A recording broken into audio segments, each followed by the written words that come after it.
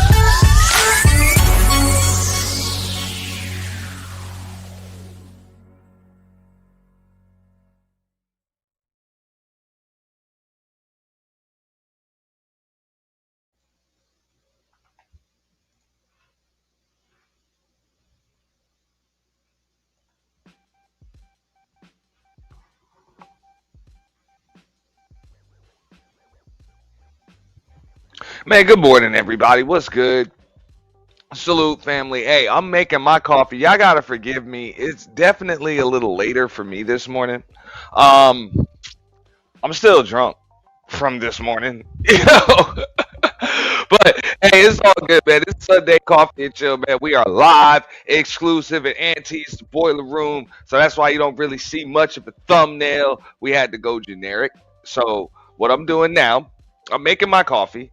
You know what I'm saying? I'll be on camera and stuff, and we're gonna open up the panel relatively early today because I'd be lazy. I'm hungry the fuck over. But either way, hold up. I might even cut out a little bit. Hold up. Yeah. So we're getting the crib together. I want to remind everybody before we even get started. I saw you, V Dub. Forgive me. I'm not near the computer. I'm kind of moving around, multitasking. So the audio might go out a little bit. Just now when we're starting things off. Because we're making some really, really strong espresso right now. But shout out to V Dub, shout out to Bronze, most hated flat power god. Anybody else that's in the building. You know what I'm saying? Appreciate y'all coming through. Few things we want to talk about this morning. Before we do that, I want to remind everybody, make sure that you guys like the stream, share the stream, support the stream through Cash App, Super Chat, Super Thanks. You can buy me a coffee. Um, hell, yeah, you know what I'm saying? We'll take all that shit, man. All that shit. We do want to talk about a few things. One thing that I definitely wanted to talk about, I thought it was pretty weird. Black Spring Break has kind of made its way to Houston, Texas. You know what I'm saying? So Houston, Texas has now gotten on the Black Spring Break hustle. That used to be Atlanta, used to be Daytona. was like Miami for a little bit, but they wasn't having that shit. And now, you know what I'm saying, Houston then got on the Black Spring Break hustle, and it looked like they ain't even bullshit. They like, man, fuck it, yo, hey, we just gonna get this bread. Fuck you, motherfuckers. They just licking. They just licking. And also, we want to talk about these YouTube lawsuits and litigation and shit. Because I saw a video from Taz, and yes, it has been authenticated. That was Anton Daniels' account. Anton Daniels, and it's like, that motherfucker always do shit to keep himself trending in the algorithm. But he left a comment on Taz's video stating that he's going to sue him for everything. I'm actually going to show it to y'all in a moment once I get back to my desk. It's pretty weird. He says he's going to sue him for everything. Now, that alone kind of bugs me the fuck out. How niggas always threatening dumb shit, like just dumb shit, and not to say like suing somebody is dumb, but it's just dumb when you threaten YouTubers and people on the internet with that shit. These people don't give a fuck. Like, for real, a lot of people are here for different reasons. You know, some people are here for money. You know, some people are here for like a dopamine rush and adrenaline rush. Some people are here, you know what I'm saying, just as a hobby, just to for a little bit of clout. Some people, you know, like myself, that kind of just spilled over from, you know, the global pandemic, and it's just something to do, and you know, kind of built something that's kind of self-sustaining now. But most people don't really give a fuck about that shit. I've noticed that. Like, when you threaten people with litigation and shit, see, this is where Anton Daniels fucked up with Corey Holcomb. Because he just assumed, oh, that nigga don't want to lose his channel. He don't want to get sued. You don't want nah, nigga. That's what you don't want. Because you're like a bitch like that, bro. Like, you scared to lose a couple dollars. Like, that's your fucking lifeline. Other people don't be giving a fuck, bro. Like, for real, now I've learned this shit. I know people will be like, oh, you give a fuck once you get in court. Yeah, once people get in court, once they get that bill, they might give a shit. But in the meantime, most people just don't give a fuck on here. Like, they just don't. That's why it be bugging me out when people be threatening motherfuckers with shit like that. Oh, I'm calling a cop. And, I'm gonna sue you and shit. Like, get the fuck out of here, bro. Like, it's just like, call him, motherfucker, you fucking bitch. Like, for real. Like, that's the least that nigga could have said was like, yo, you know what? If you don't change that thumbnail, nigga, I'll fuck you up. Like, even though nigga wouldn't have took that shit seriously, but hey, I'd have a little more respect for that than somebody coming in my comment thread threatening to sue me. You know? But that's kind of like the game that we're playing these days. You know, on the internet. Like, it's okay to be a bitch. It's okay to be a victim. Like, it's not even okay. Like, it's cool. Hey, I'll sue you. You know? They're like, this is worse than Revenge of the Nerds and shit. Like, this is worse. You know? You know, this ain't even Revenge of the Nerds. It's like, now it's like Revenge of the Pussy. Like, for real. Now the vagina pounds back. Like, for real. You know, you've been pounding vagina for years now. Now it's time for the pussy to pound back. Like, get the fuck out of here, bro. Like, it's fucking crazy. And that's what be bugging me out, even with the beef streams and shit. I've been saying that too. And this is my monologue. I'm kind of ranting a little bit because I didn't do a morning rant all week. So you gotta kind of get that shit out your system. But it's weird. It's like, even with the supposed beef streams and shit, it's like you thinking you about to hear some shit, and then it's just a bunch of niggas on a motherfucking panel, you know what I'm saying, crying and shit and trading stories talking about, look what he did to me. It's like, well, what's up, man? Like, for real. Like, what's up, bro? I thought this was war. I thought motherfuckers was fighting, dog. What the fuck, bro? I don't get it. I really don't.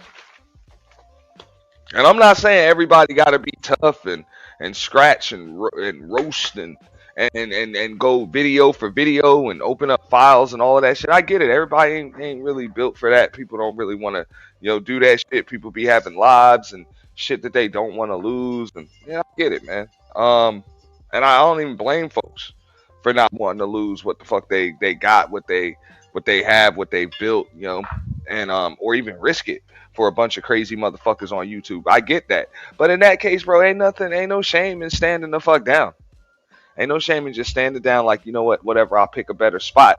Um, whatever, I'll pick a better spot. I'll pick an easier target, whatever. But nah, bro, that shit don't be the case. Like, motherfuckers is like, yeah, yo, we all beef. We all war.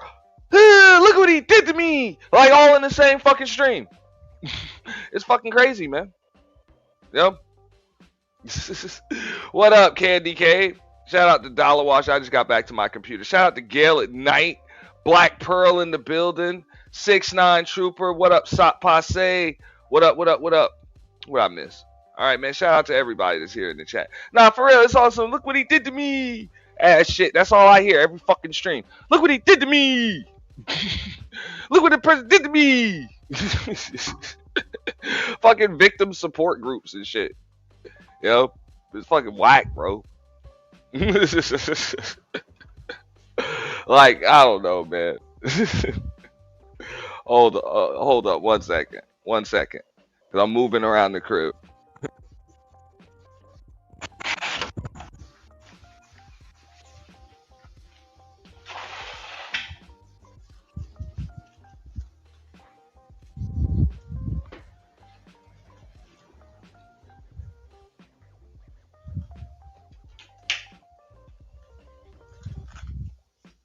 And the main reason why niggas don't really like, and look, I even broke it down from a strategic warfare perspective, right?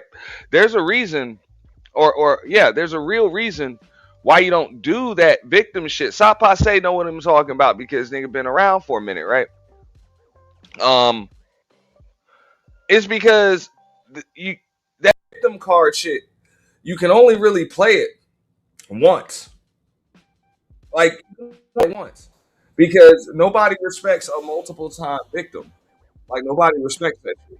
For real, because after a while, you either look like number one, a volunteer and shit because you was always a fucking victim, you just always playing fucking victim, or you just always are a victim, or number two, you're probably a villain yourself trying to pretend to be a victim because you're always up in shit. So I would usually recommend that if you are going to play the look what he did to me, victim card, just like save that shit for when you actually are a victim. Because it happens. That shit can happen to anybody. Shout out to all of y'all, man. Appreciate you. But no, just save that shit for when you actually are a victim. For real. Because it'll be like that boy that cried wolf scenario. Where, you're always crying wolf. Oh, there's a wolf, there's a wolf, there's a wolf. And then, nobody's going to fucking believe you because you're always full of shit. And then when there's actually a fucking wolf there, nobody's going to come to save you. Like nobody's going to come to save you, or help you when you actually need it because you're always doing that. But look, I've been saying this shit for years. I was like, victimhood is kind of like the new cool kids club. So that's why it's funny when, I want to kind of just put it on Anton Daniels right now, but it's not really just him that's doing that shit. You see a bunch of motherfuckers like, I see it. I see the numbers go up. You know what I'm saying? People check that shit out and they think, oh shit, man, this shit about to be wild. And then you just, it's a fucking look what he did to me panel. Like. He did this to me too. Like, me too. This shit funny, bro. Just a bunch of people crying for some type of attention. I'm like, damn, bro. Damn. Damn. So, we gonna talk about that, in a moment. Matter of fact, let me pull this shit up. Because I think it is kind of funny that somebody like And Anton Daniels, now all of a sudden you threatening to sue motherfuckers and shit. It's pretty whack. Just extremely whack. So I guess we'll kind of use him as the shining example because he's the largest fucking target. Yeah. The trauma bonding crew and shit.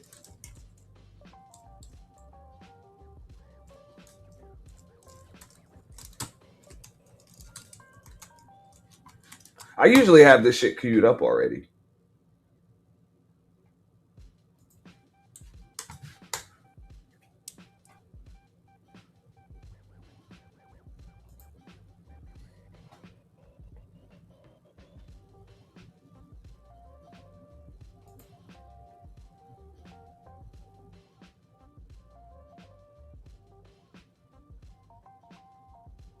Now, I'm going to show y'all the thumbnail because it was pretty fucking wild.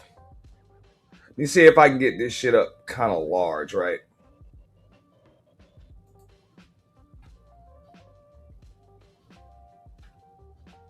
See how big I can get this shit up here.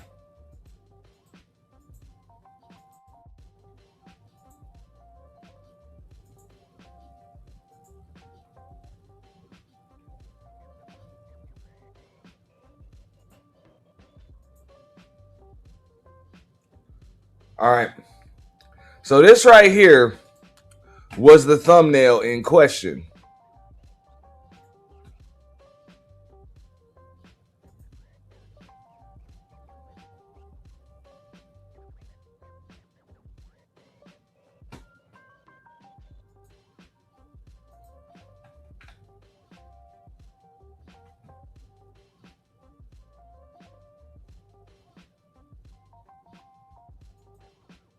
Man, StreamYard be StreamYard, man. Don't mind me, man. All these fucking controls. Or maybe it's because I'm watching that shit on a fucking my monitor is a television, so that shit don't always do all the computer monitor shit. You know what I'm saying? It's a television because it's high def, it's larger and shit like that. That's why I like it. But a second here. All right, boom. There we go. Yeah. So there it goes. Yeah. That is the thumbnail, in question. All right. So I guess, Taz had a thumbnail of wifey, Rita, Sharita, whatever,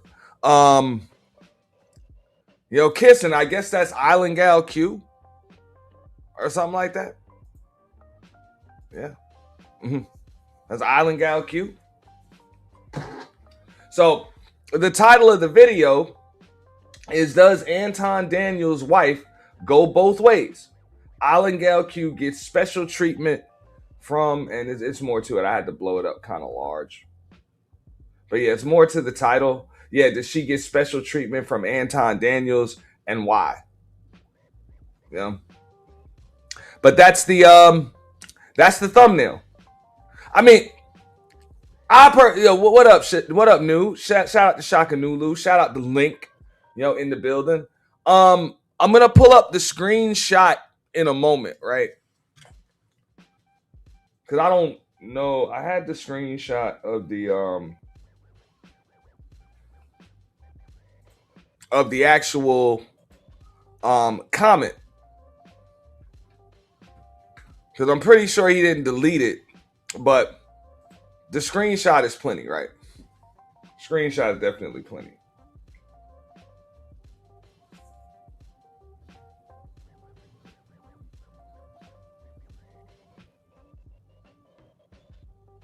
Un momento. But yeah, wild shit. But Anton Daniels decided to drop, his short, pudgy ass out of the clouds and decided to pretty much threaten Taz. Or not even threaten him. I don't know if he's going to forewarn him or whatever. It's pretty wild shit, right?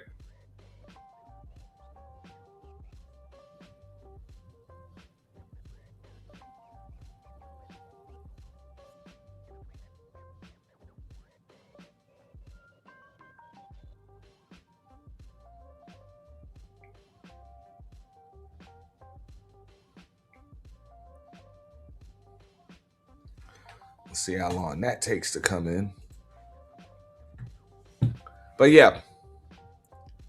So I'm going to pull that up in just a moment here.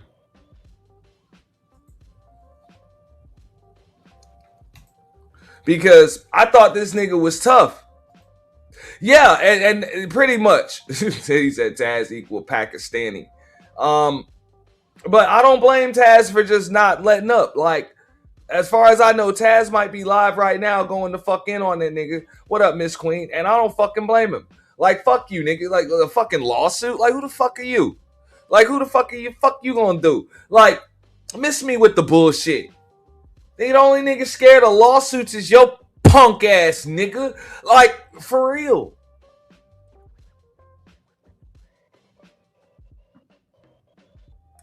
Like, I don't get it. What up, Thelonious? I don't get why these niggas think that because some shit intimidates them and they're scared of it, they assume that everybody else is scared of that shit too. And one thing is for certain, a nigga like Taz really don't give a fuck about that shit. Like, that nigga been fucking with people for a long time on here. Like, a long time. I don't think he's worried about possibly getting sued because of a fucking thumbnail, which that shit's probably not gonna happen.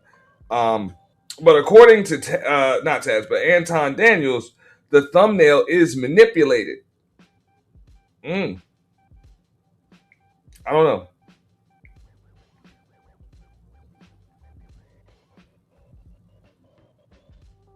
We're gonna find out.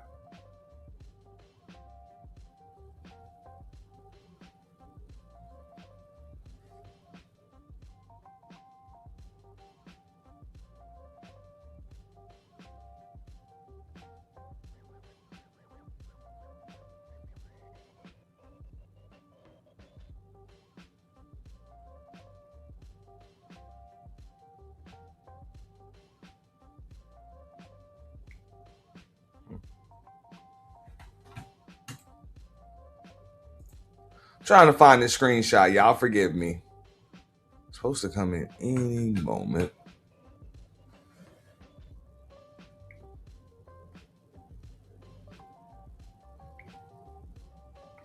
But yeah, it's just crazy as fuck that people be assuming that shit. Or they just make these bullshit idle threats. Now, I'm pretty sure even if you do have a lawyer under retainer and shit right now, I'm pretty sure you're not gonna fucking try to prosecute this dumb shit. It's a fucking thumbnail, dog. Quit crying like a little bitch. For real, it's been way worse videos and shit implied and insinuated about you and your wife. And according to you, everything's fucking content. You know, everything's content. So I don't see what the big issue is, right? I really don't.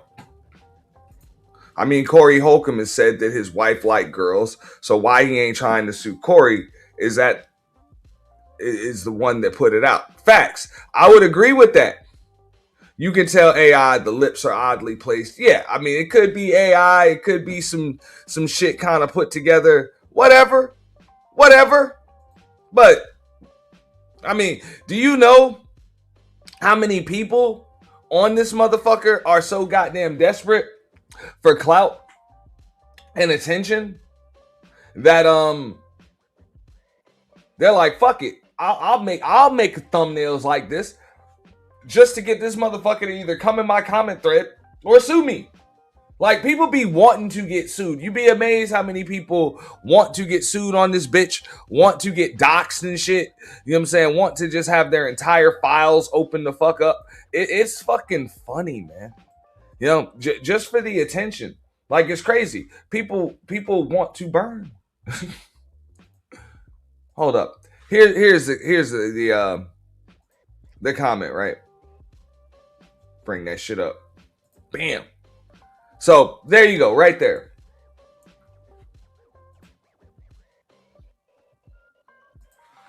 Okay. I am going because it's authenticated. You know what I'm saying? You can't fake the check mark on there. You know, So it's that is Anton Daniels' account. It says, "I'm going to sue you for everything. You have no idea who you're messing with. Lying and manipulating pictures for thumbnails. I'll be right with you."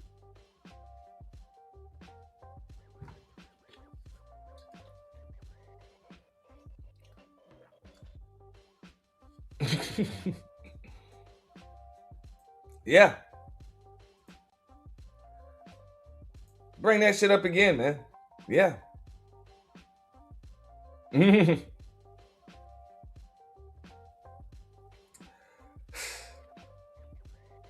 That doesn't look like a boss move.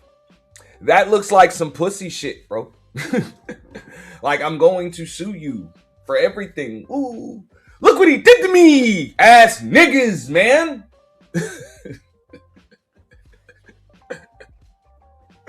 I'm only laughing because it's funny. Like, it's really funny. You know, it really is.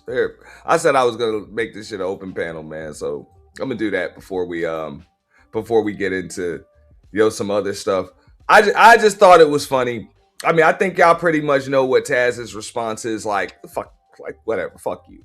Like, for real. Like, anybody's scared of you or your motherfucking lawyers, nigga. Like, I care. I care. Like, come on. Come on. But I mean, I don't know if this part is manipulated either. Like, this is the preview when you hit the video and shit. Wild shit. Yo, bro, stop passe. Bro, but yo, if you tell these people that it's a lot of corny shit going on, then you become the enemy because you tell them that, yo, this shit corny. Like, this shit whack. And ain't nothing wrong with just standing down, bro. Ain't nothing wrong with standing down. I get it, bro. I am not trying to be, scratching and beefing and turning somebody else's channel into my channel all fucking day. I'm not trying to do that shit. So, yeah, there's somebody that I could fucking fight with and beef with every fucking day. But I'm not gonna. It's not worth it. Like, it's really not. It's really not. So, whatever. You know what I'm saying? That shit is literally the song that doesn't fucking end. It doesn't. And I know where the fuck I gotta go, you know what I'm saying, to do that shit effectively. Nigga don't be wanting to, like, claim permanent residence in hell. You know what I'm saying? Because that's the way it is. You gotta actually deal with fucking demons on this motherfucker. So that's why I be like, look, man, if you ain't built for that shit, it's okay. Just stand the fuck down, man. Dude, do your content. You know what I'm saying? Y'all niggas do your reviews and shit, and whatever the fuck. Go back to gender warring the fuck up, whatever the fuck it is that you niggas do. It's okay. Ain't nobody mad at you. Ain't nobody mad at you. But that whole look what he did to me shit. Like, come on, man. Come on, man. Come on, dog. Like, for real, dog. That shit is whack sauce, bro. But this screenshot should tell you everything. So I know this nigga Anton, like, I kind of took offense to that shit, and I think everybody else kind of should have took offense to it when he said, like, look, all you niggas is my sons and shit, and fucking people was talking about, like, that motherfucker made a whole goddamn sector and whole space.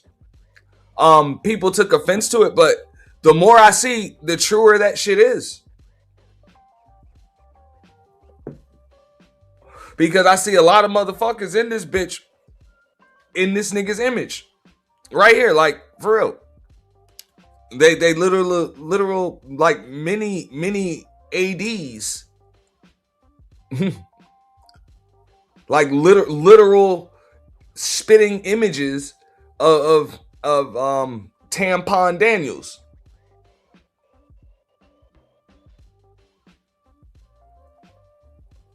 No. God damn. I gotta put that white liquor shit the fuck down, bro. That shit. I haven't had a hangover in fucking years, bro, and I kind of got one now. I gotta get on my fucking nerve, man. Fuck, now I know why I ain't never really drink white liquor, you know, or never really liked that shit. That shit be rough the next day.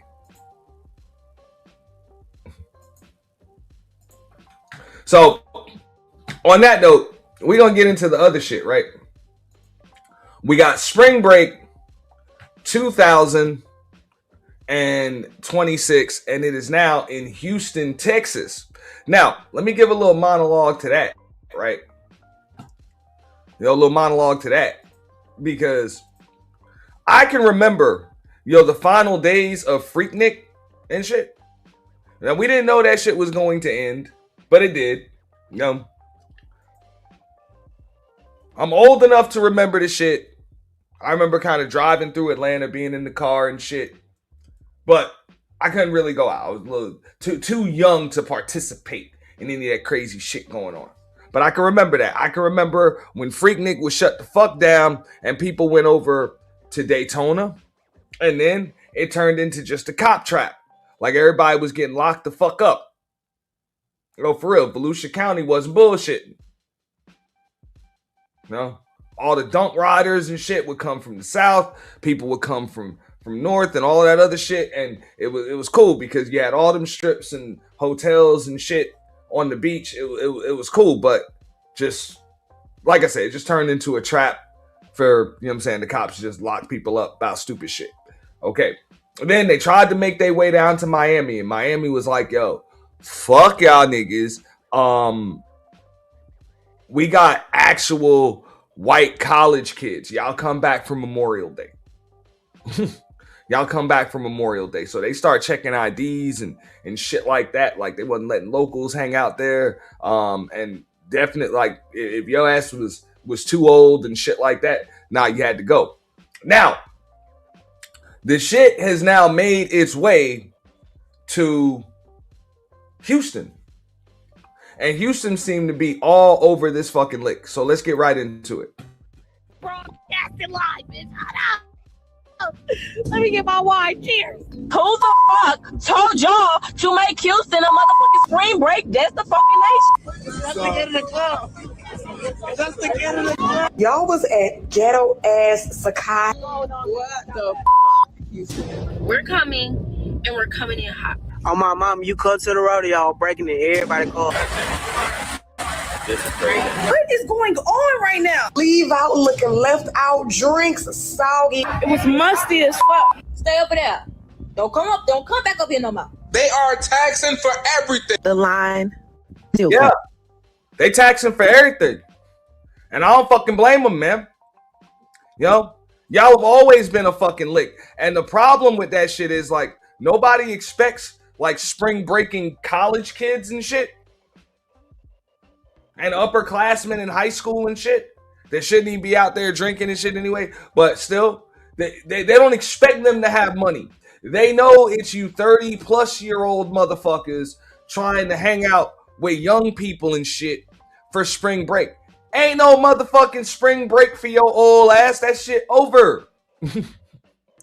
Over.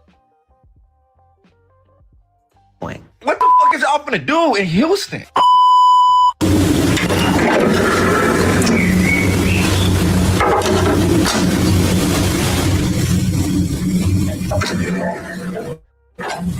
What's up, my beauties? It's your girl Sandy. Welcome back to my channel, and welcome back to another episode of the What is Ghetto. Yes, y'all, welcome back to my channel. I hope you guys are doing amazing. Today's Stopping nothing. It's not stopping anything. It's not stopping anything. The rain is wet, bro. Girl. Season 1 of Houston Spring Break Trials, Tribulation, Fallouts, and Fades is officially broadcasting live, bitch. Hold on. Let me get my wine. Cheers. We told that. Yeah, bro. They think, I'm going to tell you, and you want to know why? They think 30 is like the new 19. I'm going to tell you why. Because you got all these goddamn 45 and 50-year-olds and shit saying that fucking 50 is the new fucking 25 and shit. You know, it's like, nah, man. You know, let the young folks have their time. You know, chill out. Like at this point in your life, you don't need to be looking for a party. You need to be either throwing a fucking party or just stay your motherfucking ass home. Like for real. Like you going out here to get got, man. Let these young folks have their fun, just like you had the chance to have your fun while you was young. I know a lot of you motherfuckers couldn't do shit, you know, couldn't do shit either because you wasn't invited or you ain't had no dough. You just had to check out people's pictures and shit, and you watching the documentaries now. I get it, but that's it, man. The time done passed. The shit done sailed, man. The shit done sailed. It's gone. You know, and that's the problem. We told y'all. Now they out here crying. Well, I didn't get my section. I didn't get my bottle. Of course you did it. It's 50-11 months. It's 50-11,000 people. That mother. No, come back leaking and tweaking and legally. Because y'all don't listen. Listen to, I tried to tell them that when they did that, why I don't know. You said 40 I'm going to call y'all back. My show is on. My show is on. This is crazy. This is ridiculous. Bro, it's raining out there and shit. Yo. That's the first time I've ever seen, you know, spring break and the shit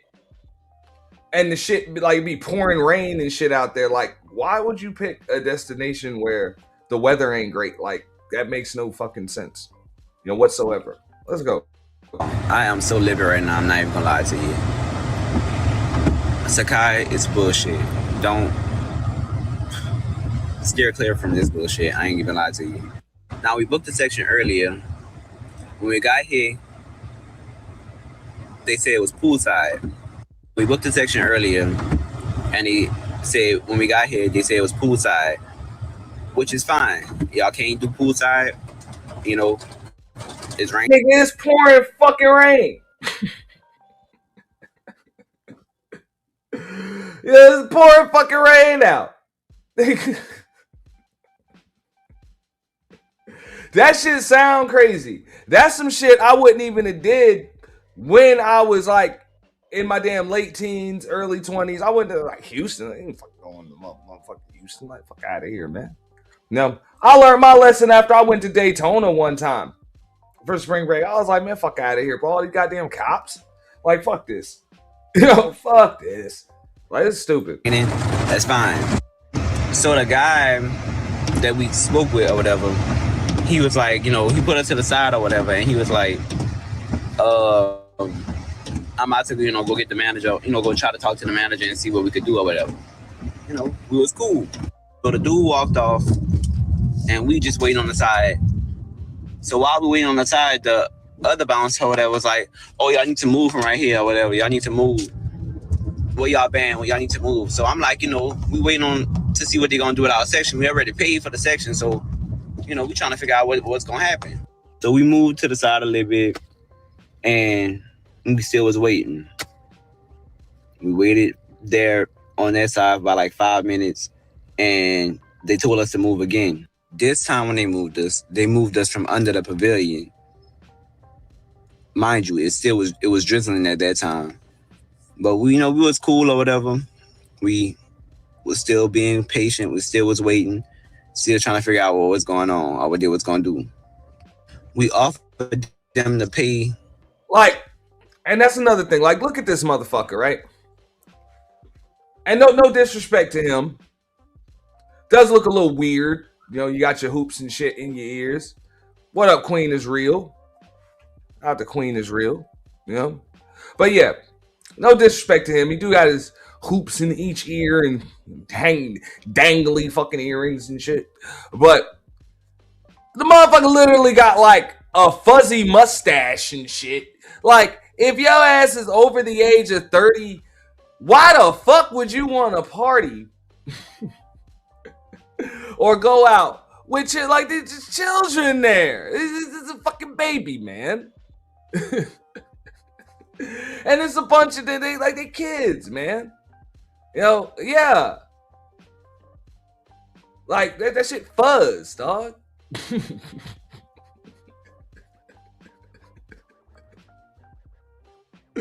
Oh Lord. and yeah, like yeah, you ain't just young, like you young, like you young. You don't even like you hear even what he's saying. It's not even save the kids, nigga, trying to save the old heads because y'all niggas look stupid out here trying to hang out with these motherfuckers, man. Like they just look stupid. Like this kid actually looked like he has a spring break. Like he gets a spring break. Like you do that. You know? But you can even tell it's like, look, you young because you don't even know how to book VIP. Like you don't even know how to book your VIP shit. Because the first thing that he said was, hey, you gotta wait.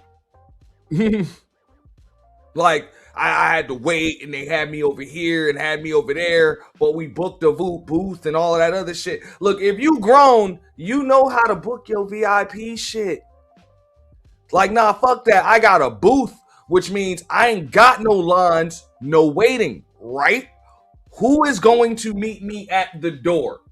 Who's going to be at the door? Who do I ask for? You're even going to see later on, there's somebody in here that mentions, like, yo, I showed up. I wasn't even on no list. Like, the fuck? Like, y'all either babies or y'all new to this shit.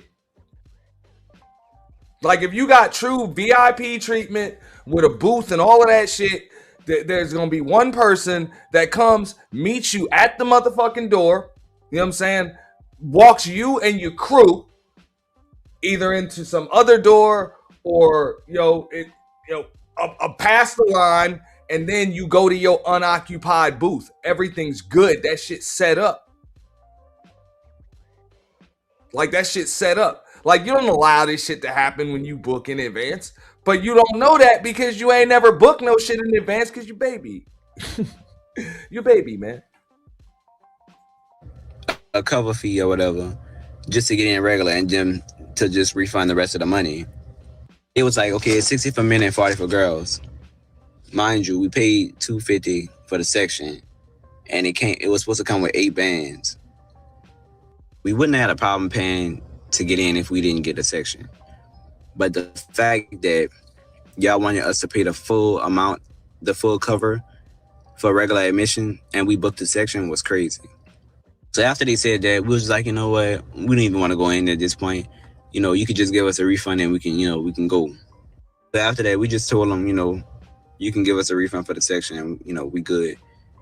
So when we said that, they was like, oh, we got to call the girl that you booked the section with so we can get your refund.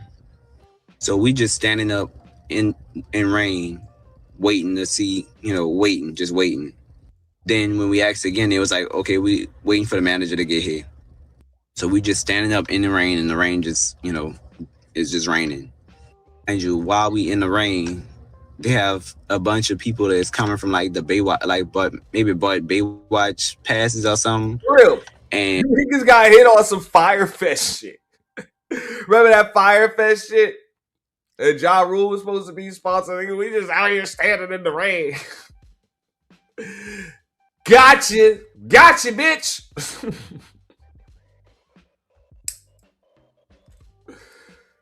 Damn, man, just ruin these kids' spring break experience, bro. Just ruined it. And that's a shame that black folks got to try to find, this shit to be part of. Like, you supposed to be able to just pop this shit off anywhere. I had to learn that lesson. Like, early on. Like, get the fuck out of here, bro. Like, unless it's some shit where it's, like, already established, like, we all about to be out here mobbed up and shit, ain't no reason to be going out there. For real. Because this is how you get got. This is how you get got on some bullshit. You know? Because I don't went through this. I remember one time, I think it was a while ago. Well, I know it was a while ago. But it was a few years back, and I think we went to go see Mike Epps, you know, at the Improv and shit. And they charged some stupid ass number for some tickets. And then all of the drinks, the prices are jacked the fuck up. And the show and routine is just trash. Like, it's just trash. And then you end up getting your tab, and the tab is some astronomical stupid shit. And it's like, oh, I get it now. That was the lick. Okay, cool. We walked the fuck up out of that bitch. For real. And I ain't even into just walking out on tabs. But fuck that. Once I started seeing everybody else walking out on their tab, I'd be like, I'd be goddamned if I'm the only motherfucker in this bitch paying. And I ain't even talking about just me and my crew wasn't paying. Motherfucker, nobody in that bitch paid. I guess the people probably sitting up in the front paid, but nobody paid. I ain't gonna be the only motherfucker up in here paying. That was a lick. That was the last time I went to go see, you know, some shit, because everybody's supposed to be out here doing it and all of that other shit. I ain't about to get caught up with that shit. And when it come to like this VIP shit, you gotta know somebody. Cause I get it. Sapase was just like, yo, that be the hood spots and shit. You know what I'm saying? The type of club plays a part. Them hood spots will try playing with your bread. Yeah, I mean, anybody would, but you gotta kind of know somebody. You either gotta know, you know, the person working the door, you got to know the general manager, you got to know the owner. Like, you actually got to talk to somebody ahead of time so you know who it is that you're going to be dealing with, so you can hold their ass accountable when shit don't go according to the plan. Because they will do you like that. You'll think you got some extra priority, but you really ain't got shit, and you dumbass paid for the shit online like a fucking idiot. Stupid ass.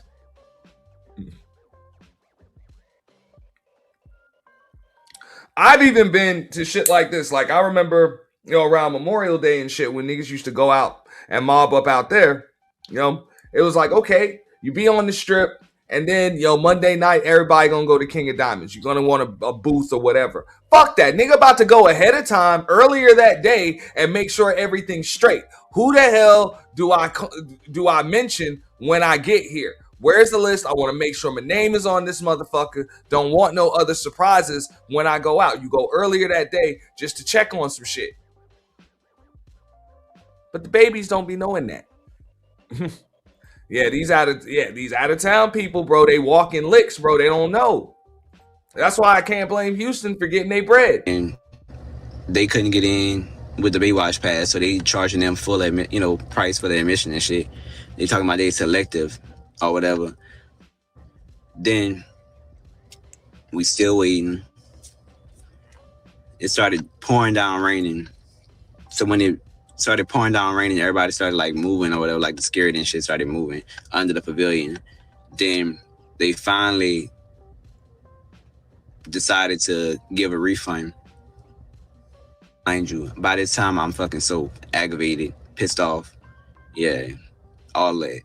So I'm waiting for the girl to send them. And look, I haven't done this shit in a long time, but that's kind of how you got to do that shit. You come earlier in the daytime, because I know that y'all, look, it's about to be a big night. So somebody is going to be in that bitch a little bit early, whatever, checking shit out, making sure that alcohol is stocked and all of that shit. And they'll usually be open too, because they're going to try to recoup a little bit of bread. They'll probably be open. They know shit ain't really going to pop off, but they're going to be open, probably willing to sell a few drinks or whatever. And you make sure, hey, who do I talk to? All of that shit, so everything's seamless. You don't want no issues about getting in. You don't want no issues like this, because that's shit that can happen. Shit can start raining. If you fuck around and get caught up in a line, shit can start raining outside. Anything. Like, they ain't trying to wait on no fucking line. I just paid $300, $1,000 for a fucking booth, bro. I'm not gonna wait in no fucking line. Like, fuck out of here. Money, the cash app or whatever. So the girl on side, like the other bouncer girl on side, she was like, it's $60 to get in. I was like, 60? I'm not paying no $60. I'm ready to get the fuck away from you. I'm waiting for the refund so I can get the fuck away from you. Cause that's crazy. Like, what make you think I want to pay $60 to get in the club that I was supposed to be in already. After I done got drenched with rain. Like, make it make sense. A bunch of And, like, funky ass niggas in the club smelling like wet dogs. Ain't that some shit? Ew. Just damp cheap cologne ass niggas and shit. Ew. Ew. Been to Sakai before a couple of years ago, and I had a good time, but I never like had a section. I just had went in general admission or whatever. But it's like whenever shit like this happens, like if it's somebody book a section for outside, y'all need to have like some shit in place if y'all can't fulfill that section. Like y'all could at least say, okay, y'all can come in, but you know, we can, since y'all not getting a section, we can accommodate y'all with a little bottle or something, or we could do something. Like for y'all to just have people waiting around in the fucking rain is ridiculous. Like y'all need to do better for real. This Houston night, this week 1. Right now, this phase 2. Rain, water, wet socks and shit. You know, a lot of these niggas ain't even wearing socks, dog. Motherfucker got white t-shirts on, nigga, you know what I'm saying? Shit turned into a fucking wet t-shirt contest and shit. What a fucking joke. What a fucking joke, man. What up, Bridget? Everybody at. And that bitch is already filled to capacity on the inside. Videos will be inserted later. I know that's right. The hell? All I'm saying is, though, that motherfucker is filled with Nigerians, Ghanaians. I don't even know if I said that right. But everyone on the other side. You can't jump in. It was musty as fuck. Yeah. Yeah, it's musty as fuck. Of course it is. You feel me? Thank you. Brownie know what's up. You know what I'm saying? Good management will make sure that you are taken care of. They still in the business of guest experience. She is 100% correct. That's what I'm saying. So you might have to come a little early, whatever, you know, or it's nicer to know somebody in that bitch. You know what I'm saying? Know the bottle girl, know the general manager, know the owner, you know, whatever. So you can just spit out a name. Like, fuck this line shit. Like, I'm about to walk right up to the front and I'm about to spit out a name. What the fuck you mean? A line. Like, a fucking line? I'm waiting on no fucking line. Especially if I done paid for the VIP shit. Seriously. That's crazy. I haven't had to wait online to get into a fucking club since I was probably about fucking like 19 or some shit. You feel me? A line? Like, where the fuck they do that shit at? They ain't waiting on no fucking line. Yeah, it was musty. No drinks, no liquor. Like, yeah, it was musty in that motherfucker. Yeah, because you got a bunch of wet dog smelling ass motherfuckers that's pouring goddamn rain out there. Yo, it's pouring fucking rain. Hey, I had to stand out in the fucking rain waiting to get in, and then you still came in after it done rained on your head. You know what I'm saying? Chicks' weaves and shit all fucked up. Niggas is all funky and shit. You know, chicks is funky. Got funky ass chicks up in that motherfucker. You know? Chick, you know what I'm saying? You know, them cheap shoes that you just bought just to wear one time, shit done lost the heel and all that shit. Damn shame. Meanwhile, they only got chasers and buckets of ice, and I think hookah. Yeah, night 1 of spring break in Houston. Spring breaking what it was, huh? It ain't what it thought to be, huh? Yeah, yeah. There's some of y'all that's down there getting stanged. Oh, bro, yeah, I know them people in Houston happy as hell. Y'all bring all them out of towners down there and y'all thought shit was sweet. Oh, further, I knew it wasn't sweet. I knew it. I do it. I could have told you that shit was gonna go down, and it's already hot down. Some of y'all finna be giving out straight clapperonis. Oh, some of y'all already got clapperonis. It's already hot out there. Oh, some of y'all gonna wake up burning. Oh, bro, I already know it though. Y'all want to spring break everything. Y'all want to overpopulate everything. Now that bitch overpopulated. Oh, what y'all gonna do now? What y'all gonna do now? Burning hot. Burning. Cause some of y'all don't like to use protection like that. Oh, so y'all gonna be hot. Oh, bro, y'all gonna wake up burning tomorrow. He talking about motherfuckers is up there. You know what I'm saying? Getting fucking STDs and all that other shit. I'm telling you, man. That's why Miami ain't really having that shit. They'll tell you straight up, man, bring your ass back for Memorial Day. If you local, whatever, you know what I'm saying? We already got all these white folks out here passing around what the old boy just called the clapperonis and shit. For real. You know what I'm saying? I remember when the pandemic popped off. White people was in Miami. They was like, man, fuck that, man. We doing our thing. And they had to, and I stop by say, I know you remember that shit.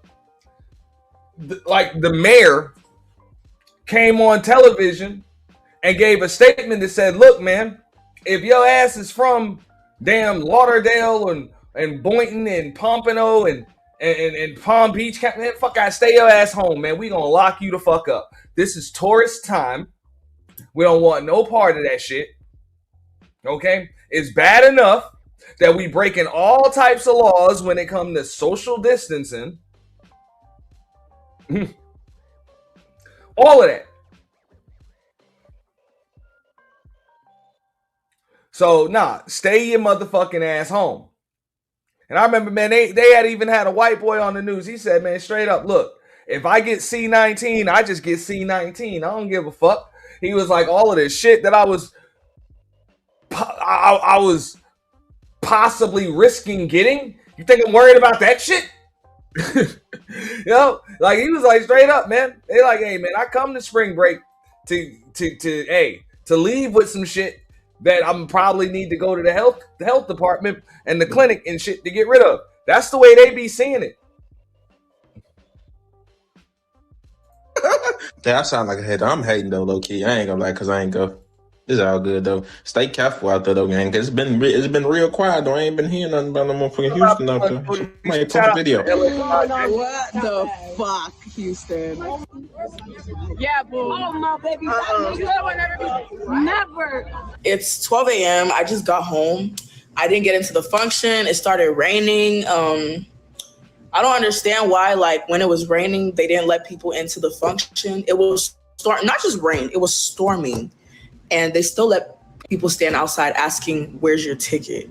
Nigga, it's fucking storming, bitch. Do you give a fuck about the people? Like, I'm so confused. Like, honestly. Yeah, because here's what's up. Now, I'm going to put y'all up on some more game. The reason why they're like, where is your ticket? They want to get everybody in that already has a ticket because those are people that paid online. So if those people don't come, they might have to refund them. So they want to go ahead, punch that ticket so that way they ain't got to worry about getting refunds. They want money coming in, no money going out. That's the purpose. The club is in business to make fucking money. That's what the fuck they want to do. Now, to what Brownie said earlier. Yes, the guest experience is very important. As far as I'm concerned, the guest experience should come first. You know, but under no circumstances are you really trying to give out fucking refunds and shit. You know, that's why, like I said, you're supposed to really have that. I mean, it's really just a lack of organization, you know, when it comes to that shit. You know, because it's one thing to get you in that motherfucker, and it's another thing to keep you in that motherfucker as long as I possibly can, because that's where I'm going to be making the majority of the money. We make money at the door, we make money at the bar. You know, so the longer you in here, the more money we're going to make at the motherfucking bar. That's just how it works. But I can understand that. That's money that they already got in the system, whatever. So they ain't trying to give out no fucking refunds, man. Where's your ticket? Where's your ticket? Where's your ticket? Get all of them people in, because the last thing that they want to do is pack the place. Then they got the fire marshal outside, and then they can't let people in that already have tickets. this whole weekend corrupted me, and I was like, I'm going home, because at that point, makeup was all, like, water is all over my face, my clothes are drenched, and don't say come on time, bitch. We were there on time. We left our fucking crib at 9:30. We were there at 10 on the dot. So don't say we didn't come on time, because we did, baby. And y'all said y'all were still setting up.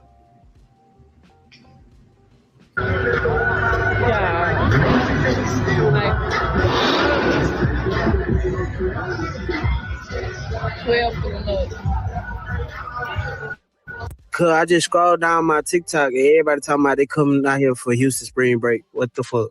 On my mama, you come to the rodeo, I'm breaking in everybody's cars. I don't give a fuck, nigga. Really? On my mama, you come out that whole loaf and I'm robbing your ass. Do not come to Everybody want to come to Houston for spring break. Let me show y'all what the fuck's going on. Be careful, man. I'm trying to tell y'all, man. Look at this shit. It's nothing but glass. Nothing but glass. All the way up. Look at this. Look. They whole shit busted.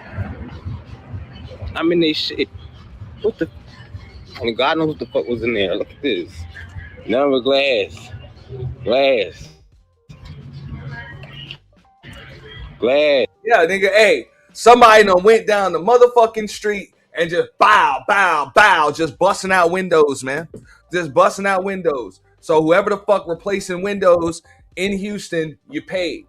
Okay, you getting fucking paid. If you replacing car windows and windshields, you just pow, right down the damn street. Yeah, another day. Man, y'all want to come to Houston, man. Be careful coming to Houston. Be careful coming to Houston, man. Y'all want to come to Houston. Spring break my ass. Glass. And more than likely, the way I see that shit, if a motherfucker was able to do that shit down the whole damn strip, the motherfucker ain't even have like no crowbar or no bat or no shit like that. This old school shit and put y'all up on that. Motherfucker likely had spark plugs. Pow, pow, pow, pow, pow. Just the spark plugs. Cause the whole shit will just shatter. More glass. Like, what the fuck? We can't even make it to the car. Let me make sure our car got glass in the window. Look at this. Look at this. Yeah. How did I show up almost 6 hours early for my flight and still stressed about missing it? No, seriously. Look at this. This video is sped up 2.6x and it's still taking forever. Ciao. Yeah, if they don't know about that, they got issues. And I get it. A lot of the chicks ain't gonna know about that because they like just busting your shit.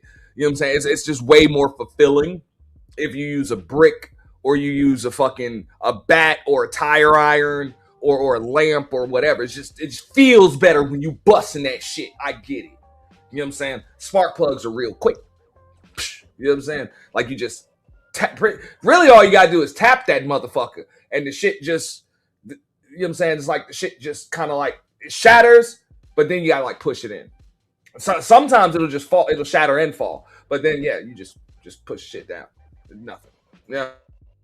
The TSA line was so long, it went from check-in, past baggage claim, and all the way down to passenger pickup. Like, huh? At this point, the line looks like it's about to leave the airport itself, okay? And you know the lines were long because from time to time, you had people set up in little carts passing out waters and snacks to keep us from passing out because some of us had been standing in line for 4 hours. Even the news showed up because I don't think anybody has ever seen anything like this before. So apparently, travelers flying out of the Houston Hobby Airport are dealing with hour-long TSA lines because of the staffing shortages tied to the government shutdown. When I tell you, it feels like these people just said, y'all got it, and left the rest of us to figure it out. Rock.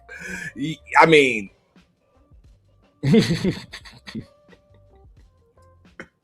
You feel me? I'm like, yo, this shit crazy. Now I get it. It's the airport. You know, you there's really not much you can do about that shit. It's fucking airport. So, I mean, unless you're gonna fly private, there ain't really shit else you can do about it. It's fucking airport. Ourselves. The wild part is 2.2 million people are expected to fly through or to Houston this month alone. So I am curious about how this is about to play out for the long term. Because if this is the preview, girl, now granted. You see that fucking line, yo? Holy fucking shit. damn, look at this shit. One more time. Staffing shortages tied to the government shutdown. When I tell you, it feels like these people just said, y'all got it, and left the rest of us to figure it out ourselves. The wild part is 2.2 million people are expected to fly through or to Houston this month alone. So I am curious about how this is about to play out for the long term. Because if this is the preview, girl. Now, granted, I had a time in Houston. Houston don't owe me nothing. I enjoyed myself, but I am not going to lie. This line might make me rethink coming back anytime soon, because how you show up 5.5 hours early and still feel like you're about to miss your flight? At this point, the plane might leave, come back, and I'll still be in line. And just in case you haven't noticed, the line is still going. Bro, because who the fuck told y'all to make Houston a motherfucking spring break destination? There is no reason why traffic should be like this at this time of the day. Like, stay the fuck from Houston. God, leave y'all so motherfucking annoying. Y'all don't even have no fucking money for Houston. Shit. I don't care what y'all doing, where y'all go for spring break, but don't bring y'all ass to Houston. This don't make no sense. So let's do a story time. Now, this chick's story is funny. You probably seen this already on multiple fucking channels, but it's fucking hilarious, right?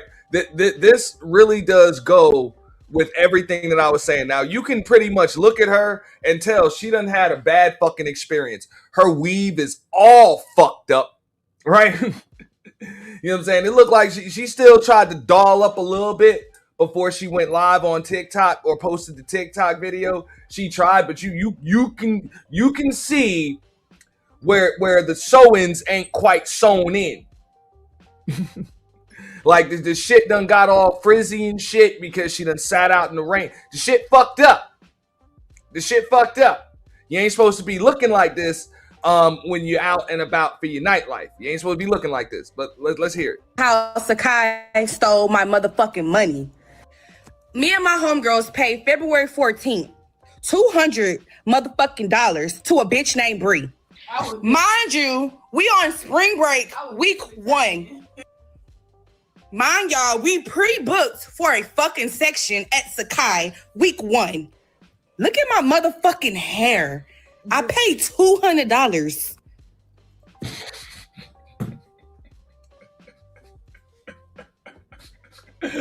Oh, she said, look at my motherfucking hair. Yeah, your shit is fucked up. Oh, shit, man. Man, shout out to all the ladies, man, that know how to really rock that short cut, bro. You know what I'm saying? Either rock the short do, you know what I'm saying? Just a decent little, just a decent little bob, whatever. You know what I'm saying? Maybe even just tie your shit back and you still look good. You know what I'm saying? A decent ponytail. But for all of you chicks that ain't got no choice but to fucking make, like put in some long ass all over the place motherfucking weaves and wigs and shit. Y'all be leaving yourselves open to this shit, man, because the elements will fuck you up. All it took was a little bit of rain. Like, all it took was a little bit of rain. Like, you ain't got no day. Like, come on, what's up with your purse? Like, you ain't got no umbrella in your purse?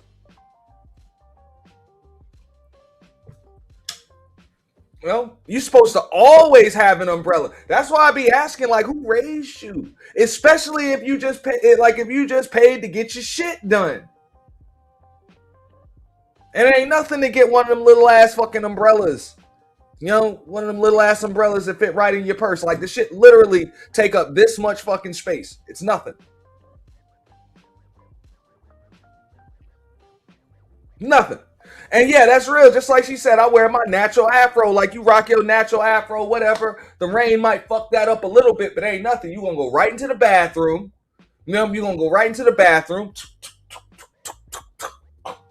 And you good. You know, like, you good. Ain't nothing. But what the fuck you about to do with this shit? Like, her shit is fucked up. Oh, shit. No, I got a big umbrella in the car and a mini one too. You know what I'm saying? Because you keep the mini one in the glove box and you keep the big one in the trunk.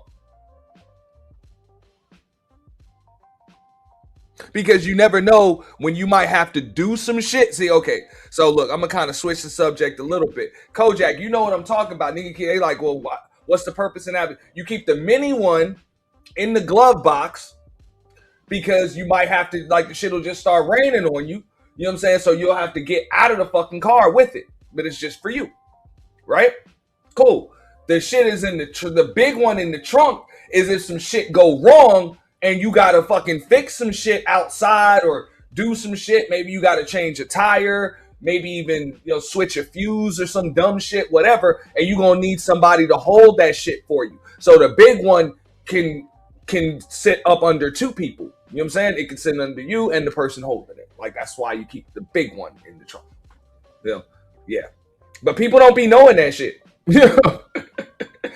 They end up caught up like this. And also, that's a good time to have the big one too, is for situations like this. Because I know she ain't go to the club dolo. So you got the big ass umbrella. There's supposed to be one chick with a big ass umbrella that like 3-4 people can fit under. And y'all good.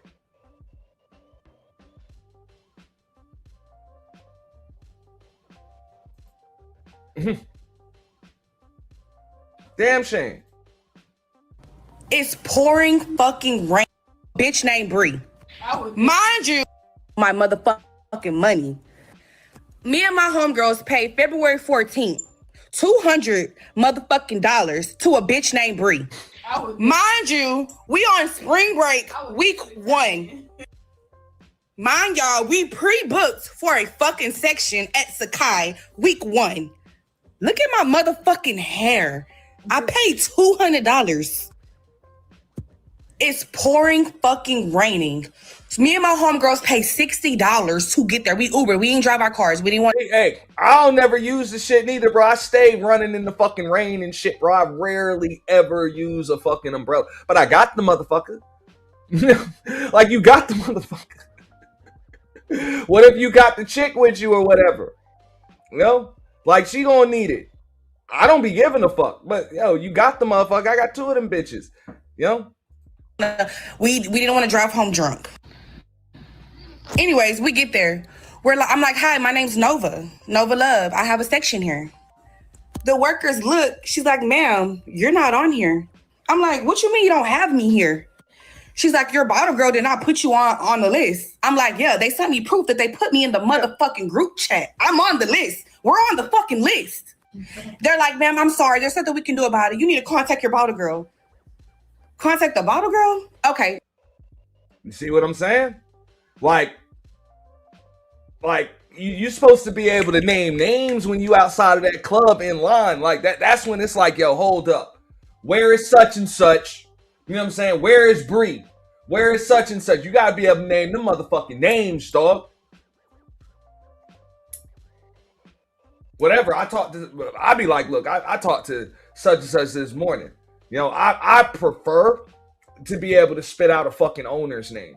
I don't play that shit. But that's just me. Maybe that's just the way I'm kind of used to doing shit. Like, if I don't know the owner or I don't know somebody that's fucking in charge, or at minimum the fucking DJ. And I'm talking about, like, if I know a bottle girl or some shit like that, like, she likely doubles as a fucking bartender too. Like, somebody that got access to some fucking money in that bitch, man. Fuck that. Nah, man. But yeah, you gotta know, you gotta be able to name names and shit. Let me try that. I'm calling this girl named Love Bree. I don't know her motherfucking name on Instagram, but I'm gonna attach it because I don't keep up with bitches. I'm calling her. She's not fucking answering.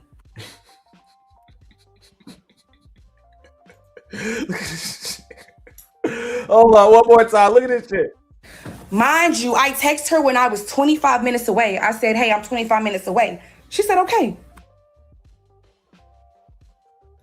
It's pouring fucking raining.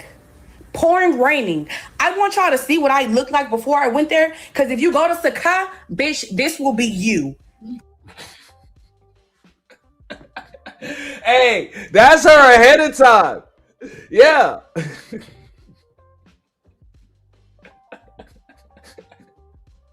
And then she ended up looking like the, oh my God. That's fucked up. Hey, fucked up.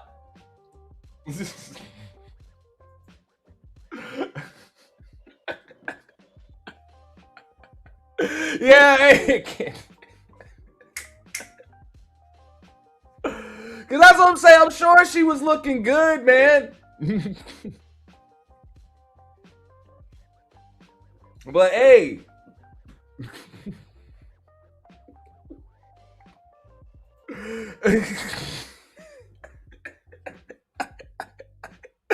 Ah!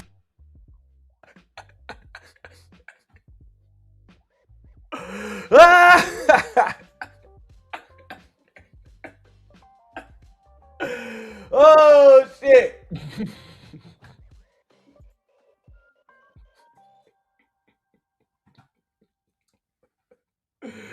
Oh my God, man.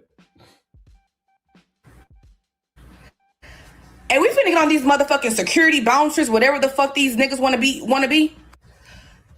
We're trying to explain to them like, hey, we booked this. Look at all these men. You need to contact your bottle. Contact the bottle girl? Okay, let me try that. I'm calling this girl named Lovebree. I don't know her motherfucking name on Instagram, but I'm gonna attach it because I don't keep up with bitches. I'm calling her. She's not fucking answering.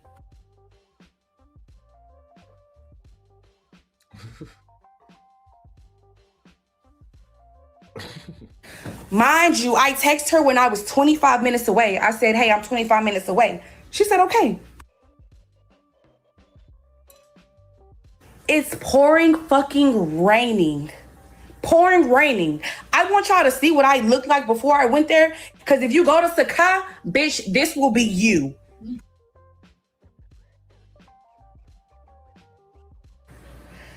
And we finna get on these motherfucking security bouncers, whatever the fuck these niggas wanna be. We're trying to explain to them like, hey, we booked a section. We can't contact the girl. We're not on the list. They don't give a fuck. They're like, back up, ma'am, back up. I don't care, back up. Her name's not on the list, back up. I'm like, sir, no, wait, we paid $200, we on the list. Oh, I don't care, get back up. Mind you, it's raining. They're pushing us from underneath the shade into the motherfucking rain. What is going on right now? My homegirls are looking at me because I booked it. I'm looking at them, they looking at me. I'm looking at them, they looking at me. Like, and that's why it's like, Shirley, you see it's pouring motherfucking rain. Like, all right, so ladies, y'all tell me this. Y'all ain't gonna have no like bonnet in your motherfucking purse or some shit. You know what I'm saying? Because I'm pretty sure you can fold up a bonnet and shit, and that shit'll literally take up like this much fucking space. Like, it ain't gonna take up no fucking space. Like, you don't keep a bonnet or a plastic cap or some shit, because there ain't no excuse for that. Like, come on. And I know when y'all do the club thing, y'all got smaller purses and shit. I get it. Y'all don't be having them big ass purses and shit, so you can only carry but so much shit. I get it. But come on. Do y'all have like an extra, like, yeah. Well, I ain't say, I mean, I get it. If you ain't gonna have like a plastic shower cap, I understand that. But some kind of like, especially when you done put all that shit into your motherfucking hair and shit, like, for real. I'm just saying, if you gonna have a bonnet on in motherfucking Walmart, I don't see why the fuck you don't keep that shit, you know what I'm saying, in your purse for times like that. Like, anything can happen between the car and the front door to the club. Like, for real. So if you need to, keep your shit straight. I don't know what the fuck to say. Y'all, I paid to get my makeup done. I paid to get my hair done. Yeah, you feel me? Shout out to Got Green Radio. You know what I'm saying? Yeah, they even have sandals in their bag, but no bag for their head. Like, come on, bro. Come on. Like, I'm just being real. Like, just like Kojak said, like, nigga got the ponchos and shit like that. That shit just be a little pack. Like, real shit. Just a little ass fucking pack. And that shit'll hold like 2-3 ponchos in it. Little ass pack. So I already know come on. A bonnet for your hair or a plastic shower cap. I don't blame you. I ain't waiting in the motherfucking rain neither. Especially they got on a fresh pair of J's or some shit. Or some fresh leather loafers, you know what I'm saying? Fresh loafers and shit. Like, fuck out of here, bro. Nah, hell nah. My shit ain't about to get wet. Like, you got me fucked up. So hell nah. Hell nah. Nigga used to do that shit. Nigga used to have shower caps or y'all remember them little cause it was like a shower cap, but they had them shits for your food when you put it in the microwave and shit. It was supposed to be like a splatter cap, which wasn't nothing but a fucking shower cap. But you could put that shit over the plate. Nigga had them shits for a nigga shoe. Yeah. Cause it was pretty cheap to just get a whole pack of the motherfuckers and the shit stretch proper. You know?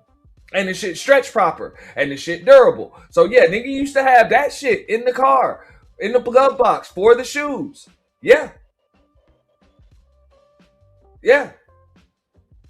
So I'm just saying you got to be prepared because maybe that's a South Florida thing. You know, just like Passe said, because the shit just rained out of nowhere. Like, it could rain at any fucking time. It could rain at any time, and it'll rain over here, but it's not raining across the street type shit.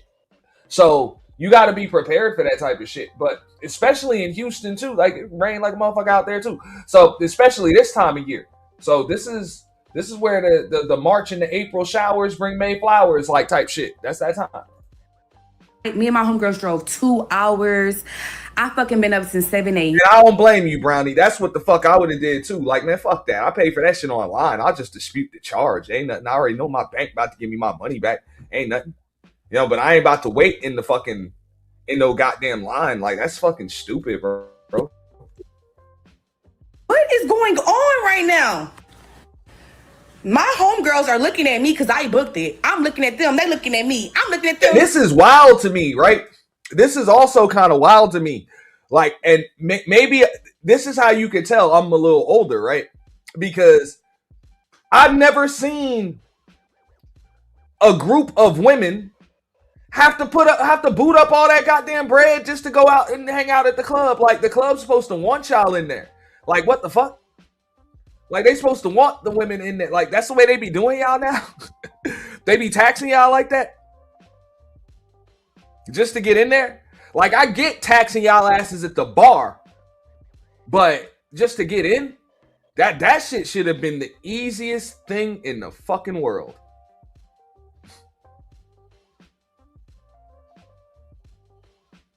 I'm just saying.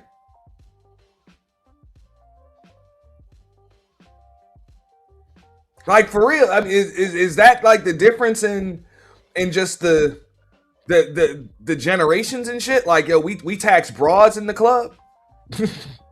Okay, hey, shout out to E Black. E Black said Houston's section game is diabolical. We're not even going to talk about the $20, $40 parking, because that's what she said. She said, hey, they took a Uber. She said they took a Uber because they wasn't trying to drive drunk. Nah, y'all was supposed to have a designated driver. Yeah, y'all was supposed to have a designated driver.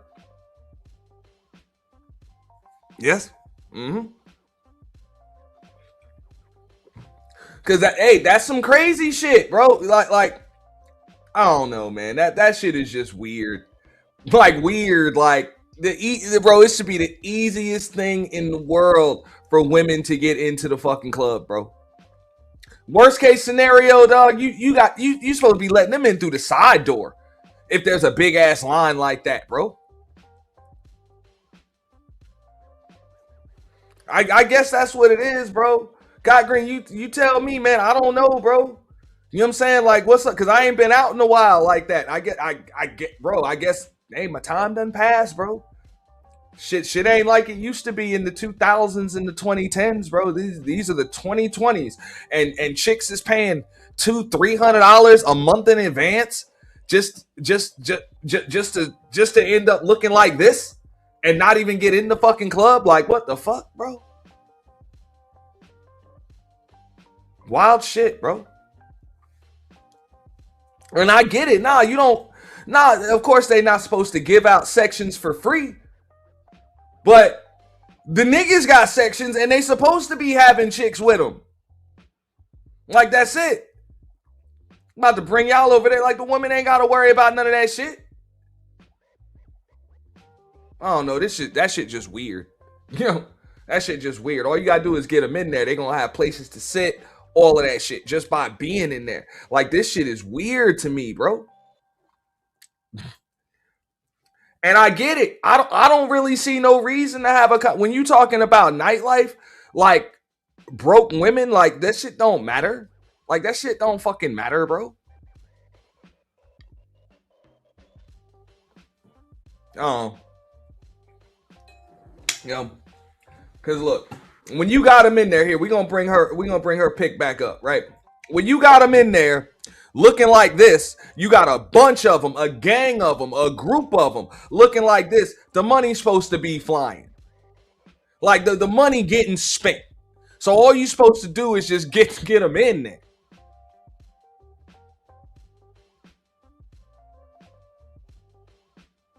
That's some wild shit, man. I'm sorry. I guess that's some new shit, man.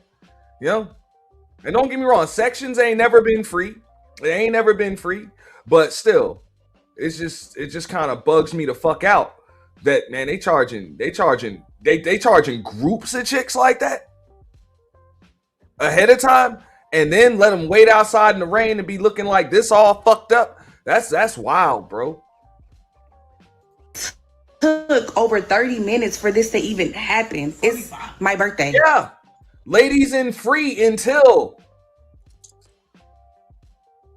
ladies drink free all night type shit.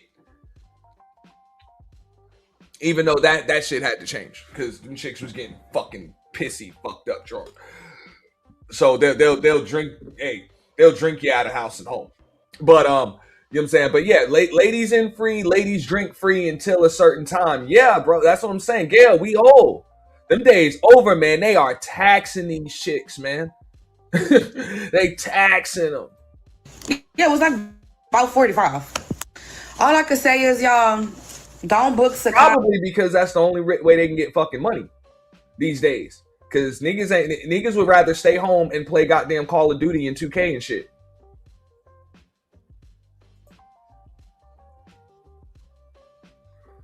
Okay, so they text for the sections in the hookahs, Black. Because, hey, you from the area, so you know.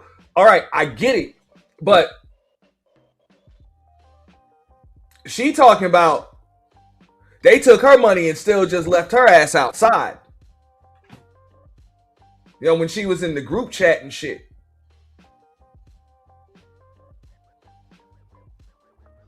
She showed all the missed calls and shit, man. Look at that.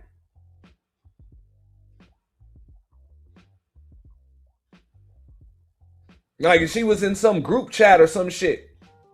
Oh. This shit weird. Like this shit's always gonna be kind of weird to me.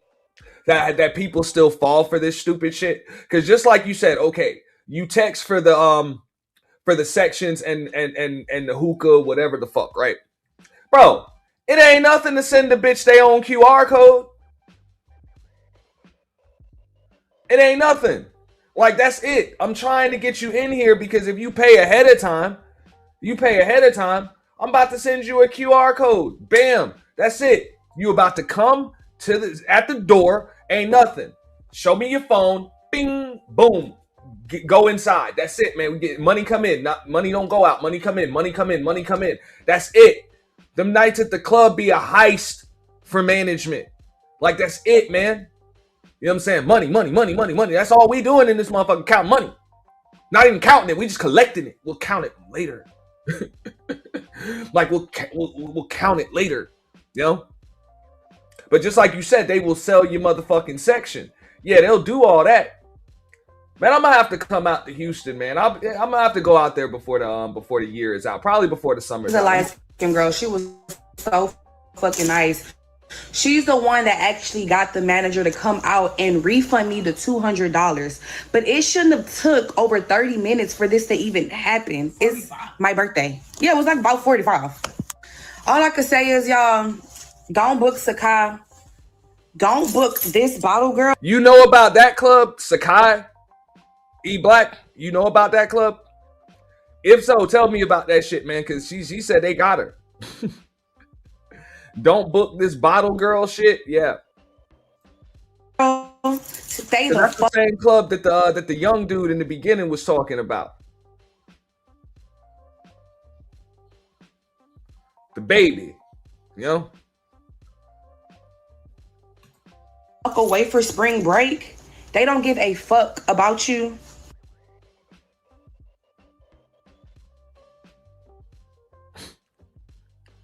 I rate them 0 out of motherfucking 0. I went out looking like a bad bitch and I returned looking like no, she wasn't a bad bitch, but that's the thing. She got a clique of hoes with her. My bad. I ain't supposed to say it. She got a clique of women with her, right? Like it's a whole clique of chicks. So, you know what I'm saying? That's 5 for 1, bro. Get them in. Get the whole crew of chicks in. Like I don't get that. I don't get that. Fucking sad bitch. It's the first day of spring break. And it's the first week of spring break. First weekend. Don't book Sakai. Don't fucking do it, sister. Don't fucking do it. And I want y'all to go ask Bree, why the fuck would she do that to Blow you? her shit up. Why would she do that? Why would you do that shit? If you knew that you couldn't guarantee a section, why would you take my money? Why? All the girl told me to do was pay $200 and then buy the bottles when I'm in the section. And that's she went and combed their shit down. Look, this is the same chick, bro. She went and combed their shit down. I was gonna do. I was finna pop 3 to 4 bottles. It's my motherfucking birthday. I didn't even get a chance to because either the section was sold or you never put me on the fucking list. That's the issue with the bottle girl. You should have told me when I was 25 minutes away, hey, I sold the section or they sold the section, girl, I'm sorry, and made accommodations or something before we stood in the fucking rain. And you knew it was my birthday. The issue I have with security is we're fucking ladies. Why are y'all being so aggressive when I'm just communicating like, hey, who do I need to speak to? I pay money and I'm not on the list. Why are y'all pushing us from under the shade into the rain and it's pouring down? Thank you to the man who gave us his umbrella, because what the fuck? Thank you to the man that gave us his umbrella. What up, E Black? What's good? Man, I'm chilling. Hold on, let me turn you up in my ear because I got my speaker a little low. Go ahead. Man, they taxing out here right now. Like, bro, I see it. Houston is bad on this, like, because you don't pay to get in anywhere, but like like if you want like a section, like if you come with like 5-year-old homegirls and y'all just want to sit down, they gonna hit you with the 2-bottle minimal and all that type of stuff. It's taxing. They tax, and then the parking be ridiculous. How you gonna charge me to park in a parking lot? And where else am I supposed to go? What am I? A dude told me you can charge $10 to park in this other parking lot or $20 to park in this one. He left the parking lot and parked on the street for free, $99. Yeah.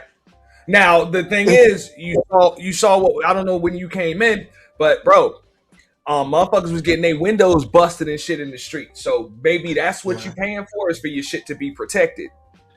They not protecting. That's the thing about it. They don't give a damn. Yeah, that's fucked up.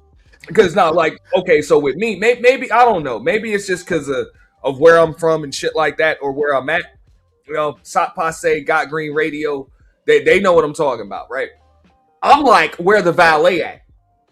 Yeah, for real. I done went to motherfucking clubs and got my shit valeted, and they ain't even have valet parking. Like real shit. I'll pay the dude at the, you know what I'm saying, working the door, the top security guard, a little extra, park my shit right next to your shit. All right? The valet, it's depending, because Houston is so damn big. Houston is so damn big that if you want to do the whole club hopping stuff, man, paying $60 here, $100 here, just to park. Nah, man, we're not doing that. Now I always We're trying say, to minimize expenses over down here. for that. I ain't trying to be walking through no motherfucking parking lot, or none of that shit. You know what I'm saying? That shit crazy. But hey, that's just me. But I will say I like Houston's Yeah, hey, I nightlife. can't. That's why I don't go out no more like that. I ain't got bread like that no more, man. For real. Cause I used to have to. You got to grease palms and shit to be straight in the club. Like all of that love that niggas get in the club and shit. That shit be like a magic trick. Nigga tossing fucking 20s and shit. Nigga tossing 20s and 50s and C notes and shit here and there for that. You know what I'm saying? The doorman get a little something. The DJ get a little something. Your bottle girl get something. You know what I'm saying? Your bartender gets something. For real. There's a reason why everybody in this bitch love me. I be greasing them palms. You know? Yeah, most places, it's all depending on how popping the place is to park, though. I'll agree with that. That shit like nigga just pull right up to the fucking front and a bitch go park my shit. Yeah, a bitch go park. They ain't even got no valet. They ain't got valet parking. But I just pull right up to the front, get out the car, and a motherfucker go and parks my shit. And then when I come out, that's it. A motherfucker goes and gets my shit. Yeah, you got grease palm for that. And you gotta know somebody. But I'm telling you right now, because like I was in Houston for Valentine's Day, I think, and that man, every place was taxing. It was ridiculous. Like every place was over, like crowded, like, and the service was terrible. I ain't gonna lie. And then, like I said, it's like you trying to find like a cool little vibe, but everybody caught up in sections, so you couldn't really catch a vibe. Shit. So tell me, so that's the way it is in Houston. Okay, because Out the Mud Cody said he's like not in H-Town, big dog. He said it's I mean, I'm not saying it ain't no bread out there. It's supposed to be bread everywhere. But what the fuck? If you're spending it, everything's supposed to be good. Yeah. Like I don't see what's up, but you still it's still nice to know somebody. And that place that she's talking about, that's like close to downtown. So that's taxing. They gonna get on that ass. Yeah, you gonna pay to park. I mean, you gonna pay to park. You gonna pay for all of the extra shit or whatever. But that's the price of being able to have a good time. You don't want to be stuck outside in the fucking rain in a line, getting shoved by security and shit. So if it costs a couple extra dollars, so that way you enjoy the fucking night, then so be it. I'm just saying, this is Houston has that like that no more. I'm an old nigga, bro. Yeah, Houston has that bad where like you can go and book online. Like you can go and book online and pay like the deposit, but they not really even paying attention. Like the walk up, they gonna be like, yeah, it's $400, and they're just gonna take the $4 and have you deal with it on the back end. Oh, so they just like niggas just getting got out there. Yeah, Houston is notorious for that. That's like the worst place. I ain't gonna lie. It's the worst thing to do. So what? Okay, so what this must be a this year thing where everybody make their way out to Houston for spring break. Like this is supposed to be the new Black spring break spot. Because I'm sure you old like me, maybe a little older. You know, I think definitely a little older. But still, you remember Freaknik, shit like that. Yeah. And then shit made its way to Daytona and shit. Then people was trying to go out to Miami, but I don't know, that didn't last very long. I think the white folks kind of pushed black folks out, and now it's supposed to be the Black spring break capital. Yeah, I mean, I will say this: Houston has a way better nightlife like than Atlanta. Like there's like clubs and clubs and clubs. It's like nonstop clubs and like everybody, like, of course, hookah, drinking. So it's a very good. It's a city that can handle like a whole bunch of people. It's not like all the spots are downtown. Like you can go Westheimer, you can go Richmond. Then we're not even gonna talk about strip clubs. Like, so it's built. It's literally built for nightlife and to handle that many people. But it's too damn. it's too many taxes and stuff. I ain't gonna lie. I would have went out this weekend, but I don't even want to deal with it. And the Houston Rodeo's out there. So now it's like, there's too much shit going on. Yeah, That's too bro. much shit. And I get that maybe I guess it's just easy for tourists to get caught up with the shit. If you're young and you're single or you just want to like do some stuff, I would suggest people to do it. I'm just not doing it. But that's the thing, like, okay, even if I was gonna go out there, I'm like, I understand to just be moving like that in a city like that where it's easy to get got. I would get up with you or somebody that knows the city like that. Yeah. So you're gonna tell me how not to get got, what to watch out for, all of that shit. Probably be my guy, or you're gonna know some people. You know? Yeah. It's all depending on how much. I say it like this: it's all depending on how much you want to trick off. If you're trying to do a big trick off, like, yeah, there's some spots for that. But like I said, if you're just looking for a regular, just come kick it type of vibe, yeah, you definitely want to go with somebody because everybody got a fly poster. I'll tell you that. In Houston, everybody, man, the poster will make you think everybody up in that motherfucker. Motherfucker get there, it'll be the empty ass parking lot. What up? All right, what's good with you, big dog? What's good with you, E Black? What's good, Cody? Hey, Auntie, like I was saying, like in the chat, I don't know if you ever heard of the Capitol Beach party. I think like Black though. I think, I said you can ask E Black. I never heard of it. Yeah. I think it's like the last time I went was like in 2001, right? Bruh, listen to me. This in Galveston, Texas, right? Like about an hour from H-Town, right? About an hour from Houston. Well, listen to me, big dog. Back in 2001, to get in the spot called Mansions, to get in, if you had a crowd with 3 or more, man, y'all was paying $1,500 at the door to get in that motherfucker. You hear me? Hey, the lines was wrapped around the building, double lined it, big dog. Do you hear me? This your tax to walk past all this shit. You get what I'm saying? To park $50 to park in a parking lot, open space parking lot, no goddamn parking structure or no shit. You get what I'm saying? Big dog. Just a field. Just a parking. Just a park in a field, big dog. Just a park in an open space. You hear me? This the way they play out there. It's been like that since forever. I've never been to H-Town and with an event going on, big dog. Well, it wasn't $5,000-$6,000 weekend. You not finna, man. Everything gets goddamn me price gouge. They price gouging on everything. Man, I'm talking about the dollar. 2 for $1 cigars in a little pack, man. They charging $5 and $6 for that shit. You hear me? I'm telling you, big dog. So everything price gouged around that bitch at the time when they get to do it. Just like right now in my city, right now they doing South by Southwest, right?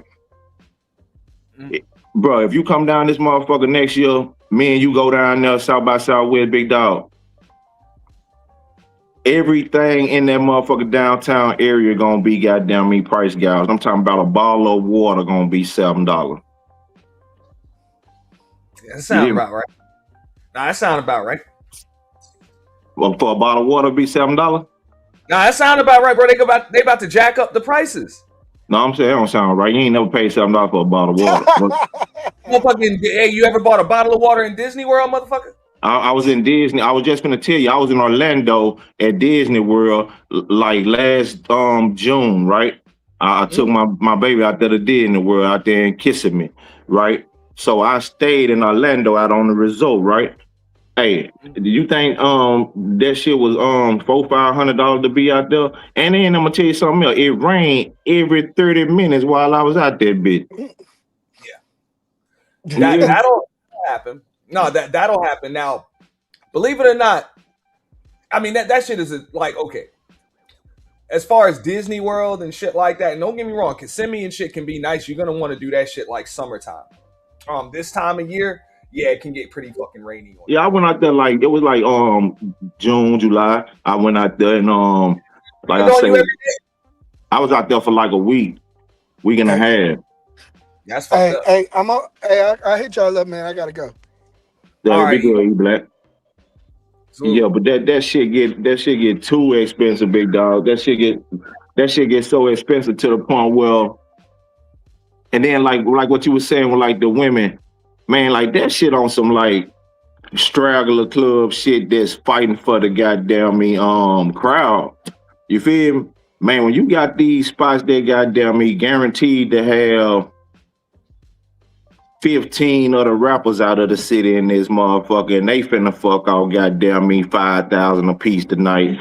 You got goddamn all these different levels of celebrity in the city that's showing up to this spot. So they not finna play that favoritism for them women like ladies free. No, hell no. It's big dogs around here, big dogs. So man, if you coming to play, you better have a nigga that's willing to pay your way, or you better have your shit together.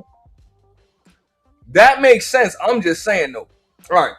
So if she's supposed to like have paid in advance, then had the group chat and all of that other shit, it's supposed to be pretty easy for them chicks to get up in there.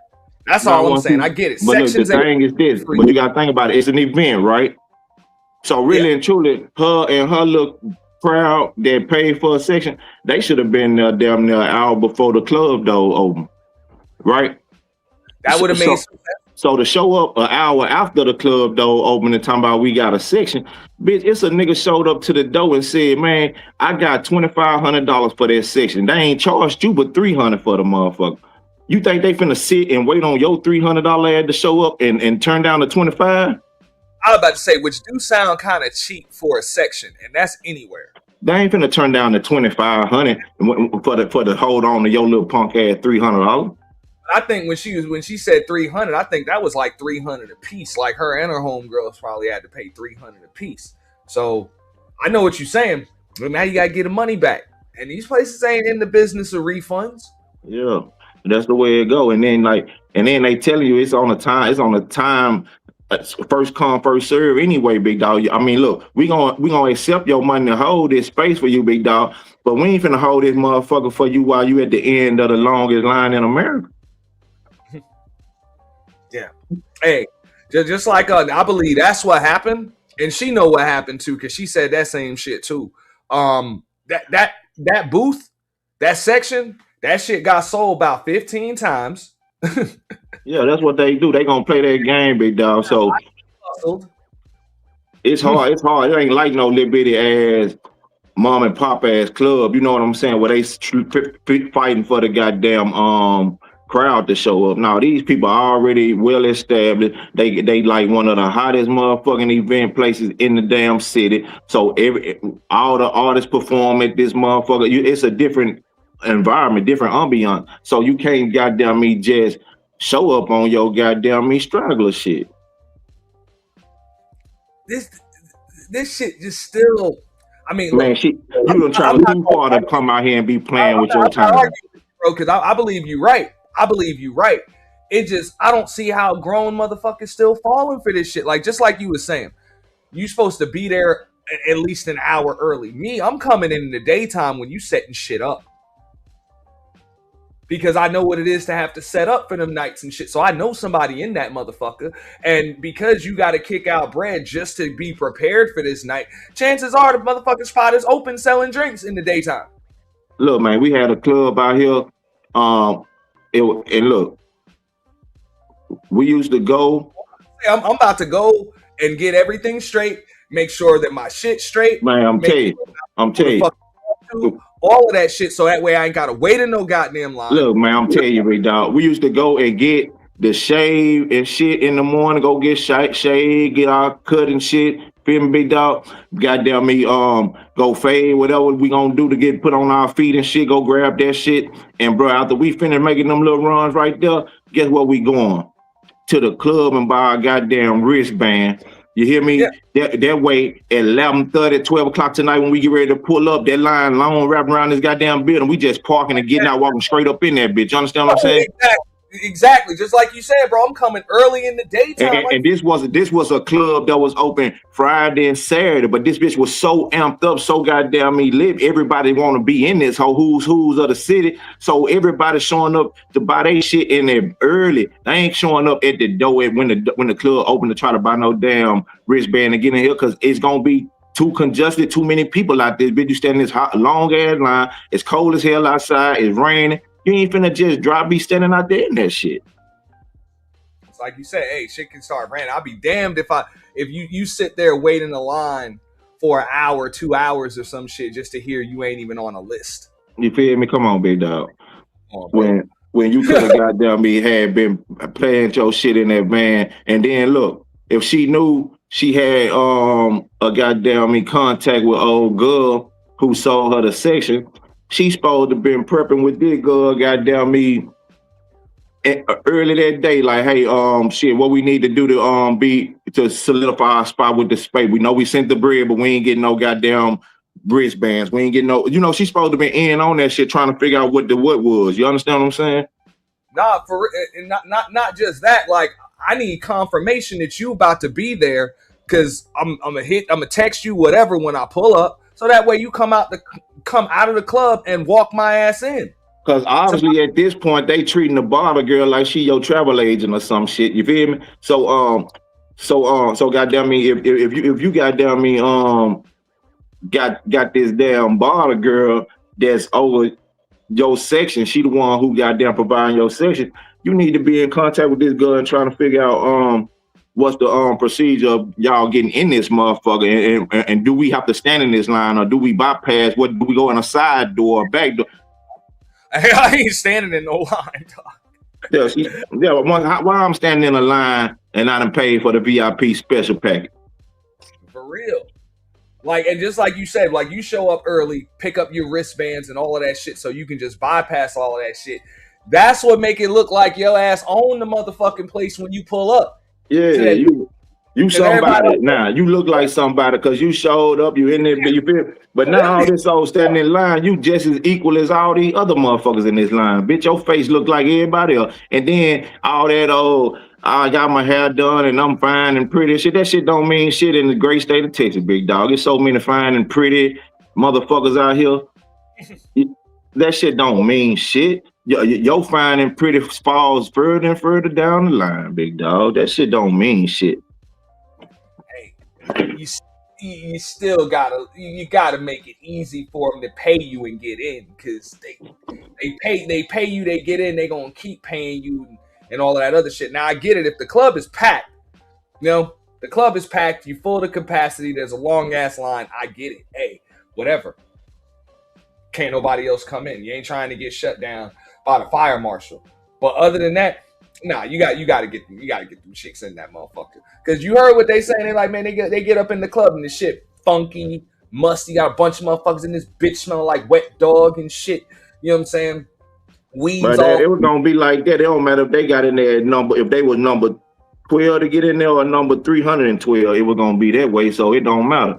Well, she wanted to be be in there to smell it when it first started stinging, or because the thing is, big dog, you the motherfucker who responsible for your goddamn trip. And this goddamn birthday party you planning for yourself and your home good. This your responsibility to make sure that this shit is up to par. It ain't the bar girl responsibility to call and check and see if you gonna make it or none of that shit. And once it's been an hour going in this bit, and you know what type of event this is, and it's been an hour that this motherfucker been open, man, goddamn me, you ain't showed up, you ain't in that spot and got it lit over there. It just look like an empty ass hole in the wall over here in your section. Bitch, be getting rid of this spot for the $2,500, and you can have your little $300 back. We don't give a fuck. Yeah, nah, you don't give a fuck, because if you sell it, you're gonna be selling more bottles, and you know what I'm saying, hey, you know what's up. Once some sparklers and shit start going off, bro, that shit money. No, we ain't finna mama. These niggas done spent $2,500 for this section that you paid $300 for. These niggas done bought. These niggas done bought 5-6 bottles. They pulled 3 of them bitches on the floor. You hear me? Man, come on, man. You ain't finna come in here and do it like that. You ain't. So you need to be trying to patch up with these niggas who we sold your section to and get back in your section for the free, bitch. But because that's what you need to be doing, trying to link up with them niggas who bought your section because your section gone. But that's the way shit's supposed to be though. Like I don't know, that shit is just weird. Like that's when you, even if you get them like that, you're supposed to link them with somebody that done paid top dollar for the damn section. And now I get it, it's probably a bunch of clicks and broads and shit like that. So yeah, they end up having to wait in line and shit. But I guess they just got. That's the new hustle. When I was coming up, that shit really wasn't working like that. You knew they somebody. They really get got though, because they got their refund, they got their money back. If they got their damn self, they showed up when the line was long already. Yeah, I mean, look, if you use an electronic tender, which everybody's doing that shit anyway, motherfucker, you always get your money back. That ain't nothing. Yeah, you got your money back, so you ain't really lost shit, and you stood in the line long enough to make it in the door, so you did good on the cook, and you saved yourself $300.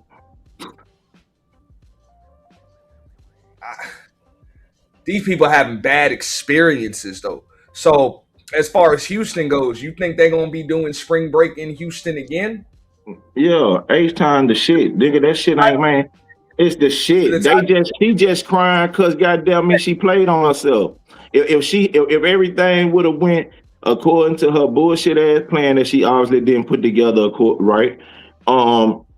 If everything would have went accordingly, she wouldn't be on this goddamn internet crying and whining about this shit. It's just the fact that her planning wasn't got proper preparation prevents poor performance. Her preparation was not goddamn me proper. Z, hey, you're right. Proper preparation and planning prevents poor performance. That's absolutely correct. That's what I'm saying. When you fail to plan, you plan to fail. Yeah, damn straight. So, and that's just all that boils down to. I mean, shit. Like I say, even with the guys that buy the section, man, niggas ain't waiting till goddamn me an hour, 2 hours after the club start to go pop up and try to fall in their section. Niggas already in that section when y'all start falling in that motherfucker. Cause get why? Big dog, them people will sell your shit right up under your ass, big dog. That's anywhere. They will sell that section from up under your ass if you procrastinating on their goddamn money. They not gonna let this money just walk up or walk away. No, I mean, look, if they gonna bid on that shit, but just like you said, niggas ain't trying to pull up to the club on time and shit like that. Like, fuck all that. So that's why you come a little early and you let the motherfuckers know when the fuck you about to show up. So that way your shit is ready for you at that time. Don't be late for the time that you say you gonna show up. But just because the doors open at 9:30 or 10 don't mean I'm about to be there at 9:30 or 10. Fuck up out of here. That shit kind of weird, you know?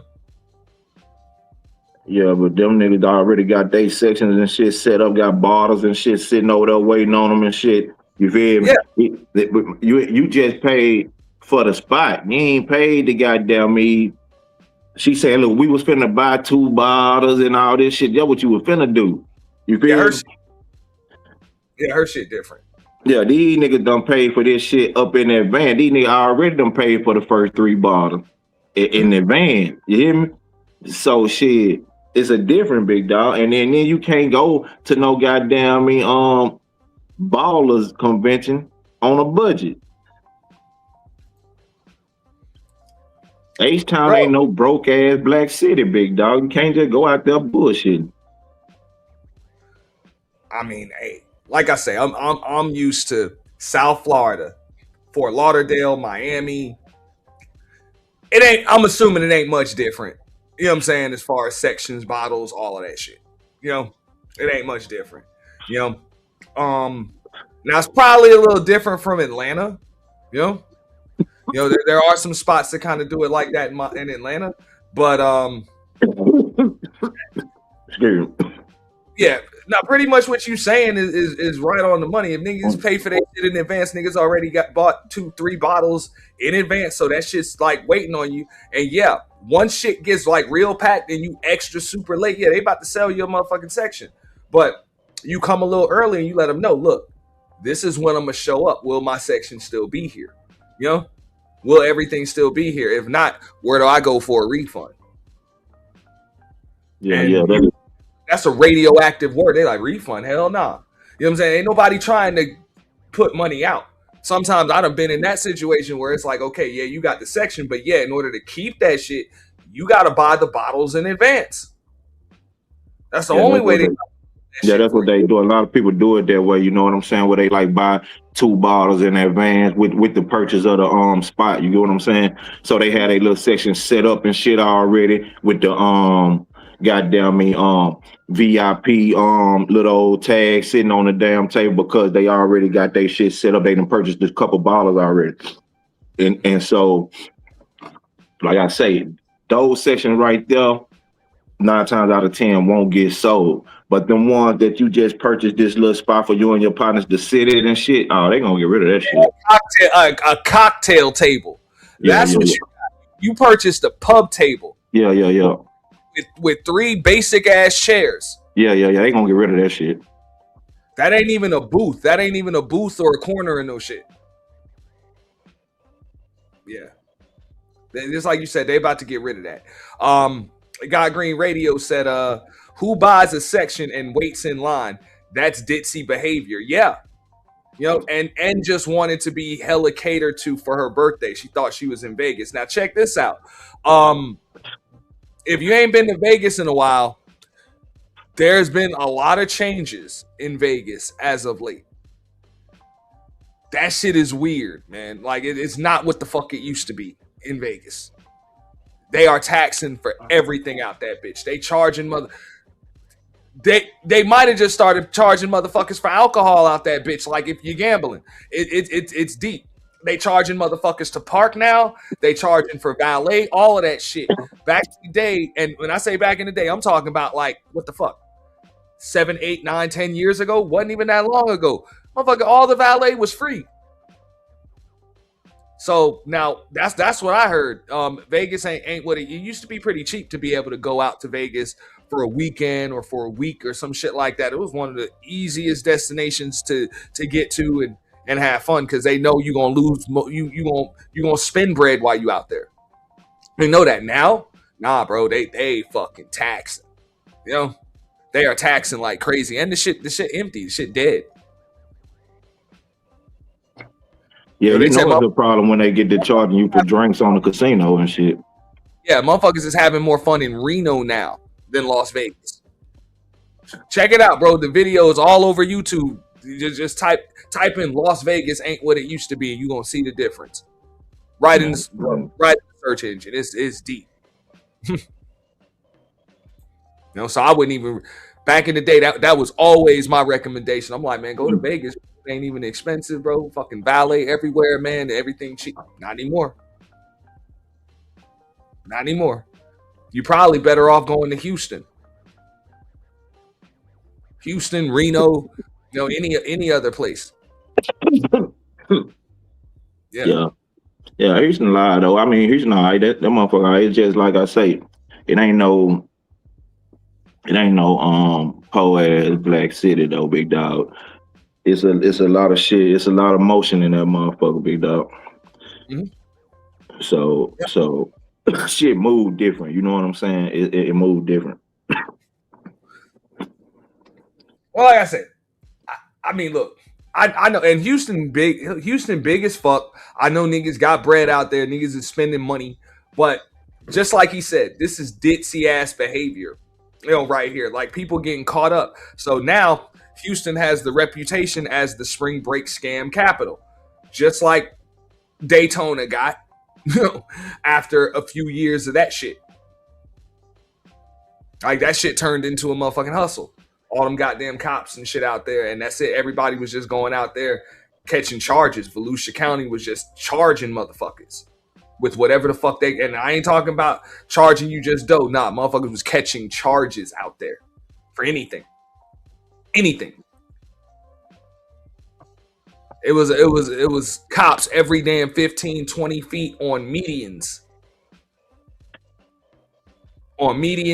On sidewalks, just waiting to fucking just busting whoever the fuck is riding past them for something. You know, so that was the hustle. You know, Well, you can bet the same shit going on out there. It's just you know what I'm saying? Waiting on, like you say, laying dead to catch a motherfucker, knowing they out here partying and shit, and knowing few motherfuckers gonna be drinking and driving and all that. So they just, you know what I'm saying? Yeah, that's the game they playing.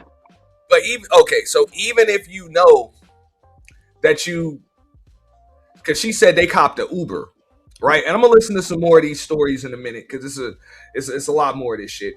But even if you cop a Uber, that's when you gotta know that your shit is together. Like your shit is together, your section is secured. You know what I'm saying? Your bottle girl, you know what I'm saying? Your waitress, whatever, is right there. You know what I'm saying? The doorman know you, whatever the fuck. Because the Uber about to just drop your ass off. Like, they're about to just drop you off. Ain't no waiting in the car. Ain't no none of that shit. So soon as we arrive at our destination, get the fuck out the car. That's the way it's about to be. So you got to make sure all of that shit is seamless. So, yeah, you got caught up. You got caught up. You know? And you probably ain't even get the black car Uber. You know, fucked up. Listen to some more of this. Security could have let us stay under the shade until they figured it out. They didn't have to push us into the rain. That's the issue that I have with them. So whoever the light-skinned girl was, message me. I am going to send you some bread. You really went above and beyond to get the manager out there to see what she could do. Houston, we have a motherfucking problem.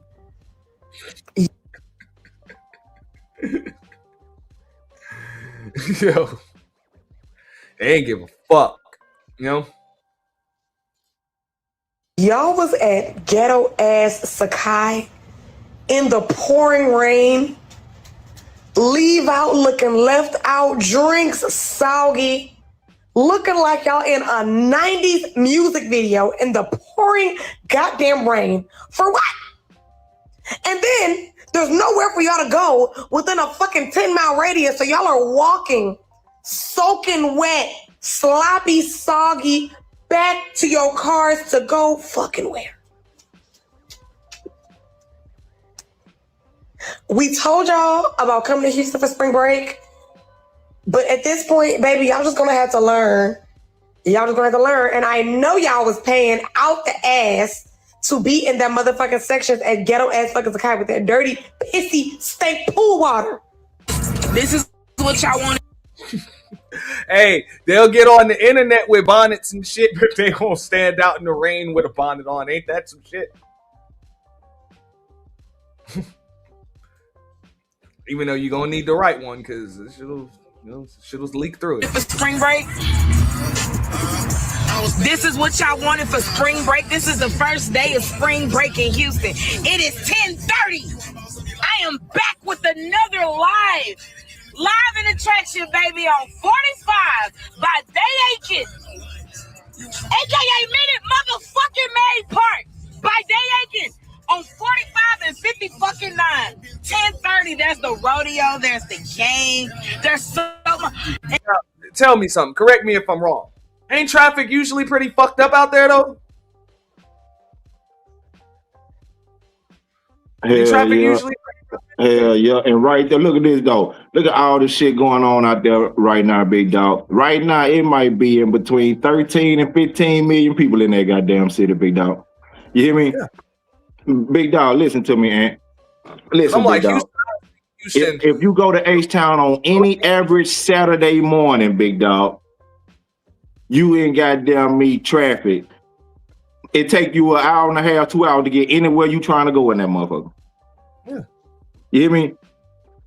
So just think about on this weekend with all this shit going on, the Black Rodeo, all this shit going on in that city. Come on, man. These people crazy as fuck. But you just complaining about situation you put yourself in. Man, y'all know this shit is like this though. You feel me? That's why I said in the beginning, she should have had her ad at that spot an hour in advance, but only based on the weekend. It's only based on this what's going on at the time. You understand what I'm saying?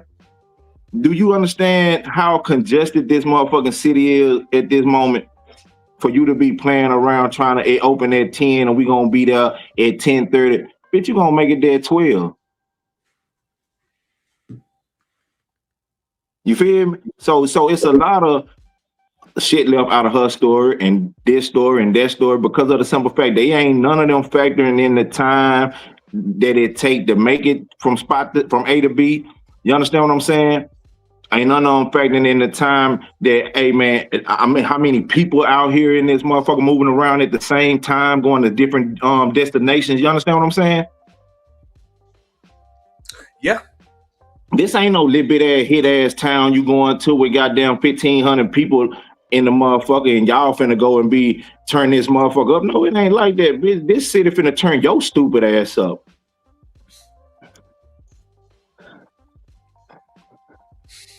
Y'all think y'all finna go turn up Houston? Who the fuck turns up Houston? This motherfucker.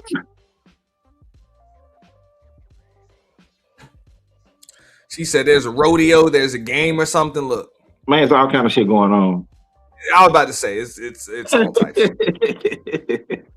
for real. You know? And now that's one thing. It's all types of shit going on. Houston big as fuck. You know, Houston's pretty fucking big, man. But that downtown area, I done heard. Look, shit's pretty thick. I got to make my way out there before the year.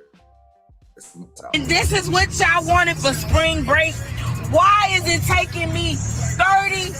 Bro, it's gonna take us 56 minutes to get to the other side of town. Are y'all fucking kidding? My GPS. This is what y'all wanted for spring break? This is what y'all wanted for spring break? This is what y'all want to sit in traffic most of the time, right? We gonna sit in traffic most of the time in Houston to get to where we're going. We're not going anywhere. 10:30 fucking PM. The last time I did a video just like this, it was 9. This is 10:30. See, and the only thing that I done seen this. Usually it's gonna be like that. You know what I'm saying? For traffic. I can't speak for Houston, but I know how shit is when it comes to Miami and shit. And it's really only one way into Miami.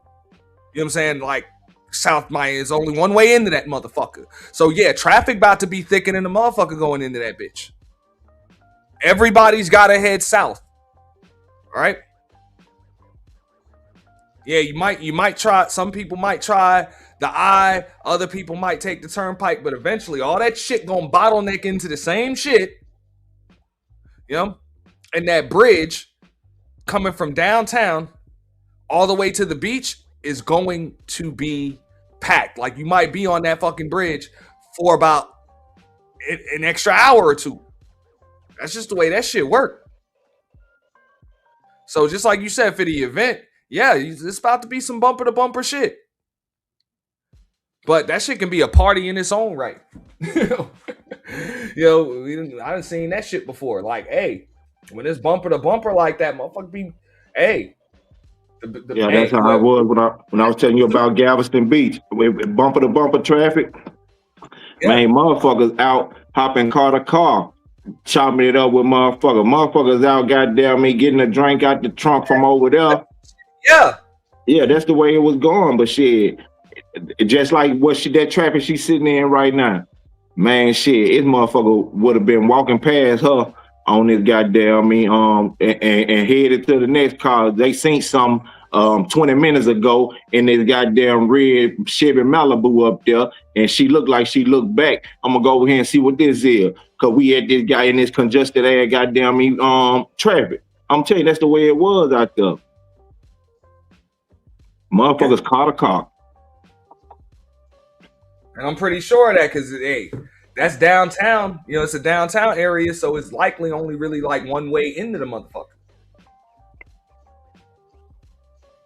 right? Shit. There's probably It- only one way to that bitch. So There's yeah, too shit. much going on in that motherfucker. It's raining in that bitch. It goddamn man, yeah, it got a lot going on, big dog. But yeah, I mean, yeah, you really can't do much when it's pouring rain out there. But kind of bugs me out.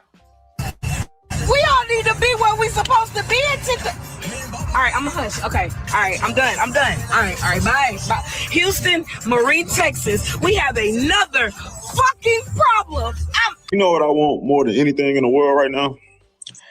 I want you niggas to come down here for spring break and everything go fucking horrible. All right? I want you niggas to think y'all finna get in Sakai on Saturday night, since that's what y'all wanted to do last year. I want you niggas to go to Dome and think they finna give a fuck about that little weak-ass $200 deposit that you sent and somebody take your fucking section. I want it to be raining. I want it to be cold. I want everything to go wrong so y'all can get the fuck out the city. Houston is going to be in a motherfucking house. And I swear to God, if y'all do that Southern hospitality shit where y'all like, oh, y'all should go over here, y'all should go. Shut the fuck up and let that shit happen. Okay, y'all. I'm about to say, Dante, you on cam if you didn't know, but you just went off. You need a mic check, big dog? Can you hear me? Yeah, we can hear you. Can you hear me? All right. Yes. What you got for you us? want me to Oh yeah, man. I was just all this little spring break scam stuff going on around, man. It's just I don't want to say, man. I'm gonna change the title to What's the it? new Spring Fire Fest because I remember the Fire Fest shit. Yeah. I ain't never heard of Fire Fest, but Look shit, it man. I'm gonna say spring break in America, man. It ain't it. I say they should try it somewhere else, man, because like America really ain't too welcome for spring break. Because I've been around spring break for some years. I mean, a while back or what have you, man. I heard the brother talk about the Kappa. I've been to the Texas Beach Party, Kappa Beach Party, or what have you. I've been to that joker. You know what I'm saying? Until it died out. That wasn't too well, you know. The city got tired of that, so you know they got rid of the Kappa. And then I went other places like Daytona Beach. You know, Daytona Beach really ain't welcome them because you got police. You got police messing with you back. You know, police they deep out there doing spring break, and they will heal you up. So that's really not no welcome town for spring break. Been over. Daytona been over. Daytona was supposed to be the next spot after Atlanta once they stopped doing Freaknik. And I went out there a couple of man after you see all them fucking cops out that bitch. Nah, that shit over. Niggas ain't going out to Daytona no more for spring break. But all right, so that's the thing about it. I think where a lot of folks fuck up is why the hell are 30 and 40-year-olds going and partying for spring break? That's some weird shit. Hey, you got 35 and 40 and 45-year-olds. Yeah, we gonna turn up for spring break, y'all. Like the fuck? I'm gonna keep it real, man. Huh? It been that way for a while, man. Cause you've been that way for a while, bro. I'm gonna keep it real with you, man. Like that, I'm just saying that's some weird shit. Like nigga was doing that shit in like the early 2000s. Like fuck out of here, niggas ain't in school. What up, big? I mean, you know, guess who was at the Freaknik? It wasn't nobody. The average people weren't there from 20 to 25. It was people in their 30s and 40s at the Freaknik. So hey, man. A lot of folks, but it was mainly like college kids and shit, college people and shit, people under the age of, you know what I'm saying, up to maybe the age of 30 or something like that. But I get you had your locals. I'm just saying, why the fuck? Look, at 40 something years old, which I am, I don't want to be partying with no motherfucking 25-year-olds and shit. I don't like, either, man. Taste in music. Whatever the fuck they playing in the club that's turning you up ain't turning me up. I guarantee you that. Why? Because we 20 years apart, motherfucker. I'm gonna tell you, Ant, when I went down to Daytona and the Capitol, ain't nobody was in no clubs really. I wouldn't with the club thing. I was just better out parlaying on the beach. That's how it was. That's what bugs me out. Okay, so all right, now with Atlanta with Freaknik, yeah, motherfuckers was out there partying in the streets. You know what I'm saying? They was partying in the streets. Every now and then they get to the club, whatever.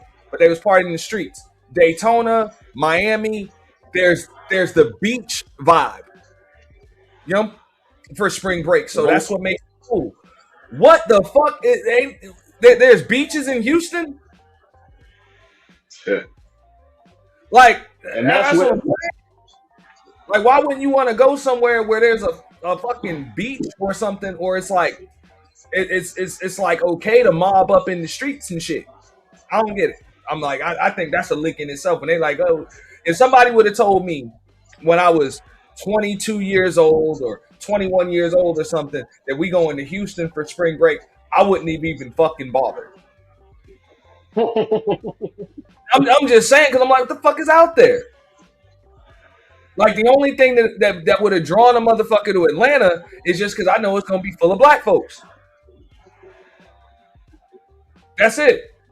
But Houston, I'm like, ain't no beach vibe or none of that shit. You know? I mean, it's the promoters. It's like the event promoters or what have you. Only thing they got is club environment. They ain't got no other other events besides a club environment. That's the only thing the promoters promote. It's just the club stuff. They don't have any extra other stuff for the spring breakers or what have you. Only thing they got is the club environment. That's all I've been hearing. The club. But what about others like concerts and such? That's the only thing you got to offer is just the club environment from these promoters. Like you say, shit. If it ain't the beach, it ain't spring break. Shit. That's how I feel it. I mean, like I said, I know, or unless we just gonna turn up in the fucking street, turn up in the street, or we gonna turn every goddamn hotel into a damn party? Like we just gonna turn every damn poolside at every hotel into a party or some shit? But that's kind of, I don't know. I guess that's kind of what the fuck you make it. Now I know what Cody was talking about up here earlier. He was like, he mentioned Kissimmee, where I guess they did the Disney World thing, but they stayed in the resort, in Kissimmee. Bro, they got resorts and you can get Airbnbs. Usually what the fam will do, we might get 1 or 2 houses right next door to each other, and them shits be having 9 bedrooms, 6 bathrooms, big as fuck, pool in the backyard. Sometimes, we get 2 houses right next to each other, and the fam just go mob up. That's something you can do with the homies or whatever. Or if you was going to do that shit for spring break, it'd be a whole neighborhood of nothing but Airbnb big ass houses like that. It'd be a whole damn development. So yeah, you pay, what the fuck is this, like $2,000 for the whole weekend or whatever? $2,000 for the whole weekend. But you got 9 bedrooms, 6 bathrooms in that bitch. Everybody put in on it. And that's where the party at. Yeah, they tripped out. And then look, you know what else you got to think about too? And T, what I thought about this while you were speaking on. I thought about this while you were speaking on the Airbnb. A lot of those people didn't even have rooms and places to stay in H-Town. They was on the outskirts and know what I'm saying? So they had to drive in and go to the spots where they was trying. You understand what I'm saying? Mm-hmm. So it was a lot. It was a lot of shit added in on that shit. You know what I'm saying? Because they weren't able to. You know how fast them damn rooms was booked up. Them rooms probably was booked since last year.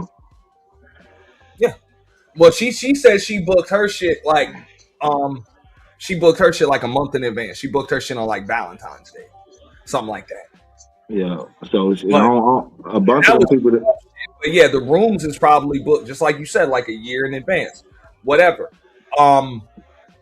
I don't know. Maybe I'm just a little different. I'm like, why would you want to be anywhere other than fucking Florida to go hang out and party and shit like that? Because I can remember even when we did that shit, in Kissimmee, yeah, we might decide to go to like downtown Orlando. You know what I'm saying? Which is still a little drive away. Because if you familiar with Kissimmee, that's like west of Orlando and shit. It's close. Downtown Orlando from Kissimmee probably about goddamn an hour and a half. Yeah. Usually shit kind of shut down a little early in downtown Orlando unless there's like an event going on or something like that. But I'll never forget that last time we did that shit, in downtown Orlando, motherfucker. Our goddamn our van got fucking got towed. Yeah.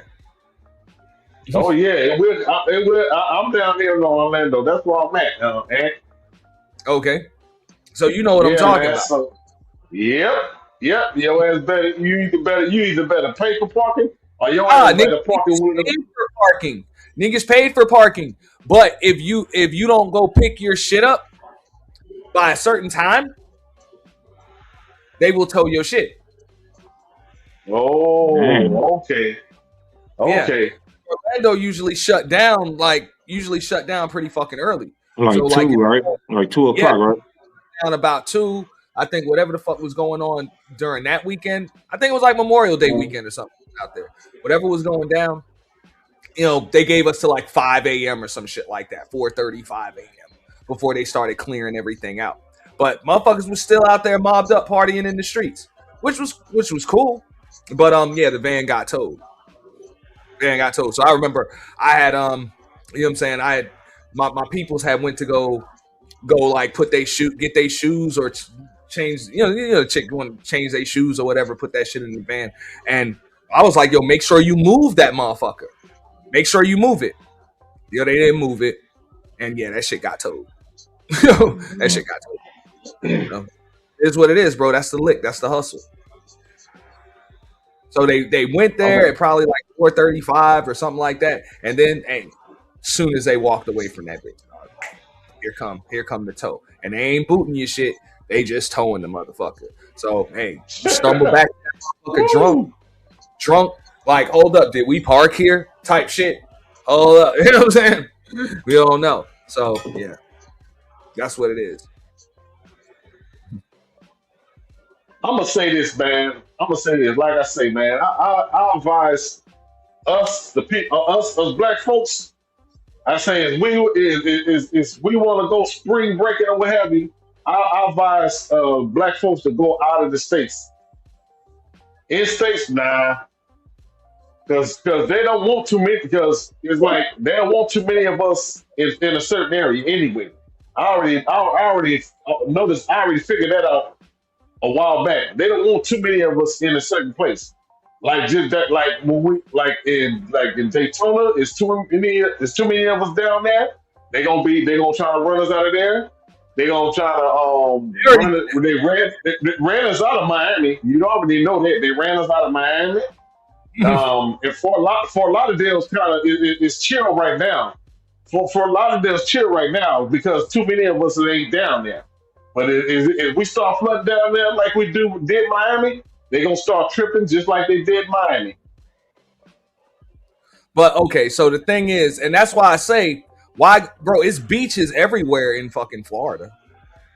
I know that, but they don't like when there's a whole bunch of us in one space. Yo, up the whole goddamn east side of goddamn Florida is beach. Yo. It's beach. Hey, don't you know up there in Panama City Beach? Don't you know they started tripping up there too, man? Because I've been up to Panama City Beach. It was when I went up there, it was chill.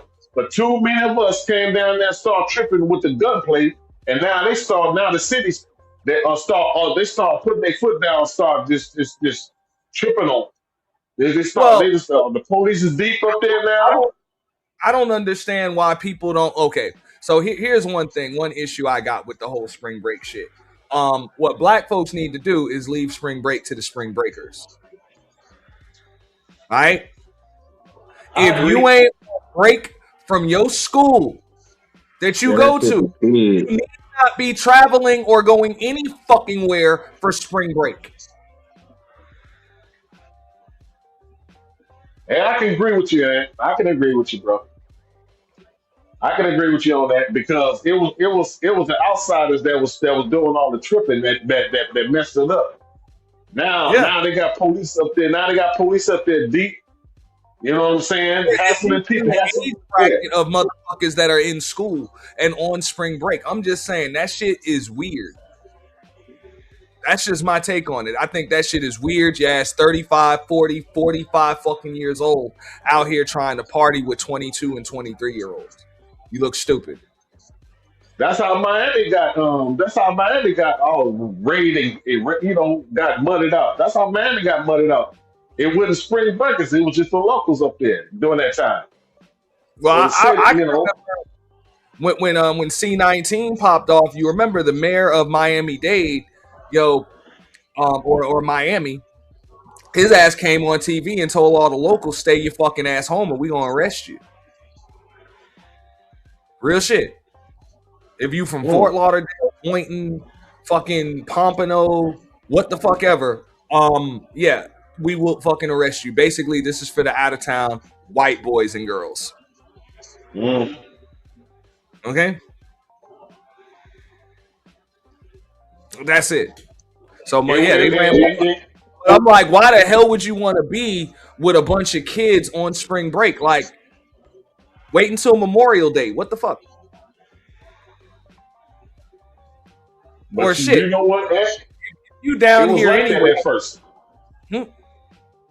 It was like that at first. Miami spring break, it was nothing but white folks. And then we just invaded it like roaches. Once one of us came, we all packed it down there. I mean, hey, and then you had promoters promoting on that week of spring break. So we just we mudded it out, man.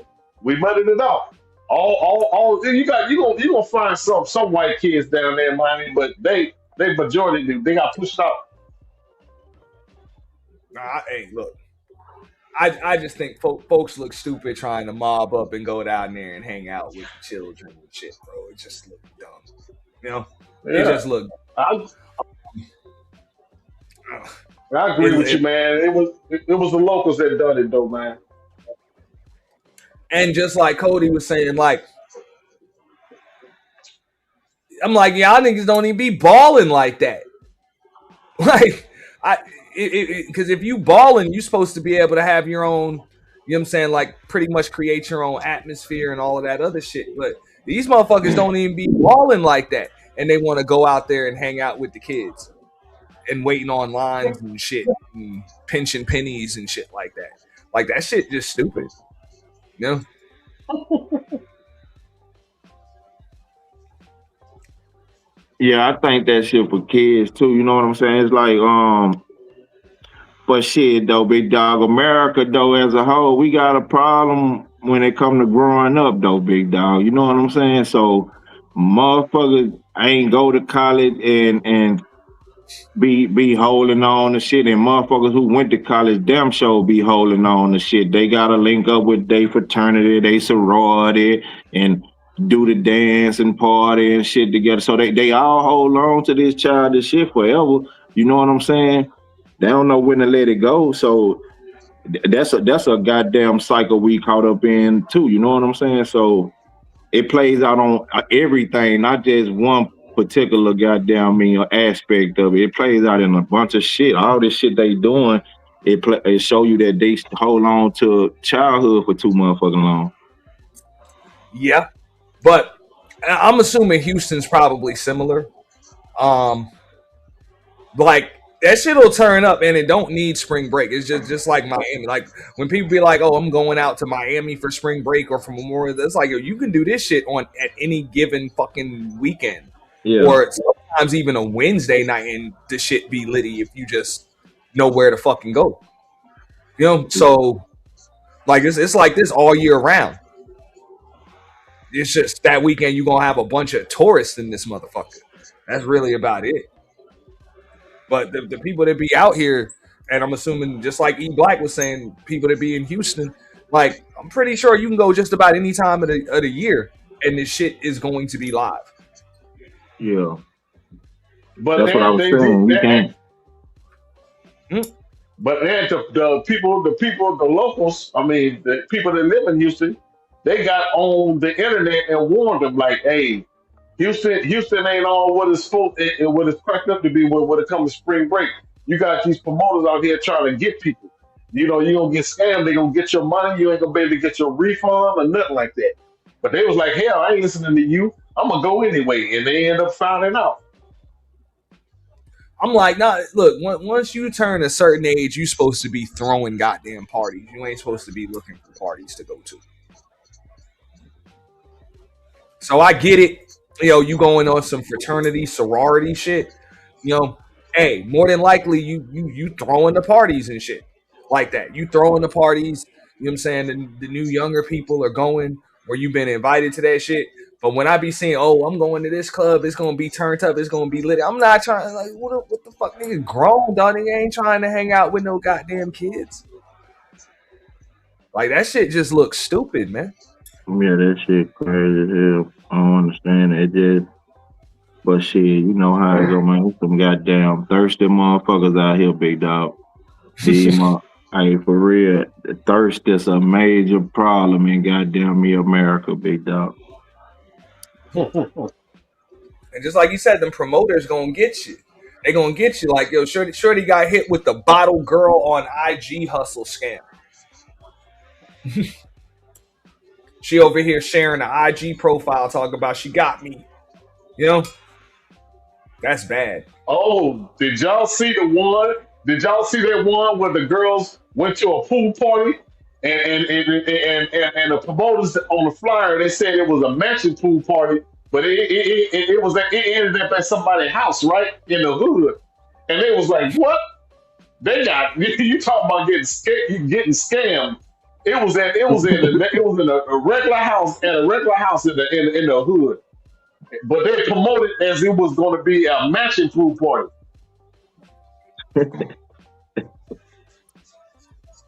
That's bad. That's fucking bad. That's bad. You know? I'm not surprised though. You got. Did the house at least have a pool? I think it did have a pool, but it wasn't no big mansion. You know, it was just somebody's house with a pool in the back.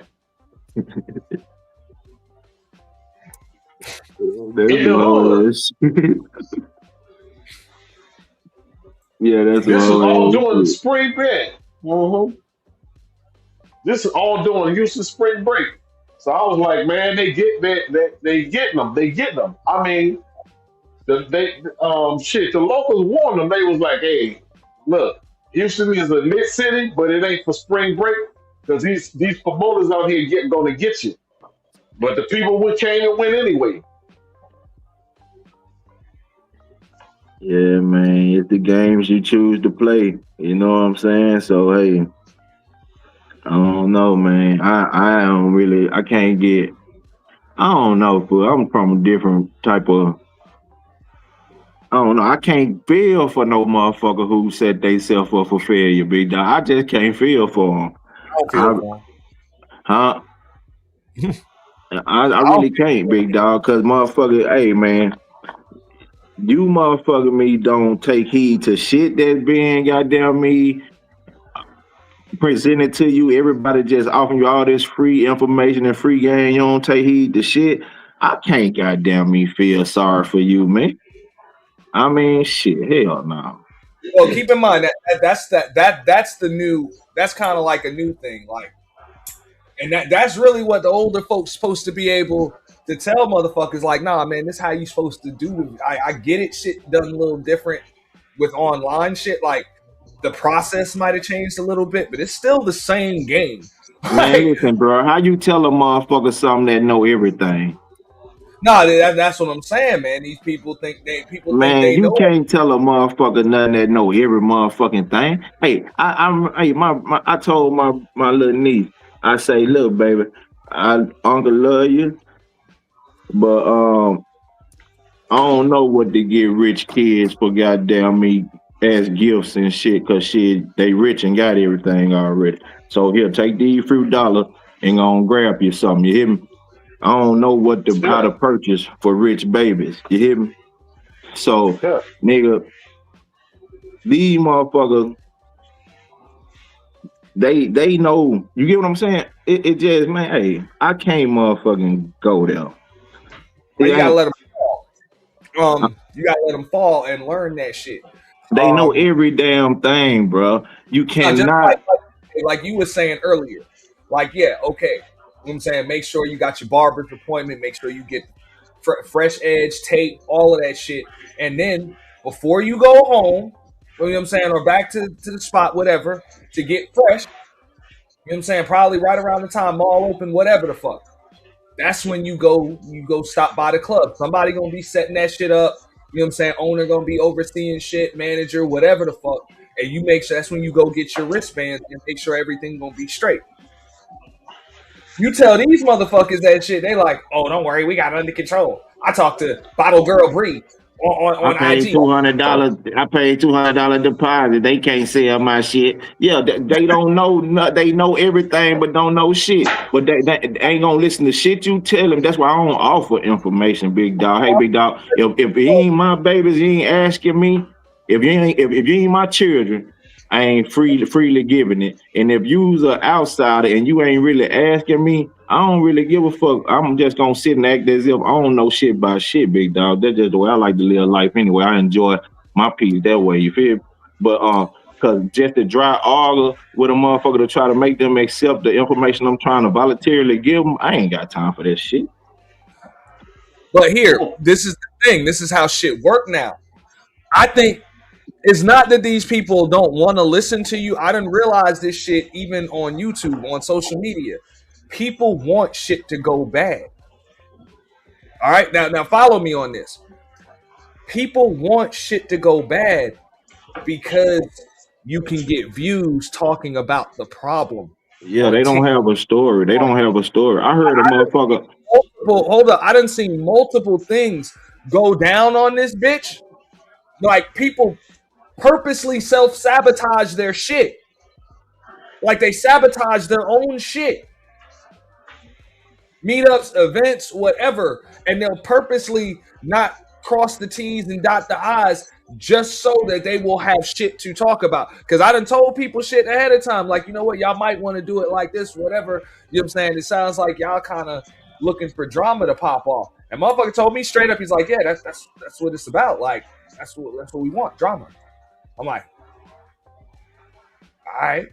Yeah, that's the way it go. I mean, like I seen somebody sit on this.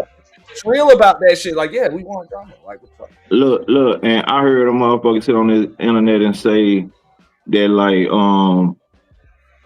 they was in college or whatever, right? And they like a upper middle class child at the time, right? And parents was goddamn me doing everything for them, sending them money to keep them some little groceries and shit around there to eat while they was in college and shit, making sure they straight. But this motherfucker was going to school with a motherfucker who didn't come from the background they came from, right? Don't you know this motherfucker said out their mouth that they stopped communicating with their parents and goddamn me receiving shit from their parents because they wanted to see what the struggle was like that they classmate was going through. These people voluntarily put themselves in situations just so they can have a story to tell because they have no story to tell. You understand what I'm saying, big dog? Huh. And then that's why I say we got to figure out why the suburban kids so goddamn infatuated with the goddamn ghetto story. You understand what I'm saying? Because they want a story so bad they'll misplace themselves from their home, from their guidance, just to go out here and be a part of this shit so they can say they got a story.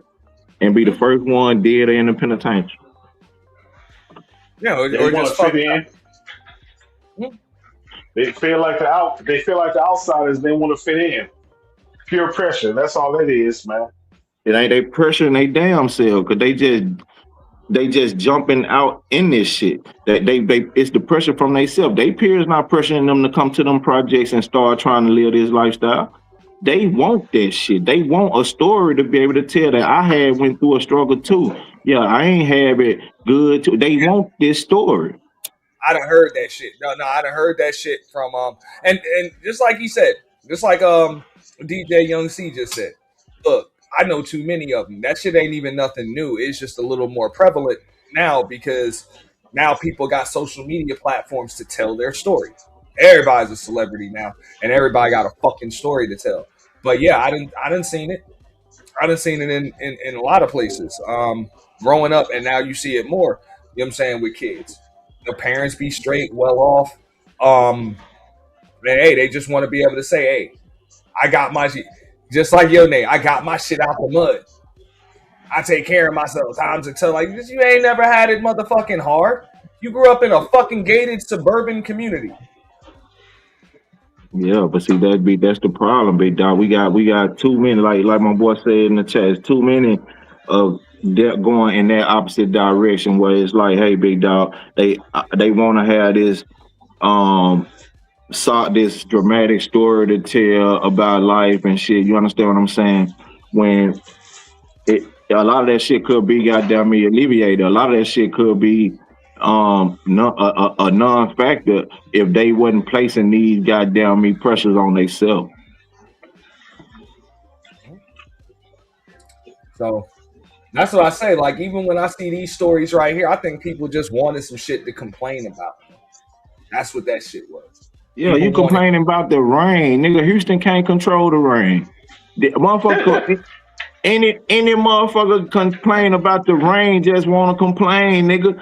Hey, the girl said that the security could have let us stand under the thing. Bitch, how many of you bitches gonna be able to stand under this thing? You think you the only 3-4 bitches gonna stand under this thing out of the rain? Bitch, it's a million hoes back there want to be under this thing just like yo silly ass. And niggas too. Everybody want to be. Are we fucking serious? It's niggas back there with $300, $500 pair of J's on. They just bought an hour ago.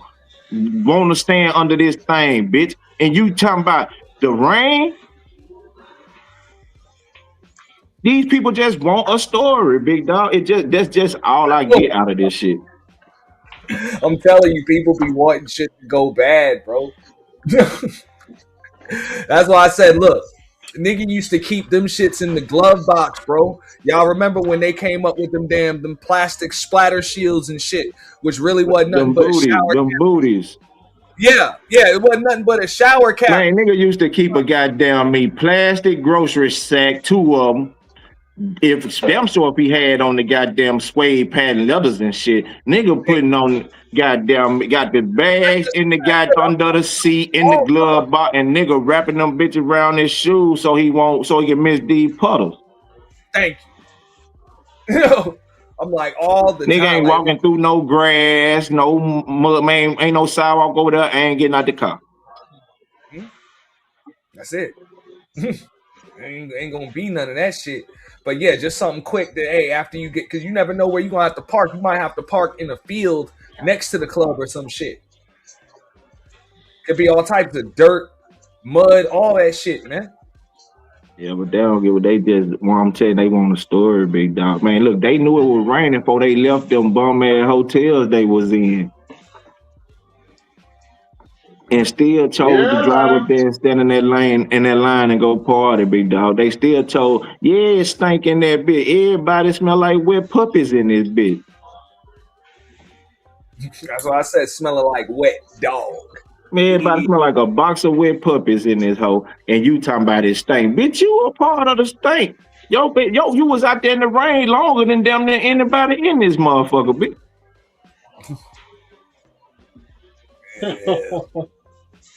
Motherfuckers don't think. We are currently at camp. We booked a section.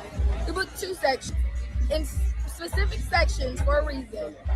However, when we got here, they said that our sections are booked by regulars. After we booked them, we had already booked them. They canceled our reservation, booked their regulars, and now they're saying that they can't sit us in the section, although we paid a deposit. We're here. The regulars aren't even here, and they're still not wanting to sit us. So don't come here ever. Just know that. You hear that? Some wild shit, huh? Hey, just say don't come here ever.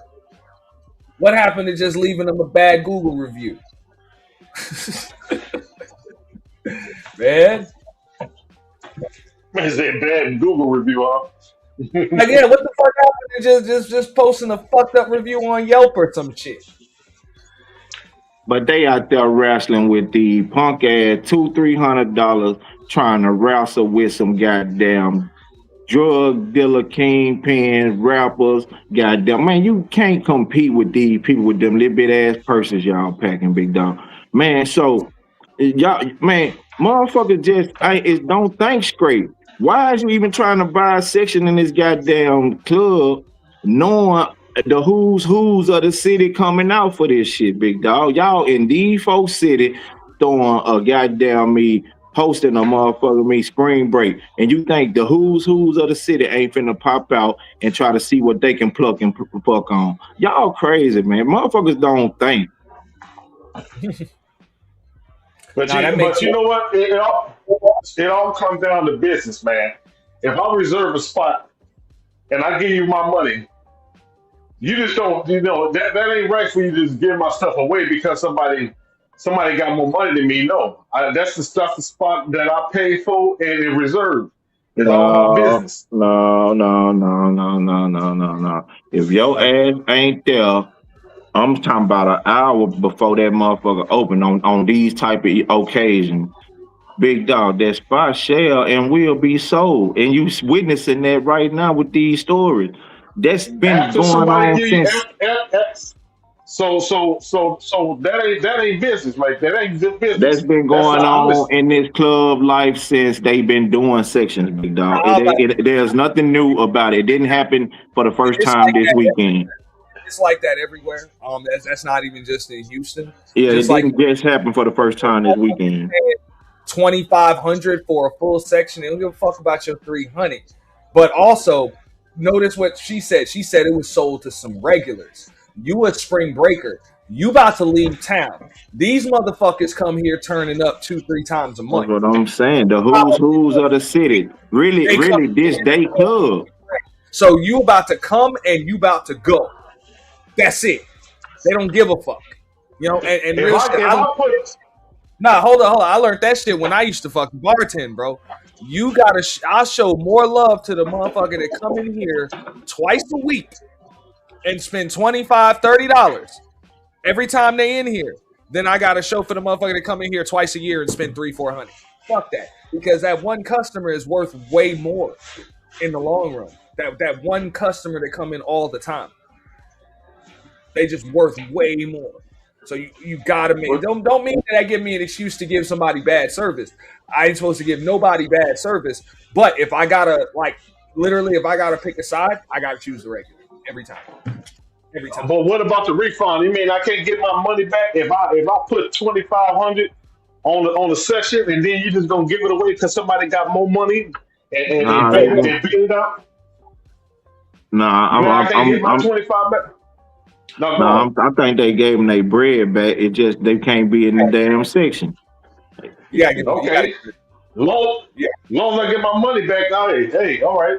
Yeah, you But just if I can't can't get in the get a damn refund- section. Hey man, what you can have a bidding war on this motherfucker, big dog. They just paid $2,500. You want to spend $300?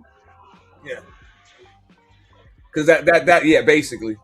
You want to spend $300, you want to spend $500, whatever. Just like Sot Passe said, it's not right, but it's been happening. That ain't nothing new. But that's why it helps to just know somebody. Set your shit up in advance, so that way, not only is your shit straight in advance, you can, instead of that whole move back, we don't see you on the list. Nah, you can start spitting out your list. You start naming motherfucking names in that goddamn parking lot, or on that line. As soon as you spit out the owner's name or the general manager's name or the head bartender, you know what I'm saying? Because you know somebody, they go get that motherfucker and they come outside and they get you in. Like you heard what she said. She was ready to give some chick some extra money because she was able to go get the manager or the owner and help shit go a little smoother. Like I say, you got to know people, man. It helps. They was damn near at the point where they wasn't even gonna weren't gonna get in that bitch at all. You hear what I'm telling you? See, you done paid this money in advance to have this spot, but you showing up when the goddamn line wrapped around the damn wall, big dog. Now, if the line wrapped around the damn wall, we damn near probably done oversold this motherfucker on the cool. That's why this line wrapped around this bitch so motherfucking thick. So it's damn near we getting to a capacity anyway, right? So you should have been at this motherfucker on the cool. And usually by the time that shit happened, when the line is wrapped around the corner and shit, niggas be leaving. Dog. Like we done already had our fun in that bitch. It's time to go. It's time to go. Real shit. No? So it ain't it's different. Been like that though. It ain't nothing that's just happening. These people ain't finna sit on that money, just watch that money walk off. It's $2,500 shit. I sell goddamn me 5 of these goddamn me spaces in this bitch, nigga. I done hit major. I done outsold the bar just on these 5-6 spaces. And a lot of times too, they're gonna make their money by keeping that shit going, like by overselling it. Yeah. Because just like I said, like I'm gonna have the booth, right? I done been there. Me and the homies have been there with that shit. Like when that shit get thick like that, I'm leaving. Like I didn't come here to be around a bunch of these motherfuckers, dog. You know what I'm saying?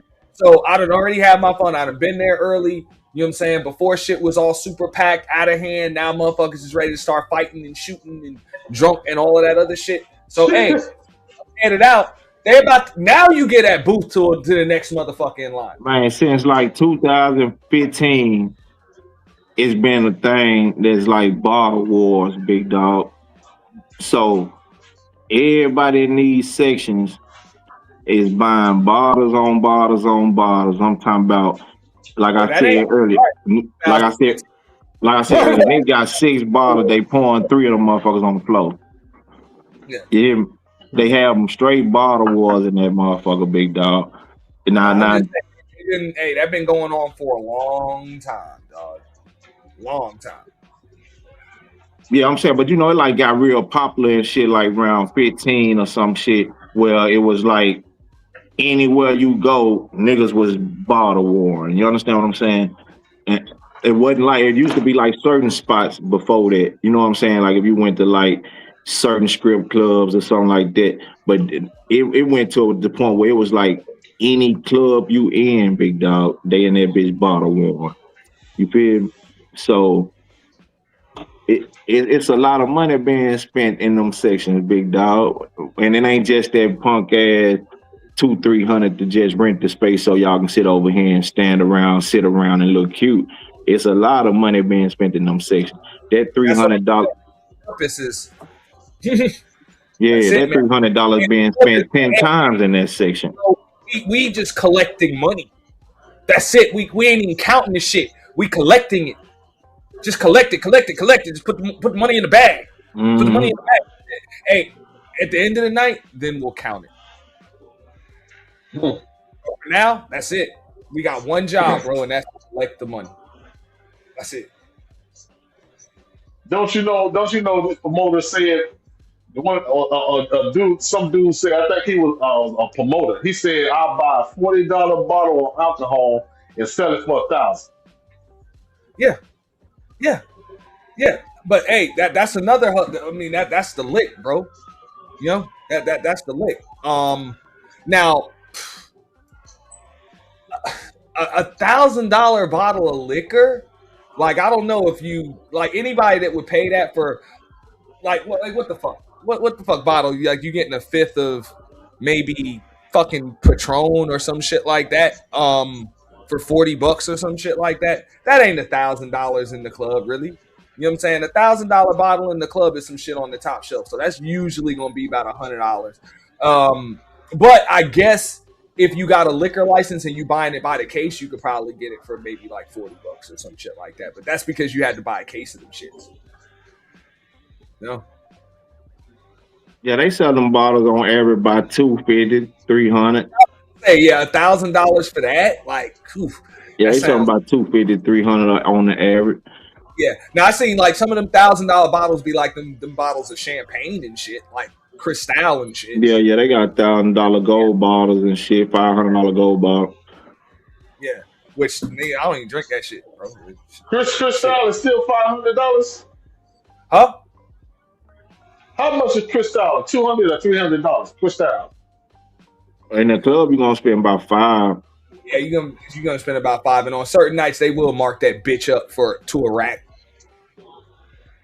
On certain nights.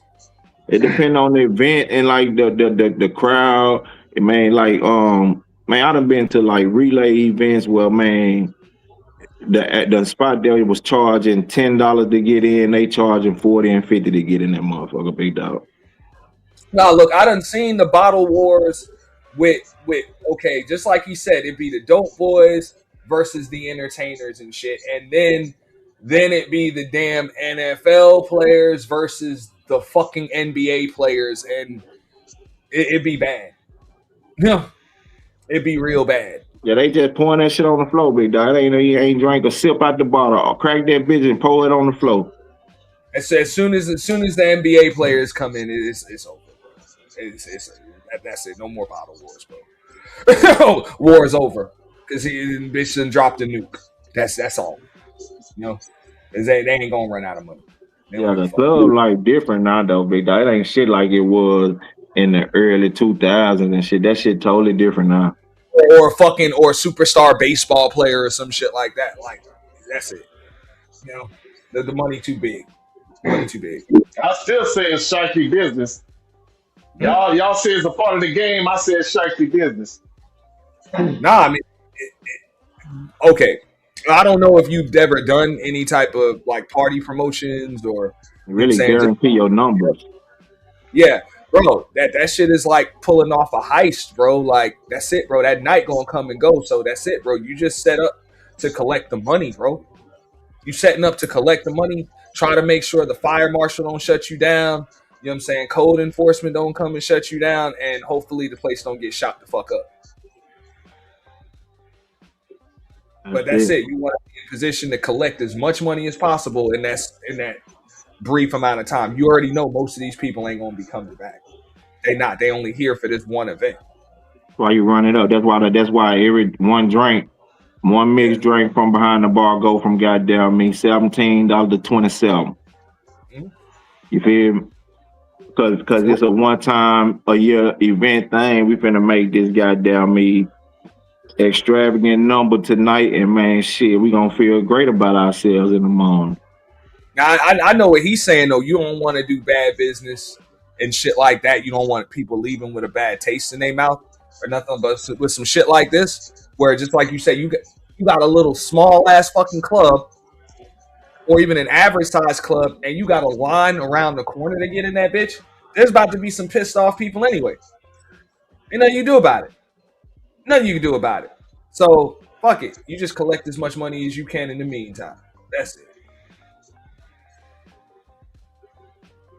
So I get it from a business perspective, but hey, you ain't worried about it. These people gonna have a bad experience. That's why I say, bro, they just hitting them.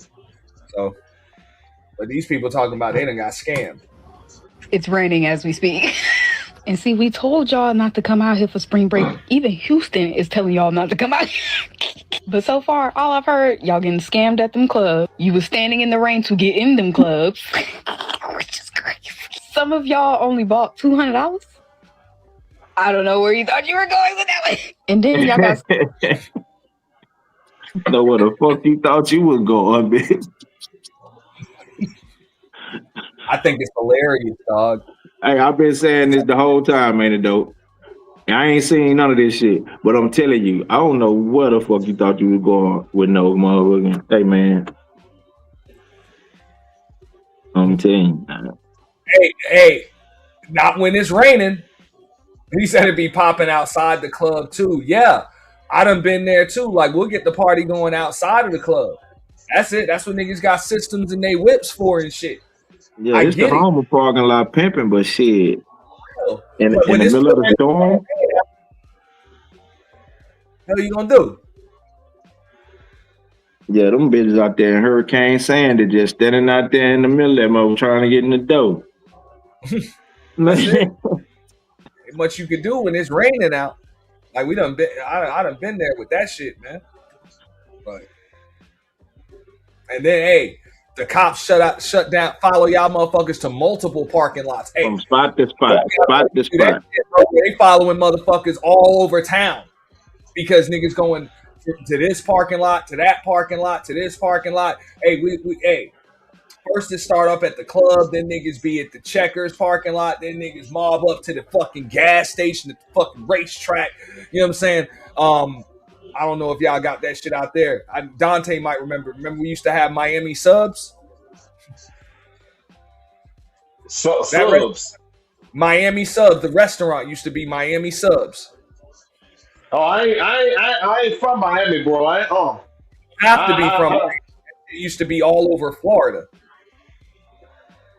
I think the franchise yeah. But yeah, that's where it would be. You know what I'm saying? Niggas would mob up to them damn parking lots, bro. You know what I'm saying? And the fucking cops come shut that shit down and whatever. Niggas find another parking lot to go to. You know? That's it. So that's where the traveling party be. You know? That shit ain't never over. Damn, about the bottle girls. See, hey, South Passe know what I'm talking about. Yeah. I had them 59-cent wings on Tuesdays. Yeah. You know? You remember Miami Sub? But that was what it was. You know? Motherfuckers would fill that damn parking lot, bro. And then cops will go shut that shit down. That was just like the unwritten rule. Like that was the after party spot. Everybody go to link up and find out where the actual after party about to be. You know? Come on, y'all pay for a section, but then when you get there, it's a line and your section gone. We tried to tell y'all, Houston is not the place for spring break. Like, they barely care about their own people. What makes y'all think they was gonna care about y'all? Now y'all mad because y'all done bought makeup artists, hairstylists, new fits, just for all that to get fucked up by the rain. My best advice for you is to try again in the summer. IHOP and Denny's. IHOP and Denny's. Yeah. Denny's used to be thick like a motherfucker too. You know? Some late night shit. Or the IHOP. Depends. You know? Yeah. All that shit. Just like I guess Atlanta got Waffle House and shit like that. Yeah, but that's the way shit be out here. You know? I don't know how shit go in Orlando, bro, because I know that shit shut down early as fuck. That's why I really don't even like being out there. You know, shit shut down too damn early. But y'all just swear up and down we was hating and we didn't want y'all here. No. Nah, hey, you heard what she said, right? Right, Cody? She just said, she was like, oh, y'all swore we was hating when we told y'all not to come. Y'all thought we just didn't want you here. No, we tried to warn you to help you to not get got. Yeah, it's too. Hey, cause like I'm saying, it ain't no. That shit goes on every weekend out there. Do you understand what I'm saying, big dog? Like you were saying about your area, man. It's like every weekend that motherfucker is booming. You feel me? So it ain't no every day. This shit'll happen on a Tuesday, man. Yeah, it's like that. So they motherfuckers ain't making special accommodations to appease no motherfucking body because they come from out of town. It's not that big of a deal to them. You understand what I'm saying? Man, these dollars gonna get accumulated around here regardless, big dog. This shit move like this. Y'all think like I said, you think you coming to turn up Houston when Houston finna turn your ass up, big dog. I'm telling you, Houston finna show you what you got there. I mean, is and ain't. You hear me? It's a lot of baddies left that motherfucker realize they wasn't as bad as they thought they fucking were. You hear me? It's a lot of goddamn ballers left that motherfucker realize they wasn't as balling as they thought they would, big dog. You hear me? Cause it get like that in that goddamn age time. It's the great state of Texas. Everything is bigger.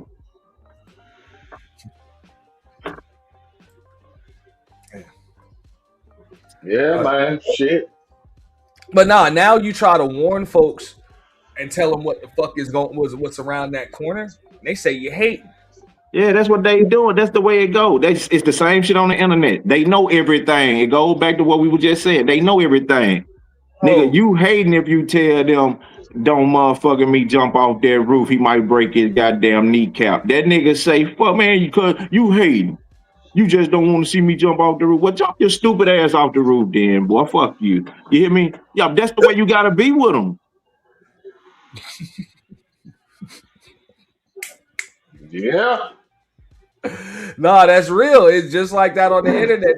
Hey, you thought we just didn't want you out here. It's like, oh, motherfuckers just tried to warn you. Hey, you about to have a bad experience. Yeah, but then they gonna come back 3-5 years from now and say nobody told them nothing. They didn't have the goddamn support and the guidance. They gonna use all these sob ass bullshit ass stories, knowing along the way somebody was tugging at their coattail, but the bum ass nigga and the bum ass bitch just knew to everything, so they wasn't equipped to listen to nobody. So you can't motherfucking feel sorry for them type of people, but who don't want to take heed to shit. Just goddamn know everything. So go ahead, hit that wall, motherfucker. I'm gonna be here to just witness it. I hate when that happens. Yeah, you can learn a lot from a dummy. You can learn a lot from a dummy. They've been putting them. They've been putting them on. This is last year stuff. They warned them since last year. They posted that up last year, and they still came out there. People still ignored the warnings. Yeah, see, they ain't take heed to this commercial. You can learn a lot from a dummy, big dog. See, hey, look, they don't know. They don't know. They ain't take heed to the commercial shit. They just thought it was a commercial. Why are they running them dummies into the wall like that? Bitch, because you can learn a lot from a dummy. If you put this motherfucking seatbelt on, maybe your neck back and back region won't be jerking as hard as these dummies neck and back region jerking. You hear me? Yo, you can learn a lot from a dummy. You better start to listen. But these smart motherfuckers know everything, big dog. So, hey, fuck them. Oh my God. Most of the people you talking to do not even remember them commercials, bro. Because now they don't. But not even just that. I'm talking about anything. Now speak profusely because you didn't put your motherfucking seatbelt on, and I still know motherfuckers that just strap that bitch in and sit over it. Yeah. Wrap it around their shoulder. Like what the fuck is that? They couldn't learn. They couldn't learn from a dummy. They knew everything. You hear me? So shit, when that motherfucker snatch his whole goddamn neck region up off of him, then he gonna say he should have listened. But nigga, it's too late. You can't put your head back on your shoulders. Stupid motherfucker. Yeah. One girl said she blew away $2,000. And I said that $2,000 you could have went out of state with that money.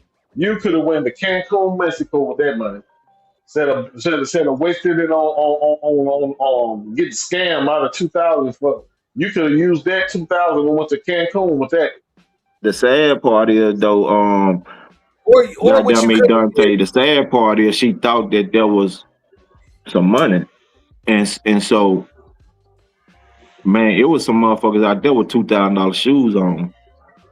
Yeah, that ain't shit. The thing is, or you could have just did just what he was talking about. You could have took your ass right to Kissimmee, okay?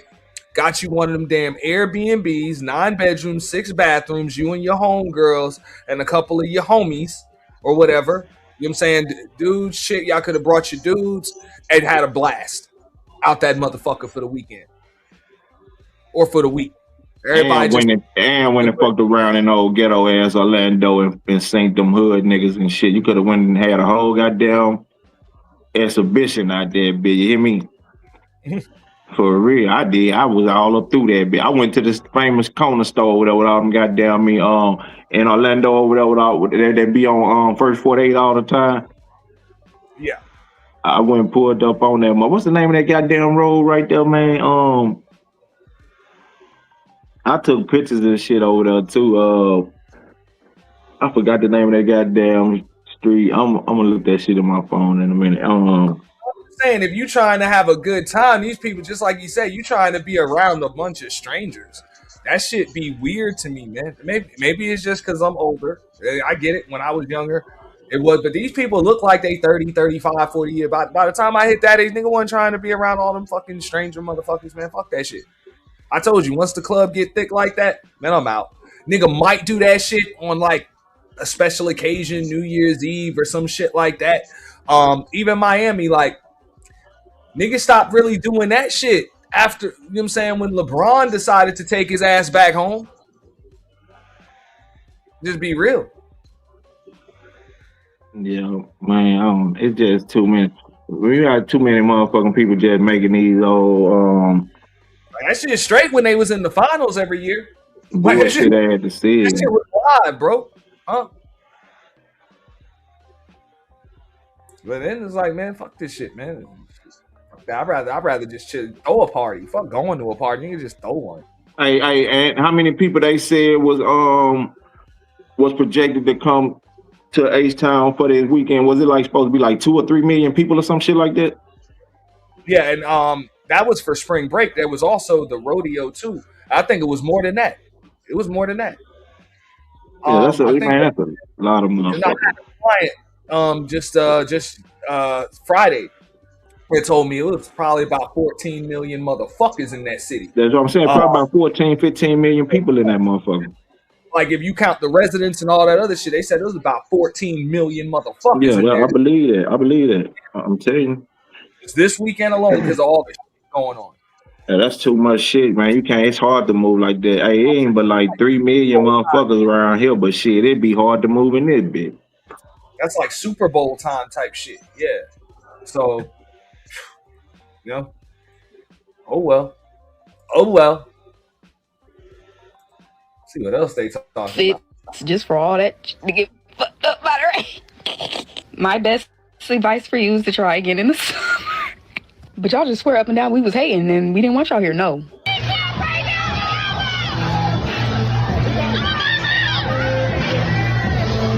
Like, I'm thinking they in a pool, right? Watching this shit. No. That's the club. Like, what is that? A leak in the roof or some shit? I'm on my phone. I Look can't at hardly this see shit. this shit.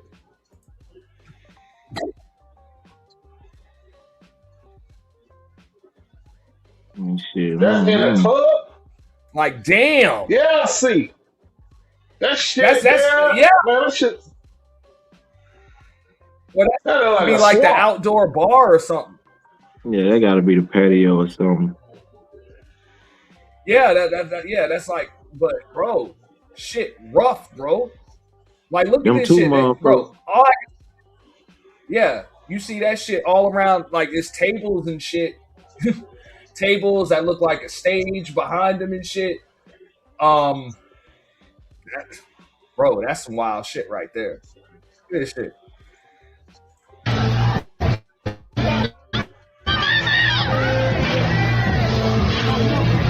Yeah, some niggas have me some fun.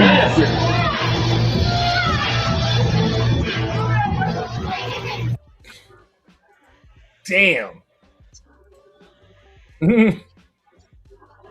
The club so raggedy, the goddamn roof cave in. That's in the building. No, I think it's outside. Man, that can't be in the I building. think it's outside. trees and shit. It's outside, but H-Town ain't moving like that, fool. Hey, them folks ain't got. Come on, man. Ain't no damn. Ain't rain through them folks goddamn roof. Goddamn Dante. but still, the party's still going on outside. Yeah, them While folks they- enjoying themselves, and they say, "Shit, fuck it. I'm gonna have me some fun. I'm gonna fuck this money off." Fuck that. Man, that's cause we goddamn me 40 plus and see. Come on, man, we can't do that. We can't. You know what I'm saying? Nigga, when you was 23, you'd have been in that water with them bitches.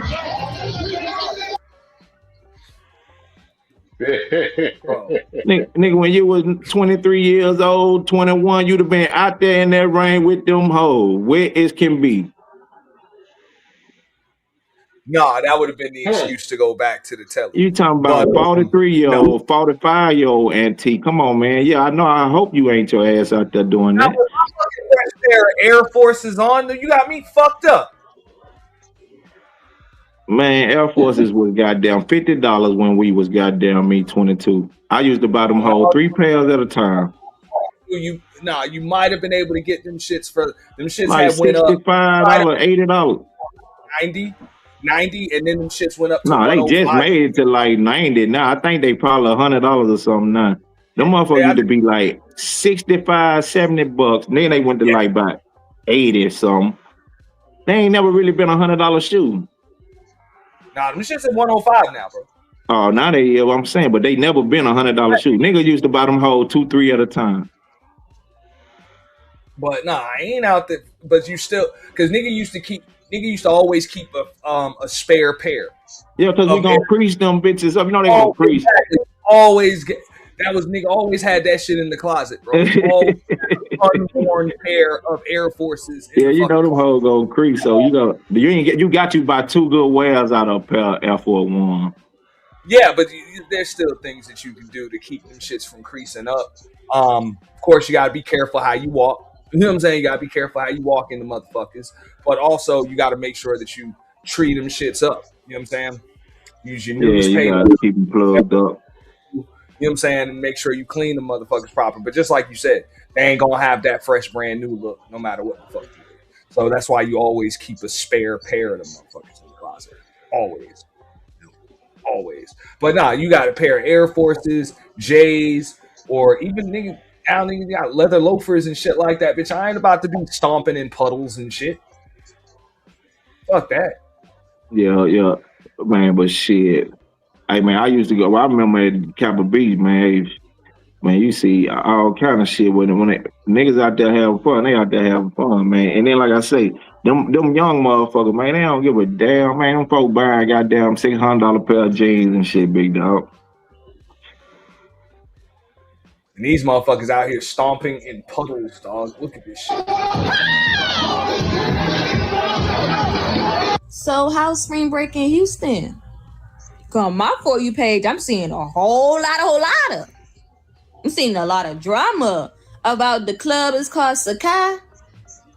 Got the people waiting in the rain.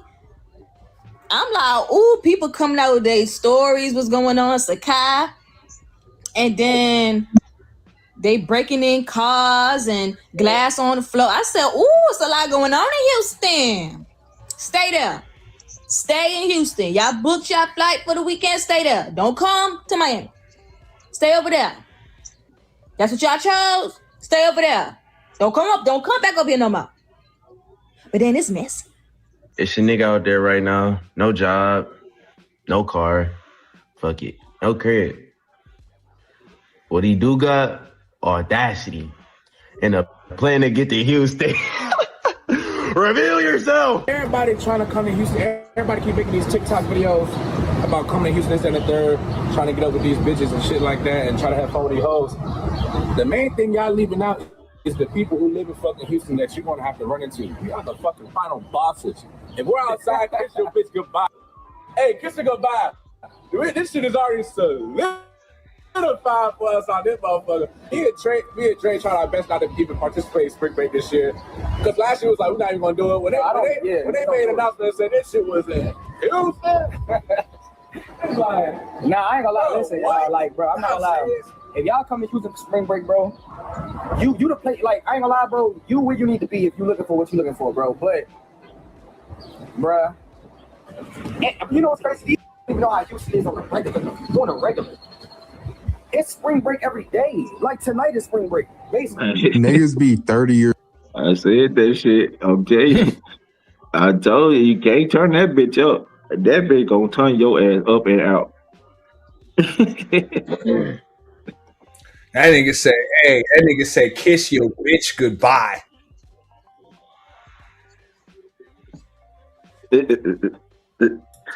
Those who are the city, man, niggas coming outside with 50, 60 bands on them.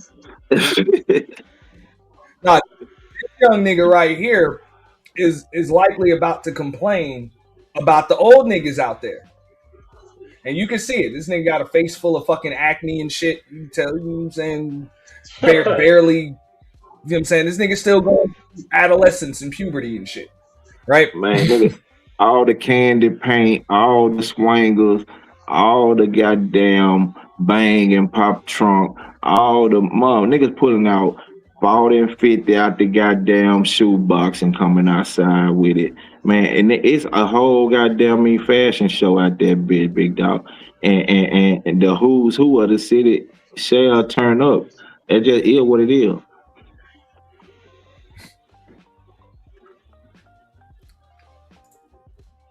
Years old, excited and geeked over spring break. I get it, niggas want to have fun. The sun's coming out again, but you should not be on a 3-week vacation trying to get at some college hoes. Well, look, I see a lot of. That nigga gonna say that shit till his ass turned 30 years old. Because that's what you got. You got niggas 30 and 40 years old on 3-week long fucking vacations trying to get at college hoes for spring break. It's crazy, man. I personally think it looks stupid. People talking about, yeah, man, this spring break shit out here in that H. And I'm confused like a bitch, you hear me? Because I don't know nothing about no week 2, no week 3, week 4, week 1. I don't know nothing about all that. You hear me? I'm gonna let you know now. I'm gonna be at Nomad. You hear me? And after Nomad, I ain't going to no after hours, you hear me? Because them bitches gonna be packed like a bitch. Them fucking after hours gonna reach capacity. You hear me? They ain't gonna be letting nobody in. So you ain't gonna catch me at no type of after hours. But you gonna catch me at the gas station for sure. Right there down the street from P House, or I'll probably post up over there at Palmer. You hear me?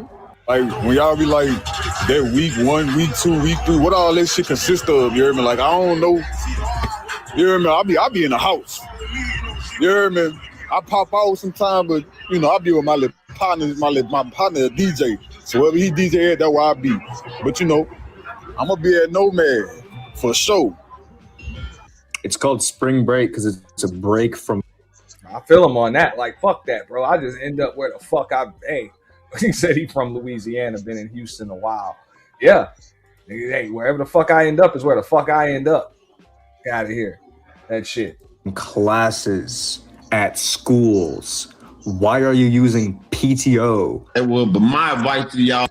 Yo, they talk about niggas using PTO to go to spring break and shit. It's called spring break because it's a break from classes at schools. Why are you using PTO? For real. Yeah, he get at the old heads. He getting at them though. They getting at the old heads on here, man. I'm getting at them too, man. Leave these kids alone, man. Let these kids have fun, man. Your time done passed. Your time done passed, man. But my advice to y'all is, if you go out there, always think in numbers. 1 in 3 people in there is burning. Nah, that's facts though. No, you know how they say, look to your neighbor. It's only 3 of y'all when you got neighbors. 1 of y'all is burning out of the 3. Ew. But hey, that's what the fuck you supposed to. That's what I said, bro. That shit ain't nothing but a lick. Motherfuckers is out there trying to come to fuck. If you ain't out there trying to come up, you probably just gonna blow up. That's it. Oh, all the When it comes hustlers to that shit, outside. you supposed All the hustlers outside. You can guarantee that. yeah. You know Yeah, Mocha y'all Fest be is safe coming. You out know Mocha Fest going there. You heard of Say what? Mocha Fest, Ed? Have you ever heard of Mocha Fest? Nah. That's an event. It's one of those freak events. It's like a little freak event.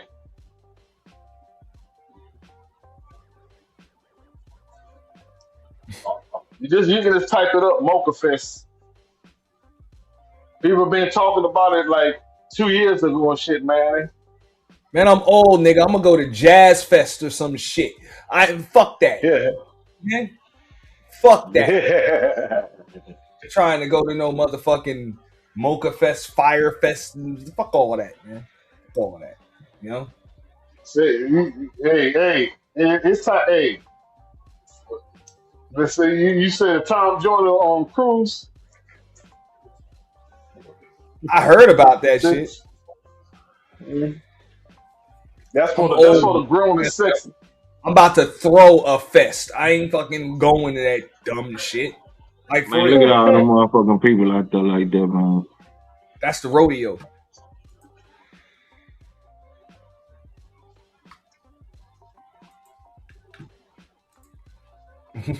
You feel me? Niggas going to Jazz Fest, man. I'm hanging out, dog. Yo, but that blues festival got so motherfucking crunk. That blues festival, boy. Man, all that shit be for people that don't have a, like, I get it. You be wanting to go out and be around all these people. That's when you ain't got no, like, cool ass crib to chill at. You know what I'm saying? Like, you ain't got no backyards, you ain't got no patio, you probably ain't got no big screen TV in the motherfucker. You know what I'm saying? Nice big old bed and shit to chill at. You know what I'm saying? You can't entertain guests and shit. Like, you can't do that. Like, that's I guess that's just too grown of shit for people to do. You know? Yeah, them kids ain't got them kind of goddamn amenities right now. I understand They children. They children, so they ain't got that kind of shit right now. You feel me? So yeah, you invite people over. Like, that's what you do. You know? But you ain't out here looking for shit. Like, fuck that, man. Hey, we gonna go to the supermarket. We gonna go to the supermarket, go to the fucking meat market and shit. Earlier that day, we gonna fire up this grill and we gonna get it popping. And we might just do it all weekend. yeah, that's for niggas like me and you. You know? Yeah, that's what we gonna do. We gonna sit back in the backyard, chill, smoke us one or two, a few, and goddamn me drink on a couple. You know what I'm saying? Hey, pack this cooler. Had a smoker going. We gonna do that.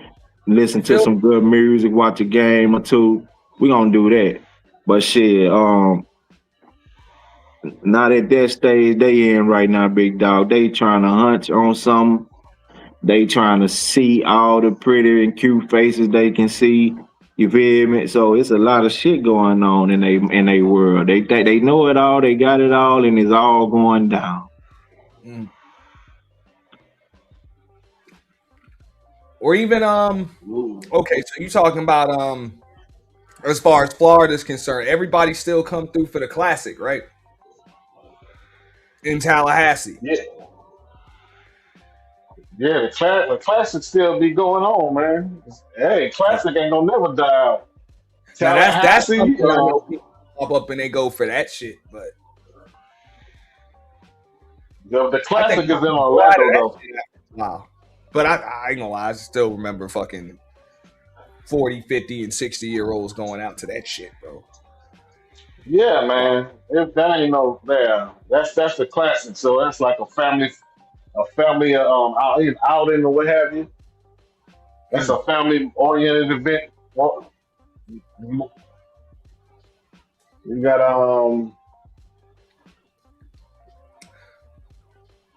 And to kind of switch the topic, because luxury bucket list. Now, was this an actual dox? Because showing a picture of somebody in their younger years is not a fucking dox. So did he actually dox somebody? Who the fuck they talking about? Who you dox? Who you talking about, man? Because we got to be careful. Oh. Okay, so he actually doxed the motherfucker? All right. I'll check it out. Full Somebody name. doxed Antoine? Oh, full names and records. Okay, so I was just about to ask, is it a hard dox or a soft dox? The soft dox would have been like just the names, and that's when they'll just give out the names and then let y'all do the research. That's a soft dox. Still frowned upon, but it's a soft dox. The hard dox is when you pull out the full names, the records, the Google Earth photo of their address and shit. Some of these motherfuckers even pulling credit reports and medical records and shit. Don't ask how the fuck they getting that, but they be getting it. Yeah. Oh well. I mean, look. At the end of the day, and I'm gonna kind of switch. Well, I mean that shit was in the that was what I was talking about in there. I didn't get to make the thumbnail because I'm still hungover like a motherfucker. But I don't like Anton Daniels. I think he's a scumbag. But I can't really blame him. People been fucking with that nigga, man. Like, people been fucking with that man heavy. So, what the fuck did you expect? So, I just want to know, are the people that's been doing this shit, because I was talking about this shit in the beginning, the people that's been video after video and all of that other shit, hey, it's time to bang. Like, now it's time to bang. It's time to actually return fire. Ain't no victims. Ain't no victims in this bitch. I don't want to hear that. There ain't none of that. Look what he did to me. That's what I was saying all through the beginning of this stream. If you about to get on live talking, look what he did to me. Man, like, no. No.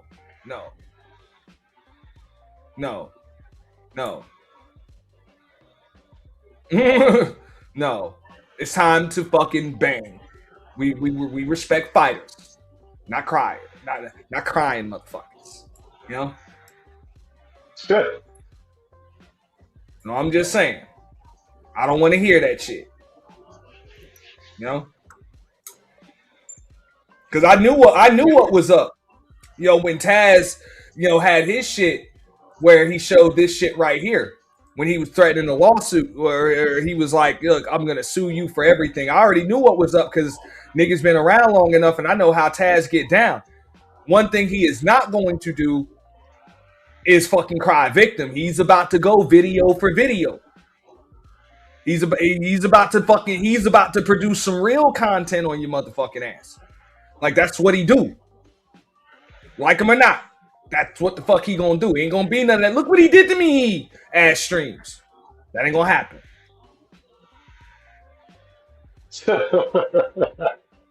Because that's what I'm saying. Fuck that. Look what he did to me. Fuck that. Look at what the fuck I'm about to do to you. Or what the fuck I'm doing to you. That's what it's going to be. So that's what I would prefer to see or respect. And I'm like, I get it. Everybody ain't down for that shit. Everybody ain't down for that type of war and shit with folks on here. But if you're not, just stand down. It's okay. There's no shame in that shit. That's all I be saying. But a lot of folks on here, they like doing the tough talk shit and yeah, I'll do this and that, and then all they do is I can't believe he did that to me. Ass stream. And open up a fucking Me Too cry panel. He did that to me too, and he did this to me too. Come on, man.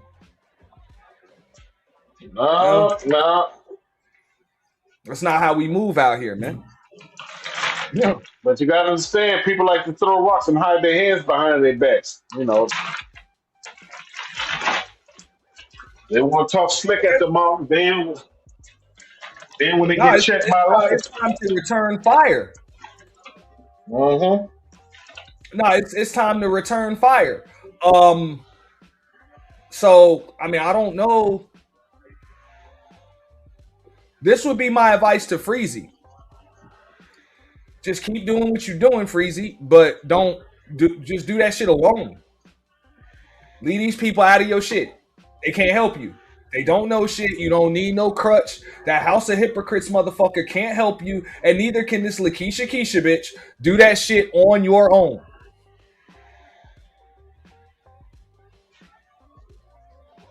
You know? They can't, because as soon as the clout and the views go away, them motherfuckers gonna go away. You know? And all them other motherfuckers you don't need no alliances. Handle that motherfucker on your dolo.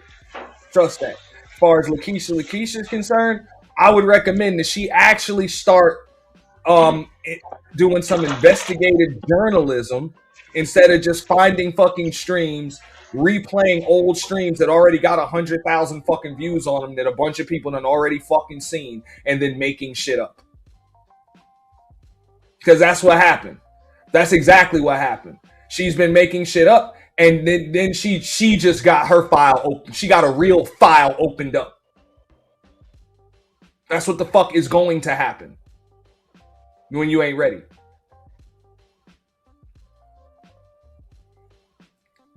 As far as Freezy's concerned, I thought that was what he was trying. I thought that's what he wanted. To be honest, I mean, you keep on fucking with somebody, like, what do you expect? And not only that, they already got like a history with each other. So I would assume that, you know, he wanted a specific response from that man, and he got it. So now, it's time to return fire. That's it. So that's just what be bugging me out. People be on here looking for or trying to get attention, and then when they get it, look what he did to me. Nah, we can't do that. We can't do that. No. When you calling for a motherfucker and they finally answer, you hit that motherfucker again and again and again and again and again until somebody stands the fuck down. That's it. I mean, maybe I just been around this motherfucker too long. That's kind of the way it is. Or you just hit somebody hard enough where they have no choice but to stand the fuck down.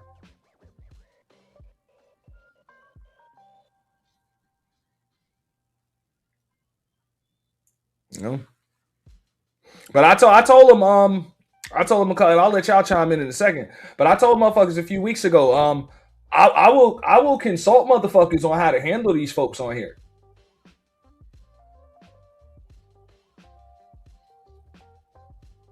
Because everybody got to, you know what I'm saying? Everybody can't be handled the same way. And everybody can't handle everybody the same way. You know what I'm saying? So you gotta do what's right for your situation and who the fuck you are. But hey, I'll tell you how to end your shit real quick.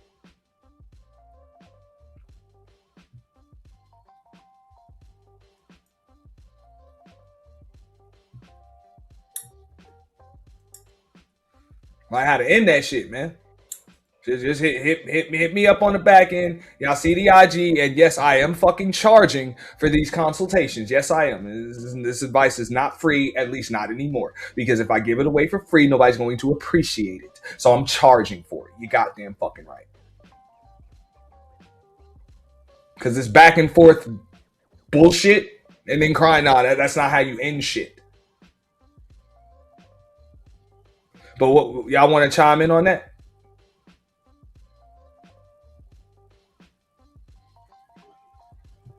Antoine, man, Antoine. See, you know, Antoine got so many issues going on with himself. He's his own enemy. That's his problem, man.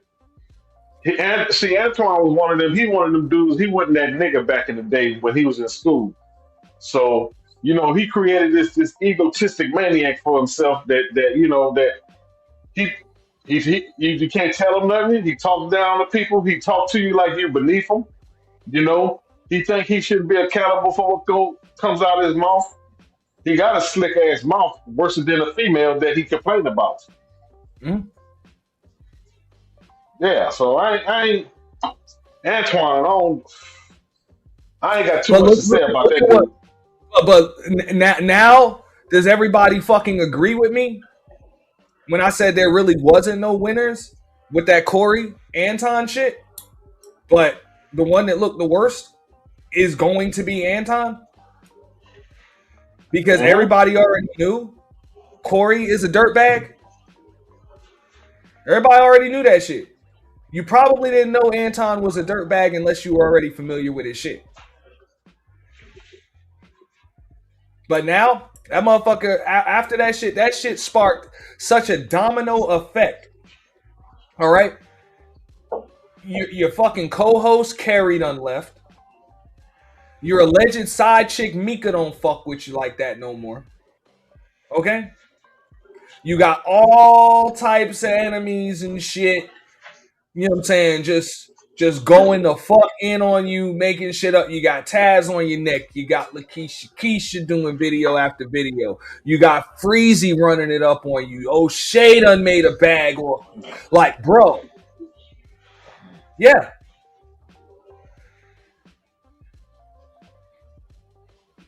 Yeah.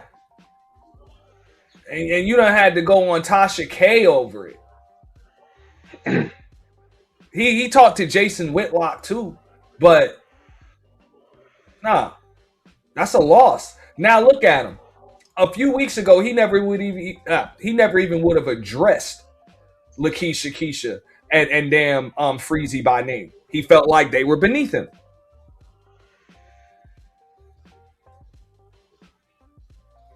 Now all of a sudden, not only were they worth addressing, but they were worth purchasing a timeshare in hell. You know? Threatening to sue Taz for a thumbnail. Did he threaten to sue Corey Holcomb? Corey Holcomb, Corey Holcomb really done that nigga bad. Did he threaten to he threatened to sue Corey? He threatened him? Yeah, bro, he threatened. That's all that nigga do is threaten to sue people. Nigga don't give a fuck about that shit.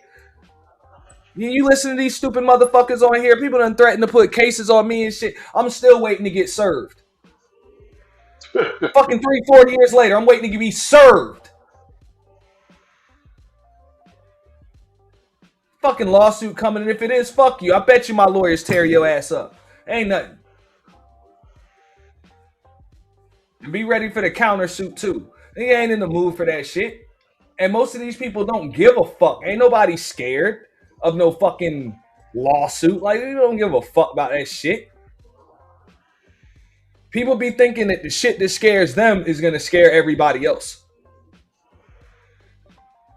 Just because you're scared of a lawsuit, you don't like giving out money. A lot of these motherfuckers don't have money, so they ain't scared to get sued. Yeah, they ain't got shit to lose. Ain't nowhere to go but up for most of these motherfuckers. So what the fuck you gonna sue me? I ain't got shit.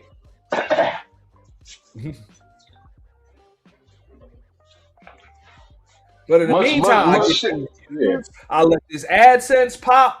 You know what I'm saying? I let that Cash App ring. Ring. You know? Real shit. I let that sub count go up. And whatever. And if I keep on fucking poking your motherfucking ass, pause. But if I keep on poking you, eventually you gonna holler my name and give me some more fucking clout.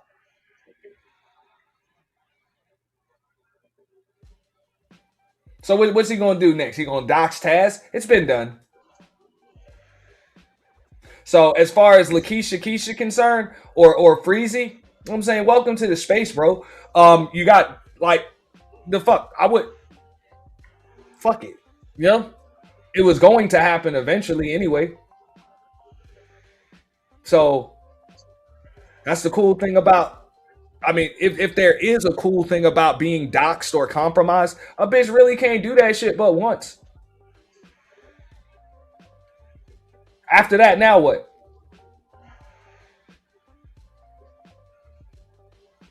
I said, what else you got? So, Anton, he fucked up. He fucked up. He lost. You know what I'm saying? That's a bad play. Hey, Auntie, let me ask you a question, big dog. On the doxing side of the game, right?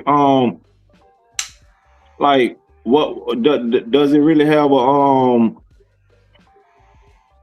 an outcome with it, or whatever the case may be? Is it really like a negative outcome to it, or a positive outcome, or is it either or?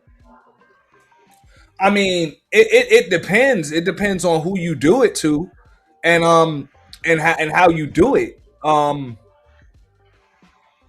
Because it really is about narrative being spun. But once you expose somebody's personal information to 10,000, 20,000 motherfuckers that don't like them anyway, or a rabid fucking base, you never know what the fuck can happen. People can take that information and start harassing your employer. They can start harassing your fucking landlord. They can fucking start harassing your children. They can start, harassing other family members and shit like that. You know what I'm saying? And they can make life off of this bitch really uncomfortable for you. That's the other negative outcome. Of course, you can also people can lose their channels over that shit. You know, you are putting your channel at risk. The person who got doxxed or the person who do the doxing? Say that again. The person who got doxxed or the people who do the doxing? Oh, you talking about so the consequences for people that get doxxed? Yeah, I mean, bro, anything can happen. That's one of the reasons why. Okay, that's why I asked about the what type of dox was, and I'll check it out. But was it a hard dox or a soft dox? And she says it was a hard dox. So I guess he must have pulled out criminal records and shit like that. I'm saying though, but does it like if I was to dox you or whatever the case may be, and you was like a say you had like what 20,000 subscribers or whatever the case may be, and I was to dox you on the negative side,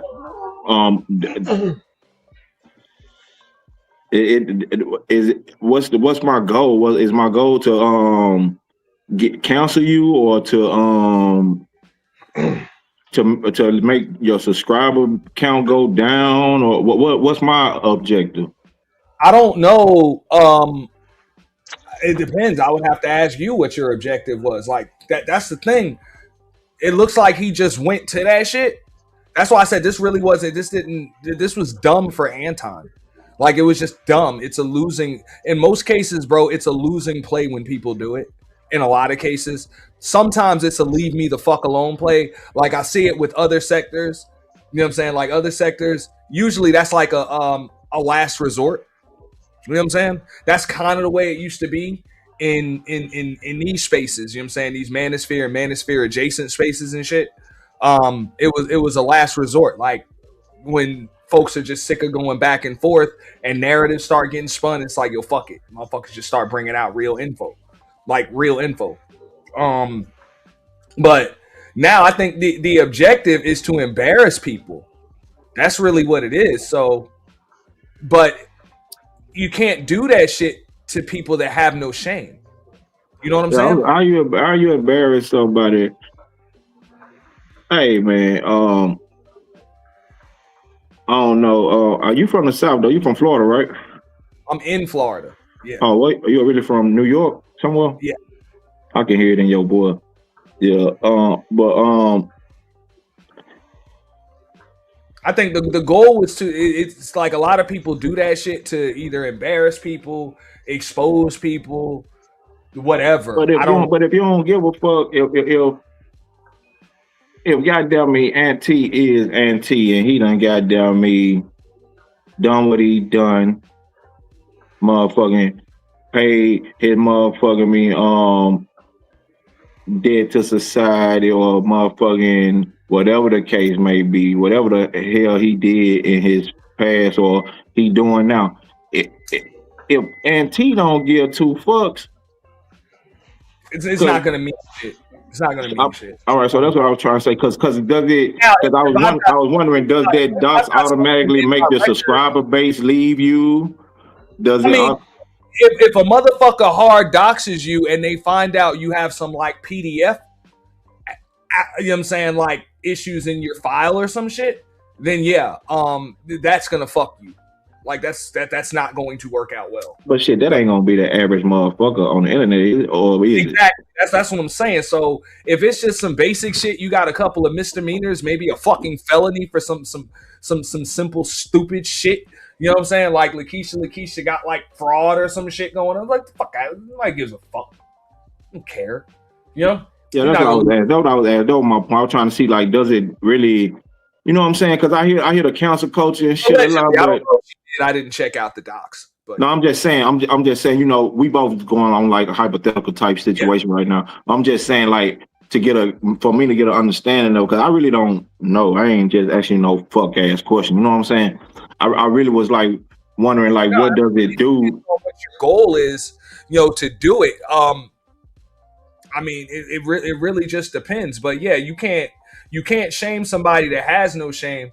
And a lot of these people have a support group that ain't going nowhere, no matter what the fuck you expose on them. Yeah, that's what I was asking. Yeah. You have a support base that ain't going nowhere. So a lot of times what ends up happening, and this is where I think Anton fucked up, if he actually did that, he gonna turn the people he doxed into sympathetic figures. So now they can both come out talking about, look what he did to me. And that's it. Instead of doing what the fuck they supposed to do, which is dox him the fuck back, but that's already been done, and then dox his fucking wife and his fucking cousin and his mother and his dead father and all of that other shit. I'm being real. And I know people gonna be like, but that's wrong. So the fuck what?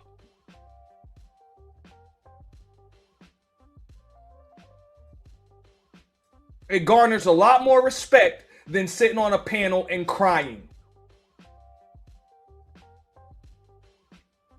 And when people know that you can go to hell, they tend not to fuck with you. I'm just saying. So if y'all really hate that motherfucker, make an example out of his ass, and hopefully you won't have to do that shit to somebody else, because that's what the fuck is going to happen. You know? If you let that motherfucker hit you, I'm talking to Lakeisha, and Freezy right now. Look, if you let that motherfucker hit you, and you do not hit him back, and the people around him or whatever, and be willing to go to the next level, other people gonna start fucking with y'all. It's just like the bully in the schoolyard. You know, if you don't hit this that Freezy in front of everybody, I'm telling you, everybody in that bitch is going to start bullying you. That nigga Antoine trying to get at Freezy. Nah, Luxury Bucket List just said that he just doxed Freezy this morning, like hard dox. So okay. And he doxed Lakeisha too. So that's what I'm saying, bro. If they really want that money, and that was free advice. But yeah, hit me up for a consultation. I'll tell you exactly how to handle that motherfucker.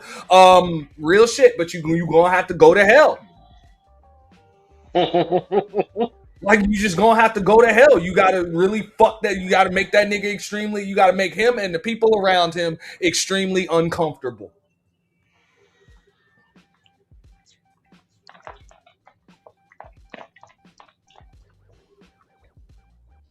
Just like Corey did. Yeah, just like Corey did. You just can't come at people, and then when they come back at you with the same energy, you can't just dictate the type of energy. Just like what Coffee just said. He said, but when you do it, you're wrong. Nah, and that's the thing. You can't give a fuck what other people say. Like, you can't give a fuck what anybody says. Yeah, I ain't playing that game right there. Like, fuck that. That's why I say you got a target. You just hit that motherfucker. Don't worry about the spectators. They supposed to have opinions. Fuck them. You think I'm crazy? Yeah. I am. And if you thought I was crazy, well, wait till you wait. Hey, just wait. You ain't seen shit yet. For real. You gotta let these motherfuckers know that shit, man. I'm telling you. Or else that's what's gonna happen. You know? Or a punk motherfucker like Aaron Daniels will get the last laugh on you. Come on, man. That's like me punching you in the face and be like, don't punch me back in the face. Hit me in my arm, man. Nah, I ain't know that fucking you punch me in the face and fuck that. Bro, I'll hit you with a low blow. I don't care. You know? I don't care. Kick out your fucking kneecap. I might just pull out a pistol, bro. It's a reason why I'll shoot you. It's a reason why boxers go into fights and don't tell their opponent what kind of trouble and pain they having going into the fight. They not gonna expose their goddamn weaknesses, so cause that's what the motherfucker gonna pick at the whole time. You understand what I'm saying? If I know you got a dislocated shoulder, I'm gonna throw this motherfucking jab at that shoulder all motherfucking night and just beat you up with this jab. You ain't gonna know. I ain't never got to throw this hard ass right at your bitch ass, cause I'm just shoot this jab at that shoulder all night. You ain't gonna never be able to pick that arm up and swing that motherfucker.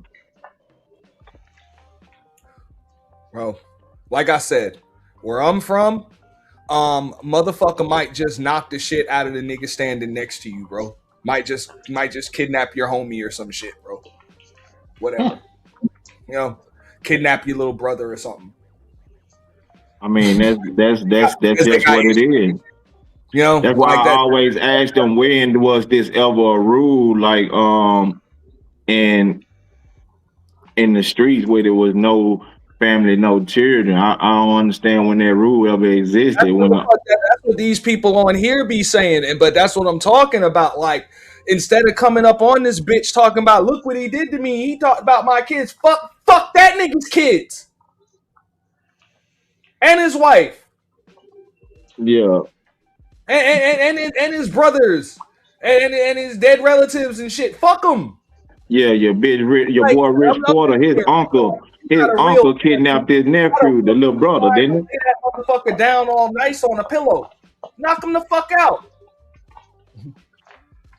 No, and if a motherfucker got a problem with how you deal with your enemies, that's it. They need to be trying not to be an enemy of yours.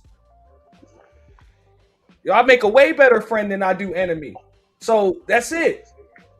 If you don't like the way I deal with my enemies, don't be my fucking enemy and you should be fine.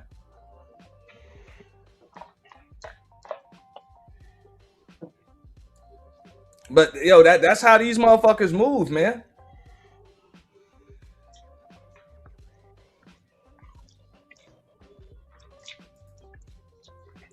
Now, Coffee, if you want to, bro, you can come up. But I saw it.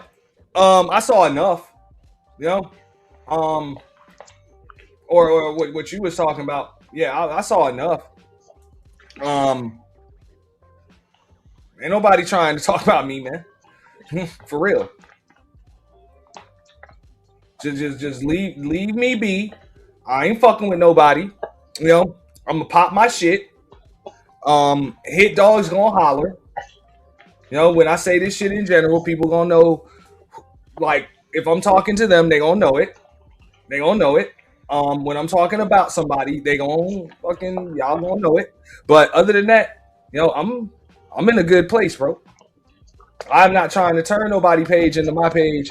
I'm sorry, I'm not trying to turn my page into nobody else's page. I ain't trying to give nobody any extra fucking attention. I'd like to see these motherfuckers create their own goddamn content, you know, do their own goddamn videos, have their own takes on shit, because this is just like he was talking about with a fight.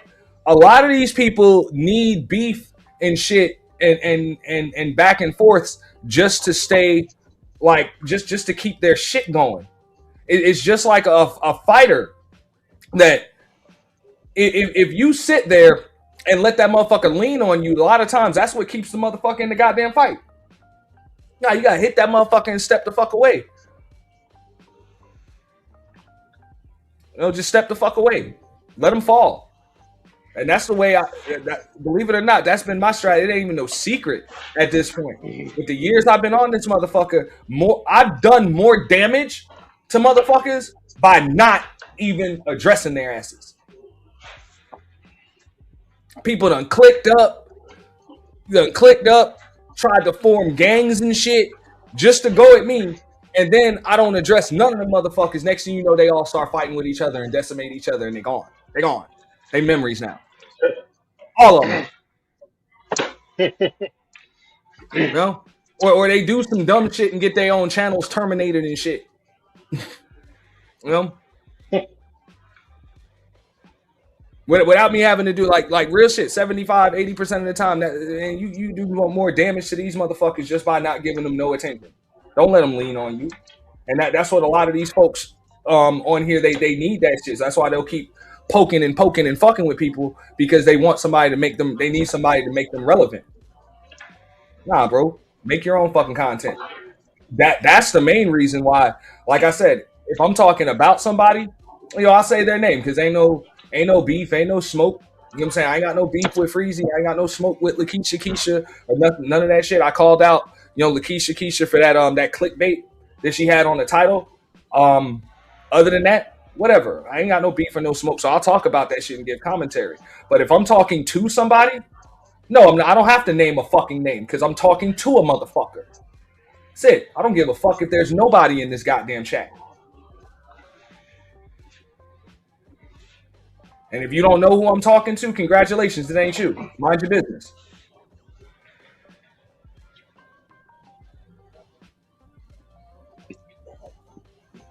That's simple.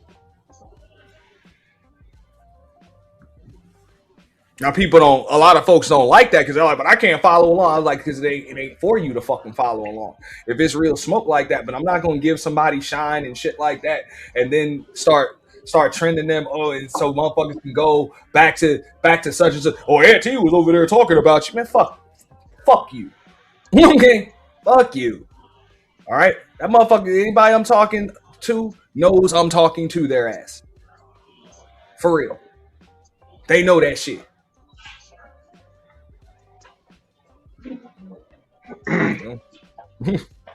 So that's the way I'll handle it now. If I got to go back and forth and go ham on somebody, then I'll fucking do that. But motherfucker ain't gonna like that shit. I'm telling you, motherfucker is not gonna like the way I hit him, because you're not supposed to like it. Just like you were saying, Dante, motherfucker, you ain't really supposed to like how if you like the way I hit you, then I don't think I hit you hard enough. Like you're supposed to fucking hate me when I blast you.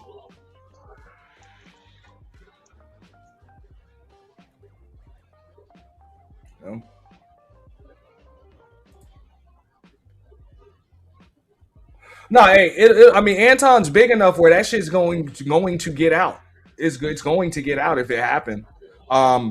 I'm not gonna replay it if he docks them. I'm not gonna replay or review it, because I would just be replaying people getting doxxed. Like that's not really cool.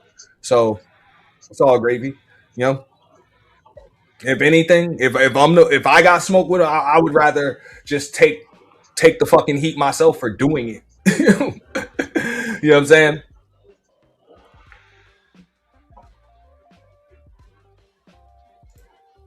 Mr. Center World said, yeah, it makes no sense to constantly talk about people who don't consider important. For real. That's why I say Anton lost with that shit. He lost. If them people was that far beneath him, he was supposed to keep letting them fucking scrap for them crumbs. Let them keep begging for his attention. That's it, with those videos and shit.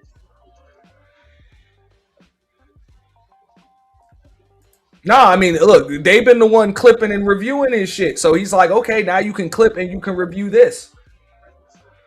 I can't blame him. I can't blame him one fucking bit.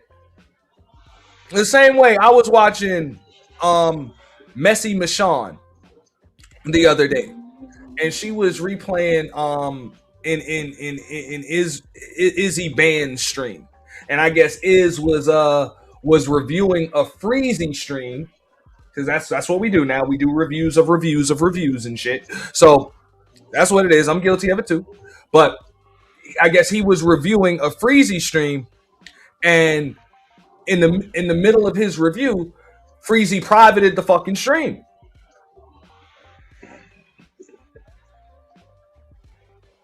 And then I heard, Messi talking about this bitch ass nigga privated the stream, and then I'm like, yeah, I mean, that's the game. Like that's the game. Like, I get it. We gon', you know what I'm saying? We gonna roast, we gonna go back and forth, we gonna do that shit.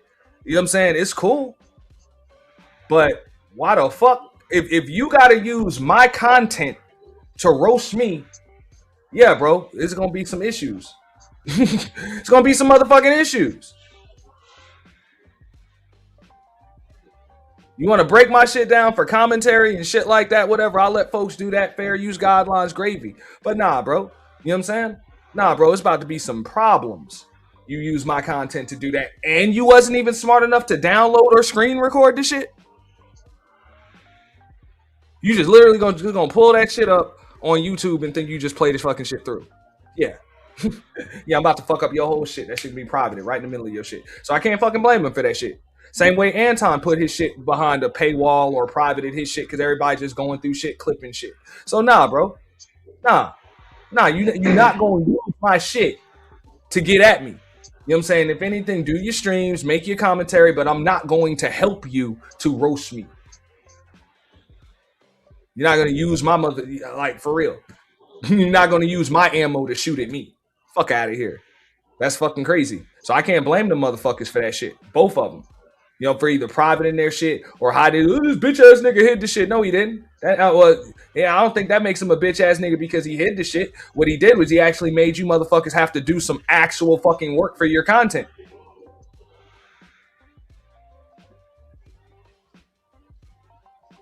What happened to the days where a motherfucker could just roast the fuck out of a still photo? Like, I don't know.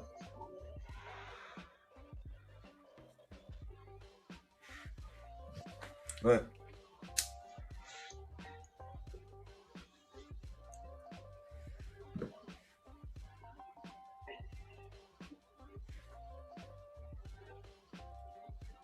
so that's one thing you won't really see me do. If I got real beef or real smoke with somebody, I ain't about to be up here fair using their shit. That's pretty whack.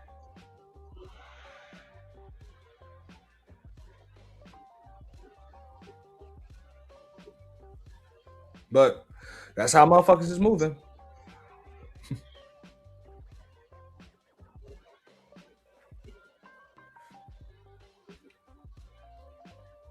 What you think about that? You think that makes sense?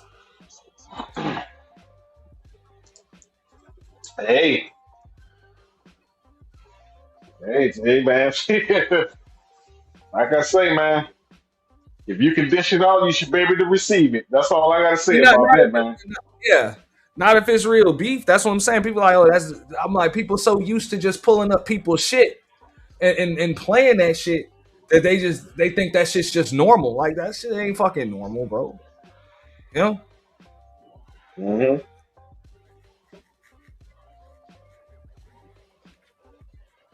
No, man. Like, picture yourself. Make your own fucking content if that's what the fuck you gonna do. For real.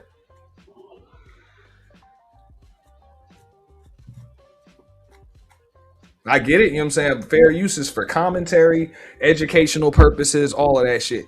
That shit is not to be, there's nothing in fair use that says, oh, and beefing. Right? Well, I know I got that banner right there. For purposes such as criticism, commentary, news reporting, teaching, scholarship, education, and research. So I guess criticism might, like, I think a lot of people have that shit skewed, but nah, bro, that shit is not to be fucking, you know what I'm saying, beefing and all of that shit, because that shit falls into the category of fucking harassment. So, nah, man. So the way I see it, Anton been extremely nice about the shit. And I don't like the motherfucker. Y'all know I have no problem roasting that nigga. But I think he been extremely nice about it, the way people have been using his fucking content and all of that other shit to not just get at him, but to grow their channels and chase their bag. So it's cool, but now you got to deal with the return fire. Shit happens. You know? Actions spawn reactions. Yes. No, Anton just he fucked up though, doxing them. That I think that's a strategic mistake, on his part. He could do it. He just did it a little early. And I was like, these people he ain't even fucking address. Like, I think this is the first time he even addressed Keisha, and for the most part, he never really even addressed like Freezy by name, but maybe once. So to kind of go that deep into the bag off rip, that's pretty whack. That's pretty whack. That's pretty whack. You know what I'm saying? It's like, it's like a wrestler using their finishing move in the first fucking minute of the match. Like, come on, bro. Like, come on, dog. That's supposed to be the finishing move, not the opening shot. Like, come on, bro. So, and you might not even had to use it if you'd had a well thought out fucking plan to just dox them. So I think it kind of shows how it's kind of getting to Anton, and he's losing.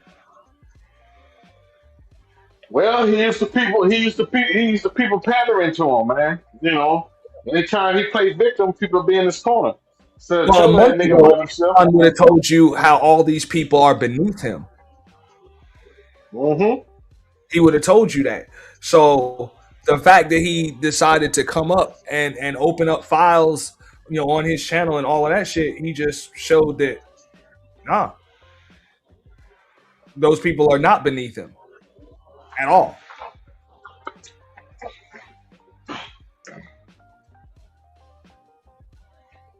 So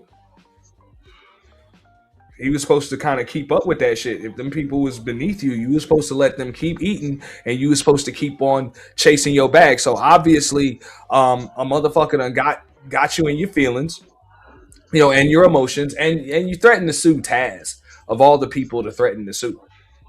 Like Taz, I really don't think Taz gives a fuck, bro.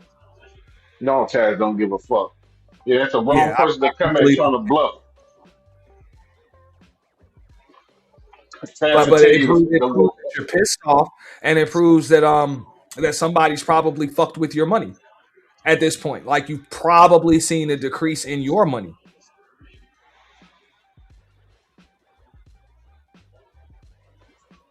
Like, that's it. Doing all this conservative content and gender warring content and shit like that. Nobody wants to watch you do that. People want to watch you fucking scrap. People want to see you scratch. I said that before too. I'm like, he didn't want this attention. People are like, oh well, he's trending. I'm like, yeah, but that's not the content he do.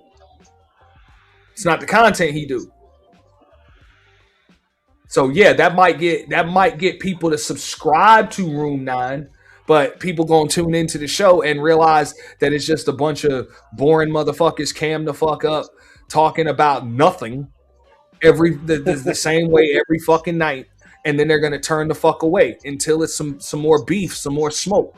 People watch you because of the shit with Corey Holcomb. That's where your new subscribers and shit came. Came from. Just like the interviews with Mika and him on, you know what I'm saying, the one with, Mika on the Talk Perspective, and then with Tasha K. People want to hear the fucking the tea. You give a fuck about your views.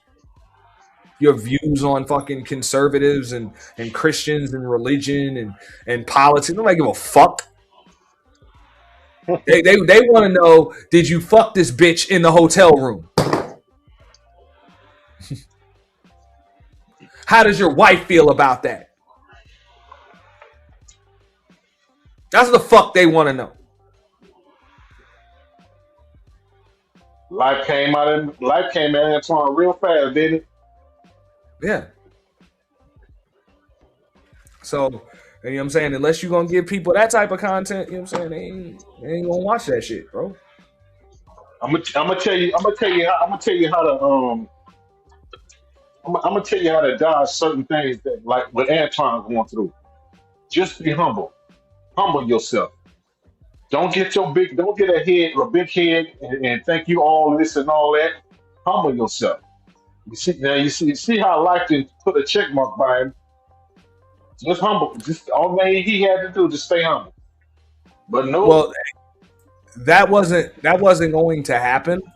A motherfucker like him don't know what it is to be humble. It's just not really in his nature, bro. So sorry.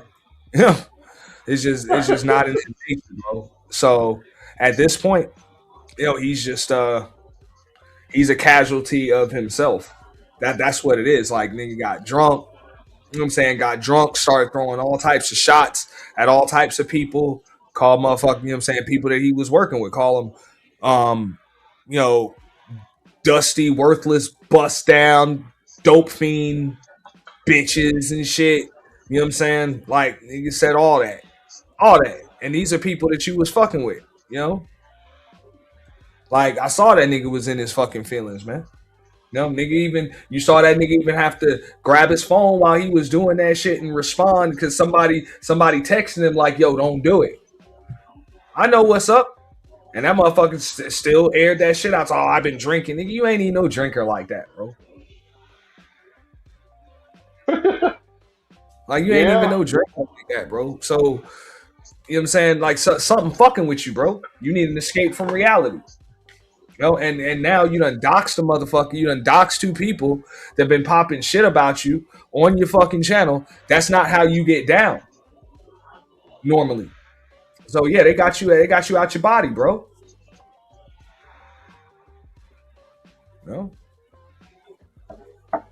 All that, I knew what Corey was gonna do before he did it. I would have dog walked that nigga. That's where this shit started, bro.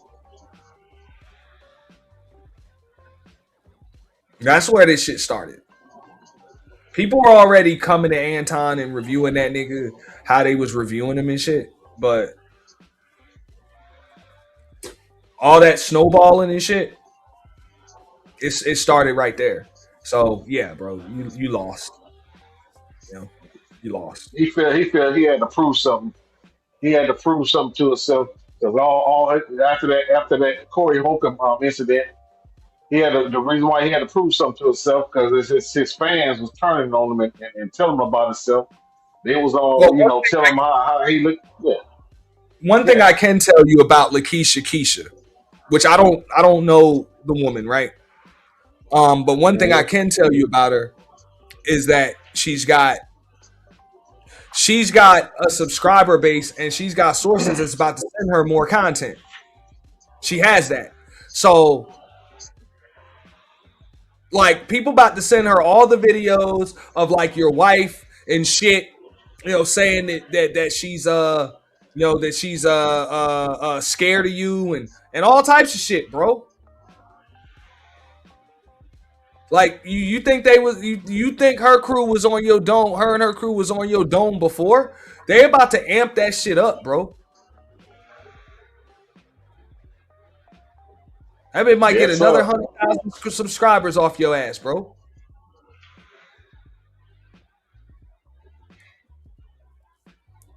So if the goal is gonna play his off, it's not gonna. Now, as far as Freezy's concerned, I don't know, what Freezy's gonna do. I don't know, because the way I see it, I think Freezy kind of already emptied the clip on Anton. But if he's got more, hey, please feel free to wow us, bro. But I think Freezy kind of already like unloaded everything he really had on him. I don't know what else there is really, So But hey, he could always surprise us and put out some more. But I would say now you gotta, hey, if you've already unloaded the fucking clip, like I said, it's time to fucking to tear up the whole fucking city. Like the whole city. Fuck that one target. Now fuck that. Now it's time to get all of the goddamn now it's time to attack the women and the children and the fucking you know what I'm saying? And the homies. It's time to make sure that there's an entire I'm sorry. That's why I said life came at him fast, man. Life came at him fast. You've been doxxed, you've been compromised. You know, and also even if the shit that Anton said is true, I'm pretty sure, because this is the thing. If his records get shown, and Cody ain't up here no more, but I would say this, right? This is the problem with that shit. All right.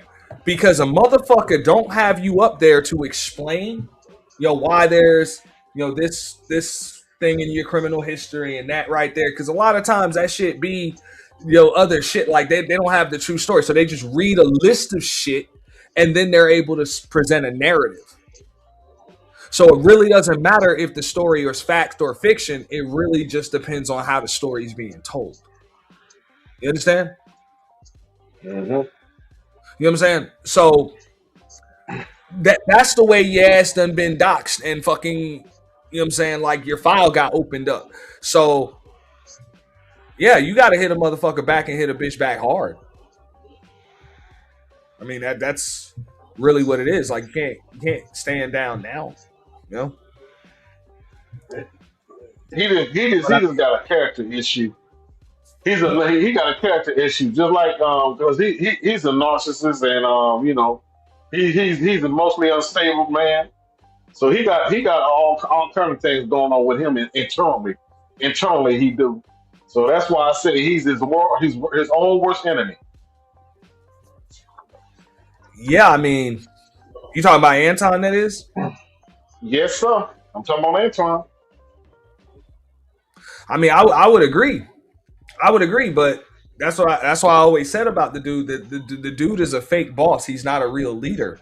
So because of that, he doesn't even realize that all he's doing, he's like, oh, well, I can afford it. I'm not going to jeopardize my bag. You thinking about your money. You ain't even thinking about the people around you. You put them at risk every time you do something stupid. Because we already know all you give a fuck about is your money and your image, your online image. That's all you give a fuck about. Everything's content. So anybody with sense, with any fucking real sense, and I'm talking about real sense, fuck the morals, I'm talking about sense, they just gonna attack the motherfuckers around you, bro. And make you really make the people around you really uncomfortable, and in turn, that's gonna make you uncomfortable. It's simple strategic fucking warfare, bro. And the reason why it's so easy to do that is because we know your personality type.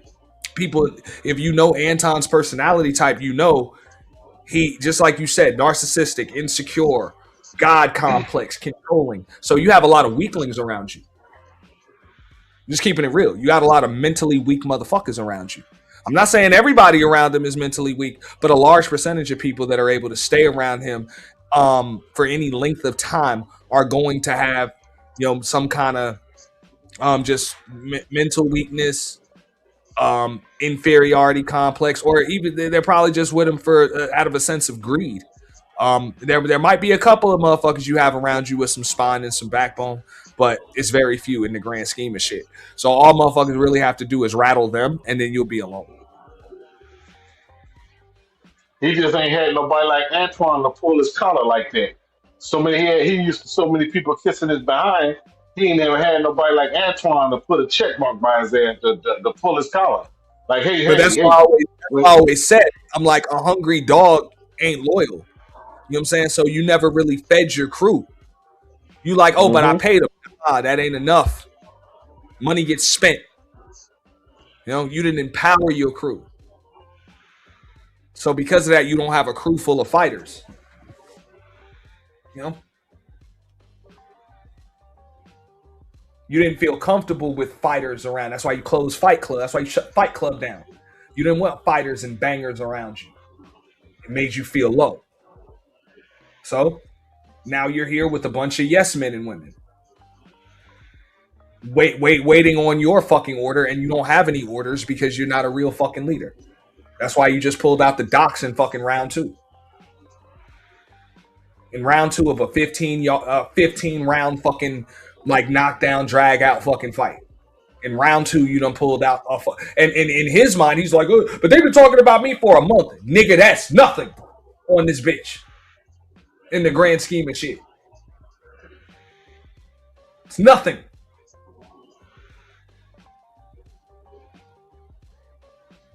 All you did was show everybody on this bitch that these people that you claim are beneath you got your attention. Same with Taz right here. You know, he was able to get your attention.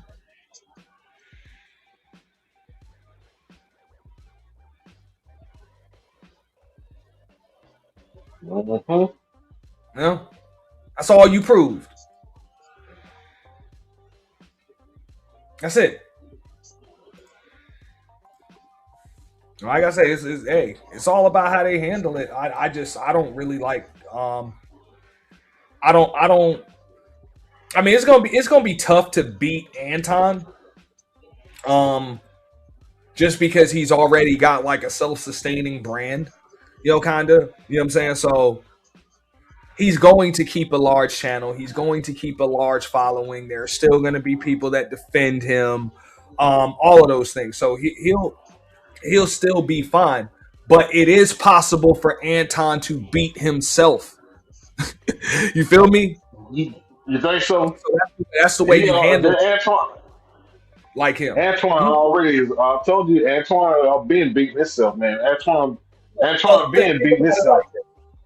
And I know a lot of people don't like Kevin Samuels, but think about it like this, right? What would Kevin do? Because Anton thinking they talking about him, motherfucker, they were talking about Kevin way heavier than you, nigga. Kevin didn't address none of them. He didn't. Kevin did not address anybody, and they came at him all kind of calling that man homo. You know what I'm saying? Call that man sweet. Call that man everything under the sun. Kevin never responded any contact created. Nobody. He responded to nobody. He just stayed in his lane and done his thing. He started striking motherfuckers for using his shit. He started doing that. Yeah.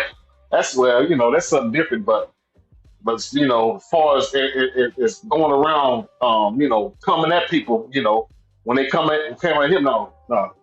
He stayed in his lane and done his own thing. As far as him striking, people, that's other stuff. Way harder. But I'm just saying, Kevin had to work way harder to get to 1 million than Anton did. Yeah. Okay. At the end of the day, I never remember Kevin Samuels fair using fucking content and shit like that. No, that motherfucker did that shit with straight content, not with reactions and reviews and full panels and shit on his own channel. Nah, that motherfucker had a call-in show, one motherfucker at a time. Yeah. I will give him that. Uploading videos, shit like that. That motherfucker, like him or not, that motherfucker work. Because let's keep it real. The panel channel is pretty easy. You just open up a panel and the show makes itself. Getting up on the Millionaire Morning Show and just reviewing shit. Reviewing Fox News clips and TikTok videos and shit. Fuck out of here, bro. He went, and one thing I give Kevin, if he wouldn't going back and forth with women. If he had to get into he wouldn't argue with the woman. He'd just let him on. If we ain't gonna come to terms and agree on something or whatever, he'd just let him down. Yeah, he did. Nah, Kevin did. That became premise of Kevin's show was to disagree with women. He even had a full disagreement day. People were supposed to come up there and disagree with him. So I'm not gonna say that. Yeah, he did that. But I'm just saying, he you're right. did that on his own. I'm just saying. I know he wouldn't have came up and doxed people talking shit about him. And there were a lot of people making video after video after video, reviewing that nigga's content, opening up his file, breaking that shit down. But he wouldn't have done that shit. He didn't do that shit. You know? So this is people remember people doxed him too. Remember, and he still did not come at people after they doxed him. People was doxing him left and right, and he still didn't respond to them. Now, he didn't address that shit. So he just kept doing what grew him in the first place. Literally kept just doing the same fucking show. The same show. Every fucking night. You know? Yes, sir. How old are you? Yes, sir. You know what I'm saying? How old are you? How much do you weigh? How tall are you? What's your dress size? Mm-hmm. You know? Height, weight, dress size. Rate yourself on a scale of 1 to 10. You can't use 7. You know? Blah. Blah, blah. How many kids do you have? Any kids? You know? Whatever. Like, it was the same show every fucking time. Whatever. You wouldn't know who the fuck had issues with that nigga just by watching his show. And it's pretty fucking simple why. Like, why the fuck would you make your enemies into stars? Why would you do that? It's stupid. That's why I said Anton's a fucking idiot, dog. That nigga's not as smart as he fucking says he is. And not even as he says he is, as he thinks he is. Like, you really didn't think that shit through. That was information you could have just sat on, bro, if you had them people's information. Like, you could have just sat on that shit.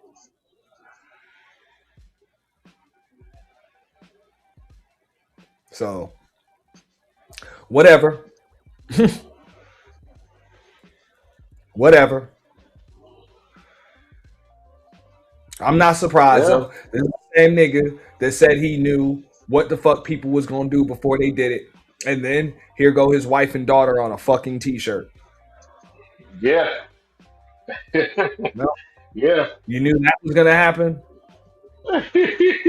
Yep. Out of here, bro.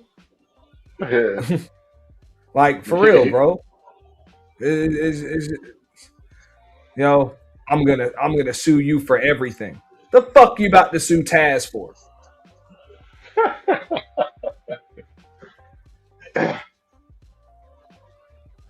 Like, yeah, man, he did. Like, get in line. Get in line. Like, you know what I mean, man? Taz been going back and forth with motherfuckers for years, since long before I got on this bitch.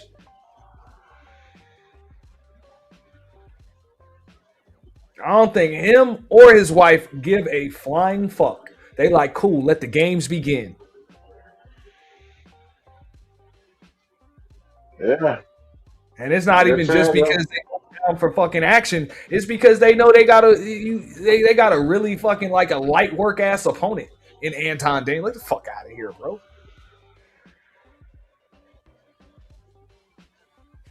Like, you ain't built for this shit. And really, and push come to shove, he really can't sue Corey. He can't even sue Corey Holcomb. He can't sue Corey Holcomb. Well, I mean, you could sue anybody. You can fucking file a lawsuit for anything. You know what I'm saying? Don't mean you're gonna win. Don't mean you're gonna win. But you can try. You know? You can try, you know, defamation, you can try slander, you can try pain, suffering, public humiliation. Like, you try all that shit. It doesn't mean you're gonna fucking win. But the thing is, nobody gives a fuck. Nobody cares. It's the fucking internet, man. Nobody gives a fuck.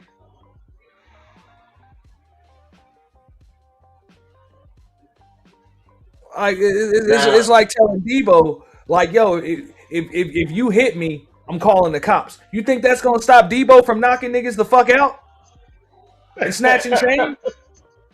He doesn't give a fuck. That nigga knocks people out and snatches chains. That's what the fuck these people do.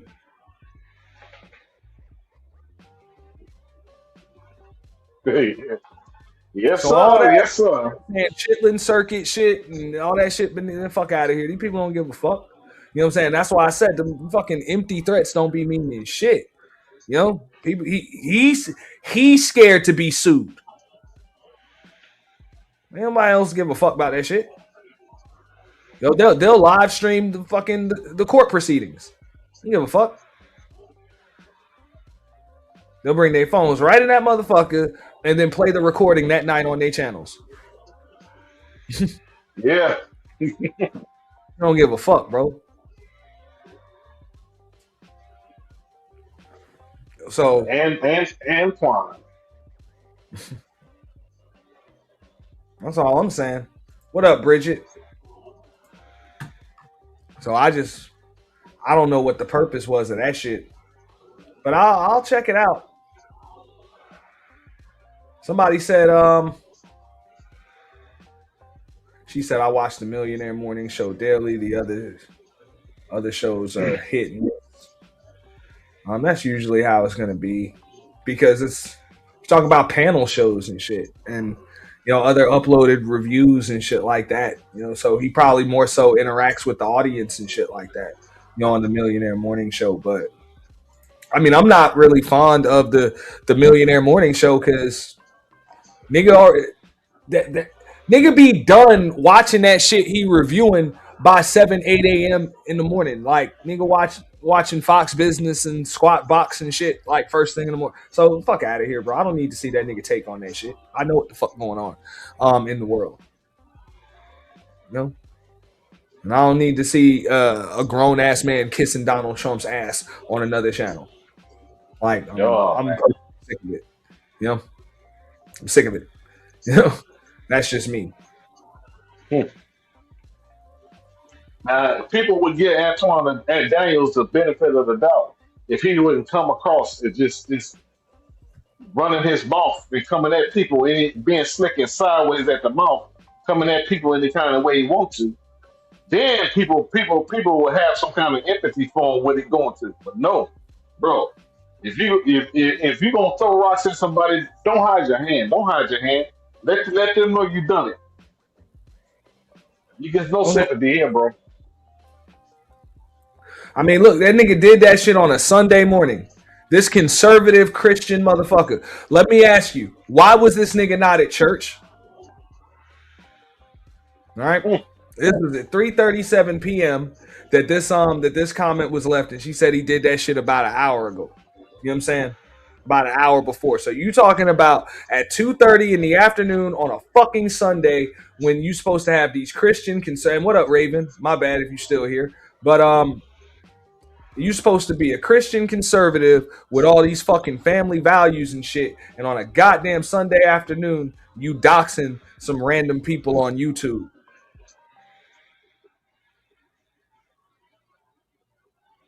Now, one of them has 10% of the subs that you have, and the other one has like 1% of the subs that you have.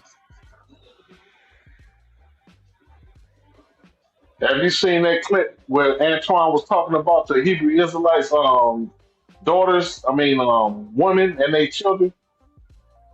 Yeah, you seen that clip? Yeah, I saw it. That's what I'm saying right there. You can't. Yeah, that's what I'm saying right there. You can't dictate how people come at you. When you punch somebody, when you hit somebody, you can't dictate on how they gonna come back to you. The thing is, this is YouTube. You don't even have to hit somebody for them to come at you. This is the fucking internet. You done grew to 1 million subs. People just gonna come at you because they gonna do that shit.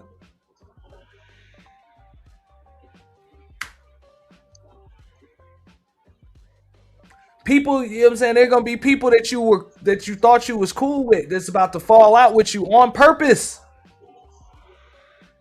Like there's people that's gonna get close to you just so they can have a fallout with you. And boost up their shit. There's people that's just gonna make shit up.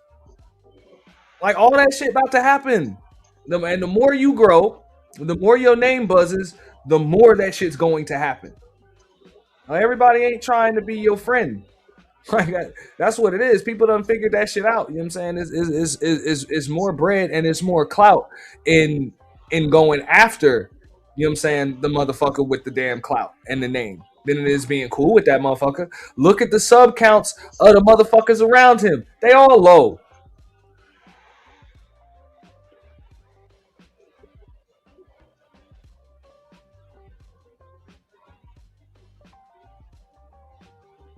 No, these people trying to build their own channels, bro. Man, it's already proven that ain't no growth in being around that nigga. What up, Gabe? Ain't no growth in being around Anton Daniels.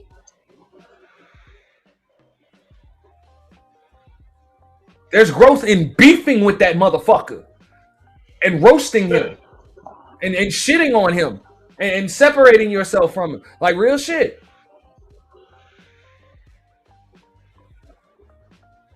You know, Freezy, for example, Freezy got more motherfucking subs and likely made more fucking money falling out with that nigga than he did by being cool with him.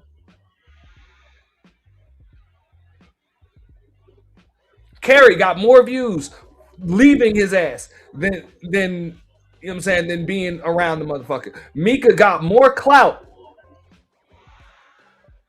by separating herself and getting called the bitch on Corey's show and getting called a side piece than she did just sitting on that panel. Jazz got more clout, more attention, all of that shit by saying he tried to fly me out too than she did by being on that panel.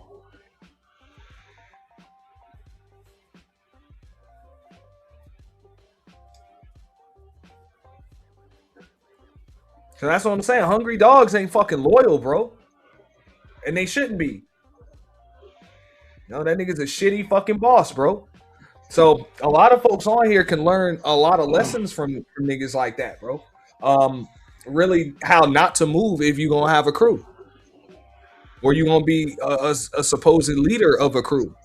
You know? Like, for real.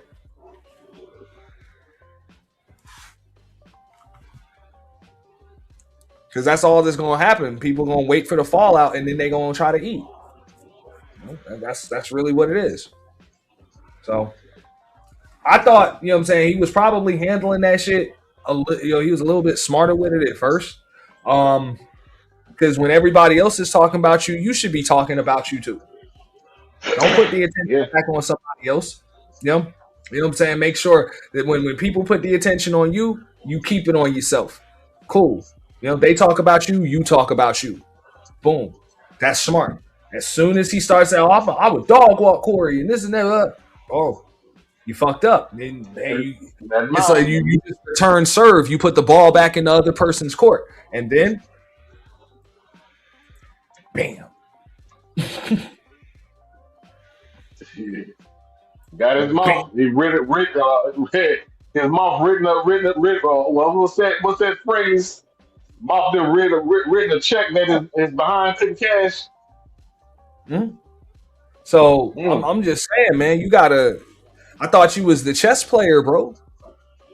But I keep trying to tell motherfuckers, bro.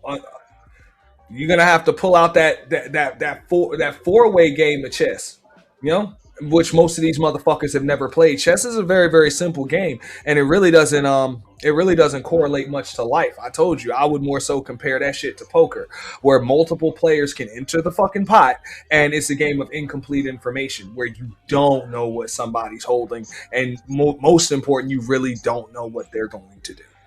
You know, like for real. Chess is easy. You got one fucking opponent and the pieces can only move a certain fucking way. And you can see them all. That's simple. You know, you done brought chess rules to a fucking poker game. Fuck out of here, bro. We about to rob you, bro. that's what the space doing, bro. You fool. You fool. Now you over here doing shit that's not even you. You doxing motherfuckers and shit. You getting drunk on streams and shit, talking hella shit and shit like that. Like that ain't even you, nigga. That ain't how you move. You know? So, yeah. That's usually step 1 to fucking losing. Step 1 or 2 to fucking losing. That's why you see that nigga going down. Once you start playing the other motherfucker's game, you're not gonna play it better than them. You know, Taz done got your attention. Like, what? This shit funny. Yeah, that shirt is nasty work, Brownie. That shirt is real nasty work. Oh, hey. Yeah. And I don't even think I don't even think it's if he would have known that, like you supposed to know that shit. That's why a lot of people look. People can beef and scratch and go back and forth, but most of these people choose not to do that shit because they don't want their family dragged into shit. You know, they don't want their personal files opened up. You know what I'm saying? They don't want that shit to happen. So that's why people don't really, you know what I'm saying, get down like that. And I can respect that. If you don't want that shit to happen, you don't. You know what I'm saying? You don't. You basically you don't want to get fucking dirty. You stay your ass out of the fucking mud. You know? But these motherfuckers will go outside. They will go and stand in dirt while it's raining and then wonder why they end up with mud. You know what I'm saying? With mud on their shoes. And it's like, the fuck, come on, bro. You had to know that this was what the fuck was gonna happen. You know? Nah, and you're not supposed to feel bad for that nigga. That nigga's about to lose. This is already step 1 in the nigga losing, or step whatever. He's losing right now.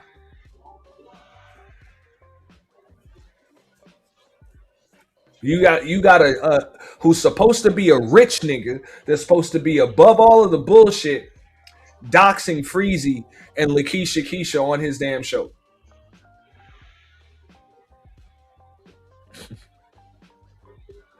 No, it's showing you who he really is. That's all he's doing. A loser.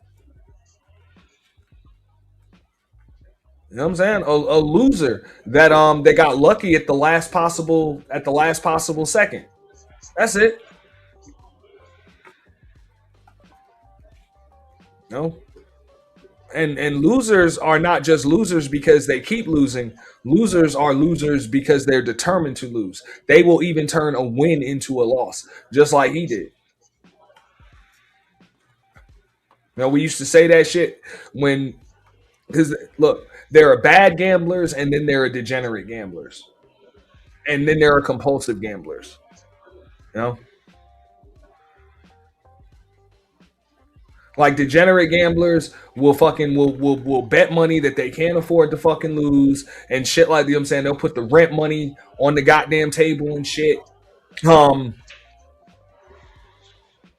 every now and then they'll win and then they'll leave. They'll rush, hit the cashier. You know? Cool. A compulsive gambler, it doesn't matter if they're down 100,000, up 200,000. They ain't leaving that fucking table. They're determined to lose. So that motherfucker is a compulsive fucking loser. Even when he's the motherfucker done even told y'all. When he had that union job, things were working out well, whatever. Motherfucker got greedy. Tried to steal fucking PTO time and all that other shit, and then he lost that shit.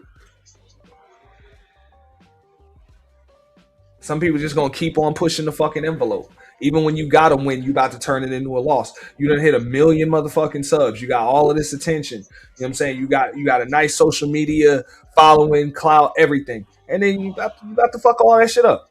You about to fuck it all up. You about to fuck it all up. You stupid. And I don't give a fuck. People like, oh, how the man that has that many subs be stupid? Just like that. That nigga showing you, bro. You know, that nigga showing you. You be better off not even talking to these motherfuckers. Cause I already told you. You know, if I were here for money, I wouldn't even talk to y'all. I wouldn't even bother. I would just upload goddamn videos and let y'all talk about it in the comment thread. I might do 1 or 2 live, you know what I'm saying, live streams a month or some shit. But for real, I wouldn't even, every time a motherfucker drops this link like I'm about to do now, you playing roulette with your brand. You don't know who the fuck is going to come up, what the hell they're going to say. As soon as you decide to get on a panel that's not fucking controlled and people are able to just say whatever the fuck, you never know what the fuck is going to happen. You including extra fucking variables. So I'm like, this nigga got. You can take me off the summer jam screen right quick. Yeah. You know, but I'm just saying, I wouldn't even fucking bother, bro. Like, you know, just think about it. You know, the people that get the most fucking views and make the most money on this bitch, they don't talk to any fucking body. You know, they don't open up fucking panels and shit and have conversations with random fucking people and shit like that. Nah, bro, they upload their video and they let y'all either hit the like button and share it or whatever. You know what I'm saying? Because every time you either open up that panel or you decide to include all of them extra personalities, you are literally playing roulette with your fucking brand. When it's just you up there, you can control the narrative.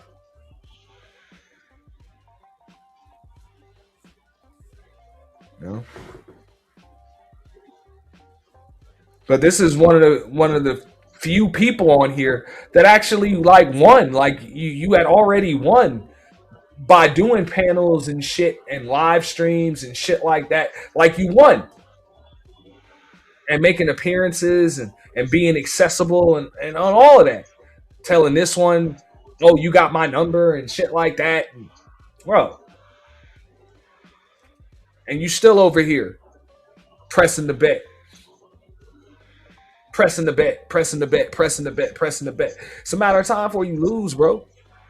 You keep on risking everything.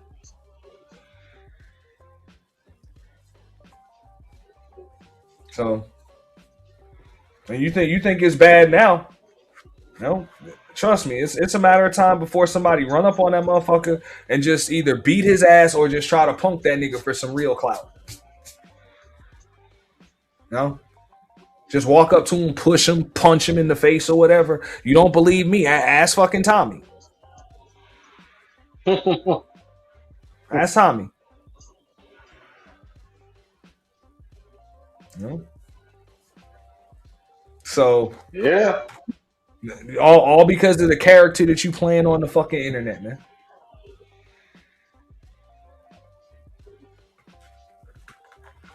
So that's what I'm saying. You keep on playing roulette, or even worse, bro. Now they got pictures of your wife, and Corey done put up a picture of your daughter. They at risk too. You know what I'm saying? The Carrie, the Mika shit, those was 2 married fucking women, man. What kind of dissension you done caused in their fucking household?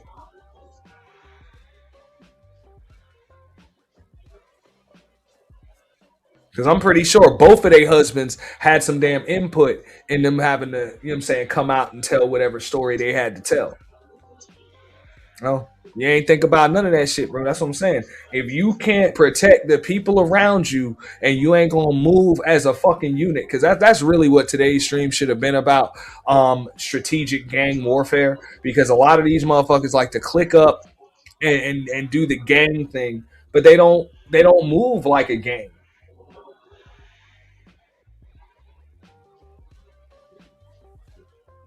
Oh. So at some point, you know, 2K and Slimmy and Quentin ain't gonna be able to save that nigga, man.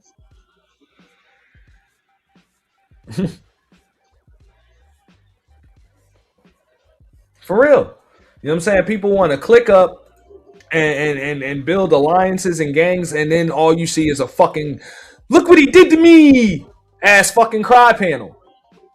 Like, what the fuck?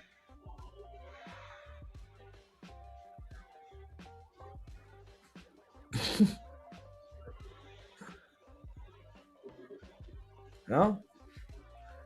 It's okay when ain't no weak links in the chain. You know? but you know what I'm saying? But all that other shit, you know what I'm saying, to click up on one motherfucker, you know what I'm saying, because you got issues with one motherfucker, that shit ain't never gonna fucking work, bro. It never does. No. But I get that's just the world that we living in now, where people think whoever's able to garner the most sympathy is the winner. Like, fuck out of here, bro. At the end of the day, nobody respects a victim.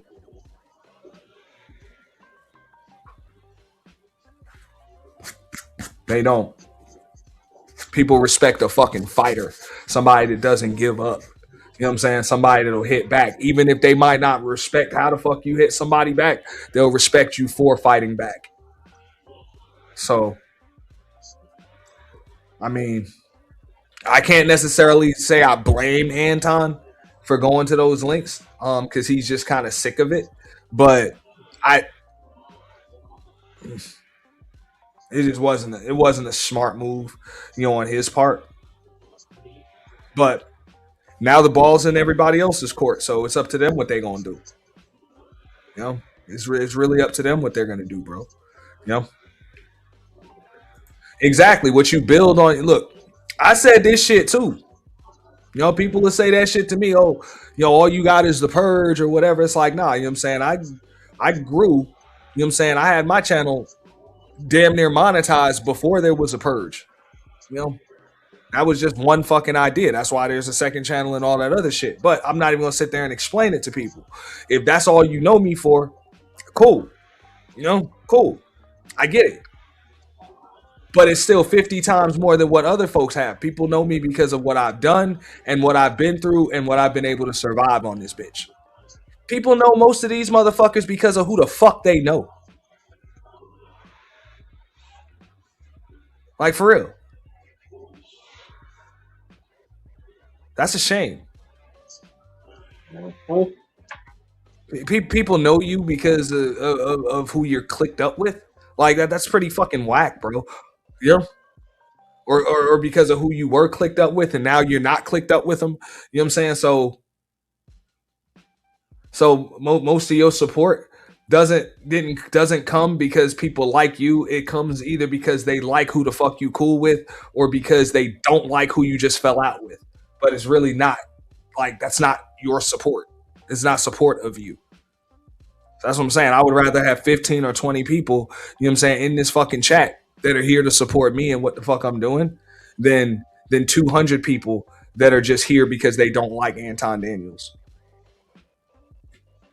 You know what I'm saying? Or just because they don't like somebody I fell out with a year ago or 2 years ago or 3 years ago.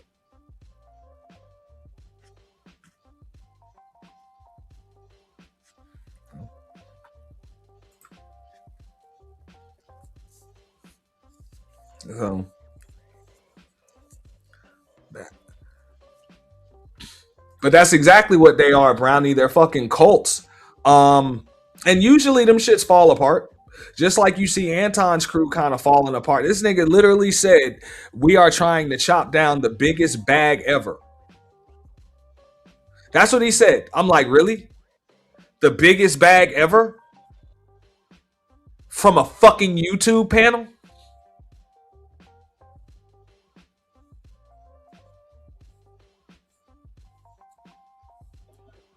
What do you mean about trying to chop down the biggest bag?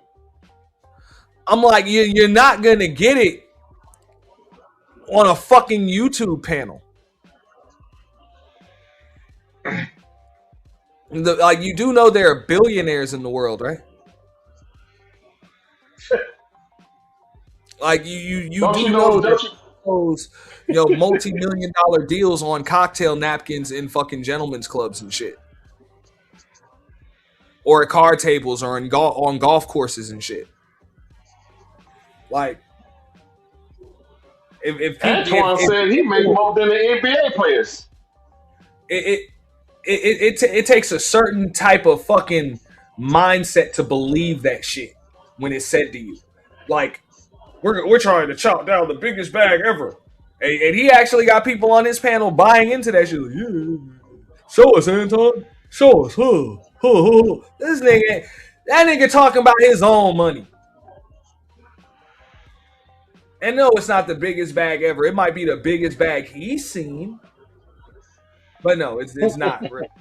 That's why, you can look at everybody up there with them. You look at their fucking sub counts. Look at their fucking channels. Most of them don't even have monetization on their fucking channels, bro. Exactly. Meanwhile, they need watch hours. What the fuck does that tell you? Even if they got 5 or 10, look, when I hit 1,000 fucking subs, I had 25,000 fucking watch hours, man, on my original channel. That used to be it. Like that was the milestone you had to hit to be monetized, was 1,000 subs, because watch hours were already there.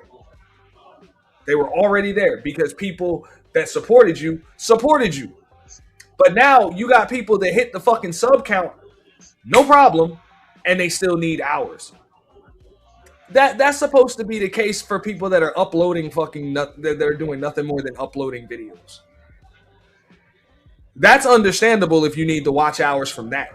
But if you do live streams and shit and you still need the watch hours, chances are it's because like nobody's coming through to your shit, or you're not really going live that often. So where the fuck did your subs come from? They're empty subs.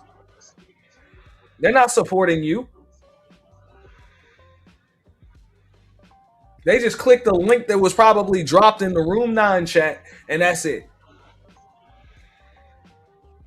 Along with everybody else's link. So that's what you see. That's why, just like you said, this panelists need watch hours. Like, come on. And I'll tell you why they need watch hours. Because he don't come over to none of their fucking channels when they go live. He don't redirect nobody over to those shows. He don't do a fucking thing. He don't fit them people. That's what I'm saying. Hungry dogs ain't got no reason to be loyal. But a motherfucker like him would prefer that them people stay fucking hungry, because that if they build up channels and platforms, they may leave him. They may realize they don't need him anymore. That's why he shut down Fight Club, because you had people over there, i.e. Fatty, i.e. Ali, I think Sharon was on his way to doing it. Jay Prince and other people, little podcasts. You had people that were building their own fucking channels and getting a lot of viewership, and they were getting a lot of attention from being there, and they were building up their own channel. He didn't like that shit. He wanted to have a cast of characters. He said that shit himself. That's why I shut down Fight Club. Because people were starting to build up their own fucking channels. It's like, you dumb fuck, you had a content creator factory over there. You're supposed to want them people to build up their channel so that way they can go off to their own shit, and then you bring more motherfuckers in and let them build their shit. That's how you keep the content fresh, and you get known for actually providing a platform that springboards more platforms. But you shut it down just so you can have a fucking show that you sit on all night, and you still, and dumb motherfucker probably still hasn't learned from that shit. For real. That's why I always said, I was like, they don't see it that way. That nigga magooed into it, and you had the perfect host for the show in Aaron O. Perfect host for the show. Just tore all that shit down because he didn't feel like he was getting enough attention. Dumb motherfucker.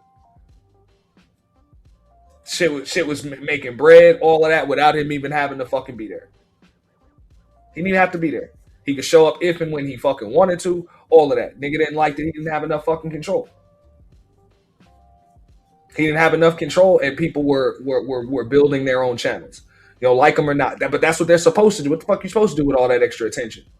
You're supposed to be building your shit.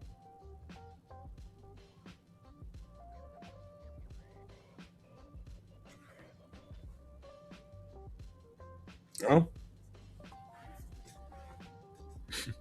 He shut it down and kept all of them talking about the good old days. Hey, you know how many times I used to come into the chats and be like, man, why the fuck y'all still talking about this shit? This shit over. You know what I'm saying? That nigga literally discarded y'all like a goddamn deadbeat daddy. Like just discarded y'all. And now most, I'm not gonna say most of them, but there have been people that built successful platforms without any help from that nigga. Past the visibility that they got on Fight Club, but how can you even really give that shit? I mean, this shit let anybody on the motherfucker. So whatever. You know, he didn't do it. How many of them has he actually invited on his on his after hours and Room 9 show afterwards? I think he invited Fatty maybe once or twice or something.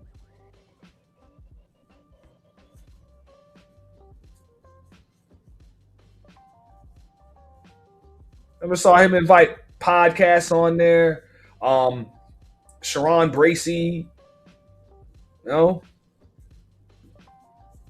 Ali, nobody, you know.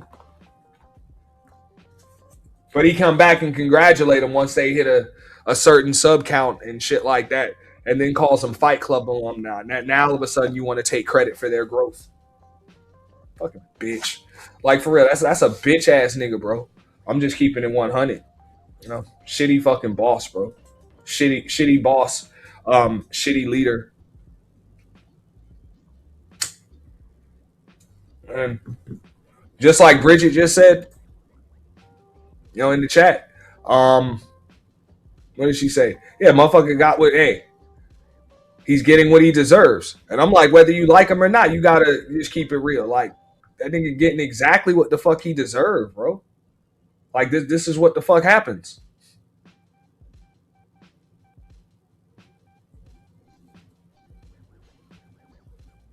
You know, you had people that were cool, that you were cool with, but you discarded them. You treated them like pure shit, like a dead body or a deadbeat daddy at the high school graduation. Yeah. Hey, I would say it's even worse. He don't even show up to the high school graduation. This nigga like a deadbeat daddy that shows up on draft night when you get drafted by the Lakers. Like, real shit. He don't show up until draft night.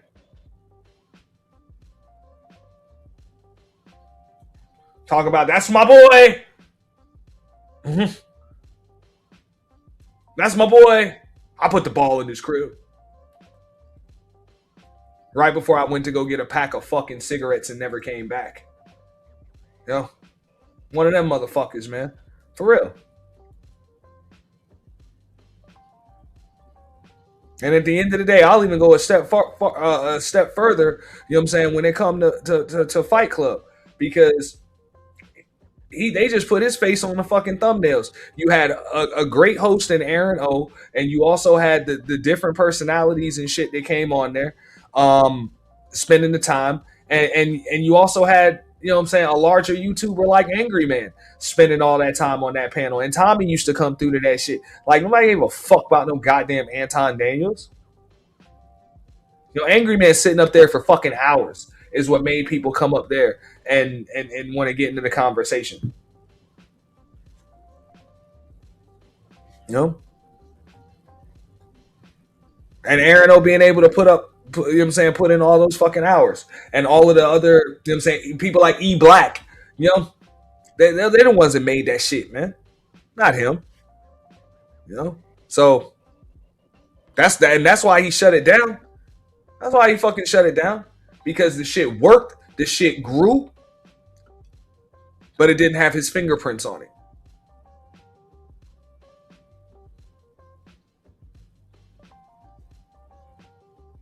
You know, it was his channel, it was under his AdSense more than likely, and he made bread, but the shit really wasn't his show.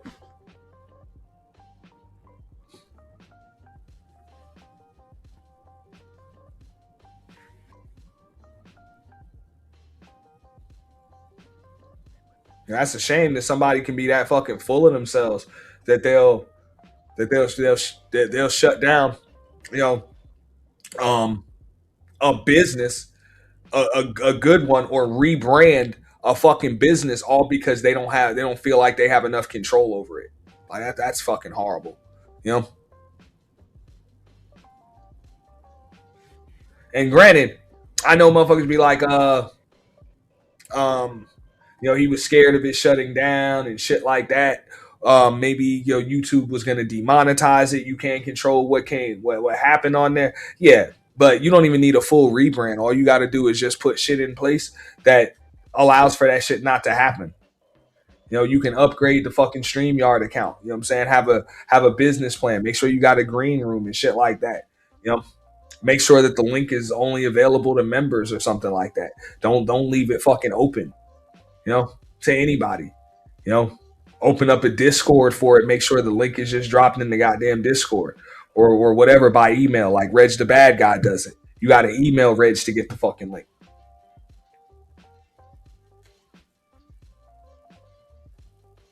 You know, there's a lot of shit that you can do, you know, to make sure that you don't have to worry about, you know, getting porn bombed, or you don't let the wrong personalities up there and shit like that. There's a lot of shit that you can do, you know. But like I said, who the fuck rebrand? That motherfucker wanted a show that he could sit his ass on every other night and have his fucking face up in the camera. Try to chop down the biggest bag ever.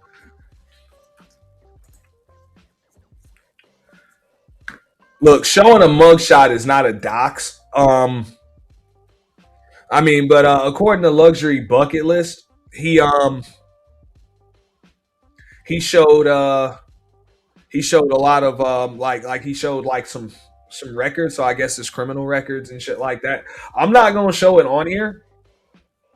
So I mean, I'll check it out to see how severe it was. I think what's worse is that he doxed Lakeisha Keisha. that one I believe is going to have more repercussions behind it, mainly because I mean, and this is just from what I've seen, I believe Freezy has already kind of emptied his clip on Anton. Like, there's what else does Freezy really have on Anton? You know, so you kind of emptied your clip already. So now you got to go. Freezy has to go to hell. So it could be worse coming from Freezy. But Freezy would have to go from messy to filthy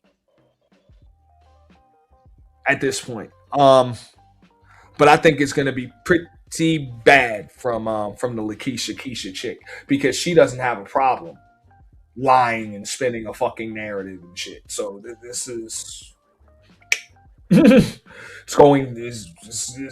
not going to fucking end well for him.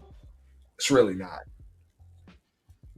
You know, and I'm just saying, if motherfucker don't believe me, right there, I'll show you the proof of it.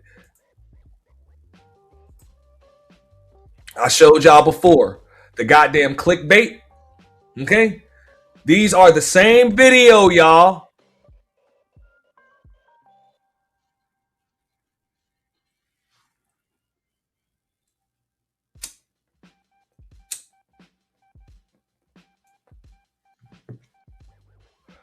All right, she don't have a problem putting whatever the fuck she got to put in that title for views, even if it's bullshit. Okay? So you got to have a plan when you're dealing with people like that. Just saying.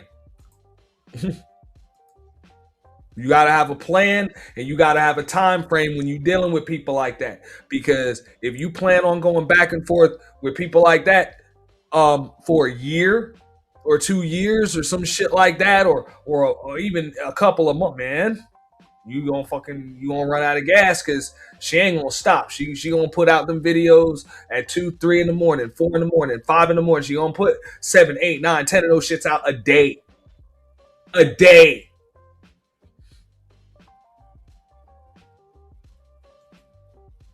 So, but. And that's why you see a lot of these motherfuckers be on here. Y'all be wondering why people be faking their deaths on here and shit. Yeah. Yeah. They can't handle that shit.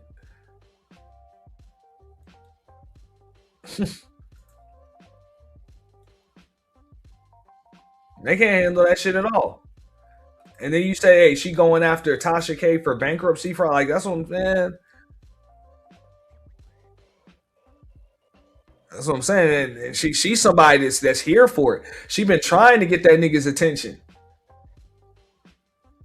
She been trying to. Look at all these fucking hashtags, man.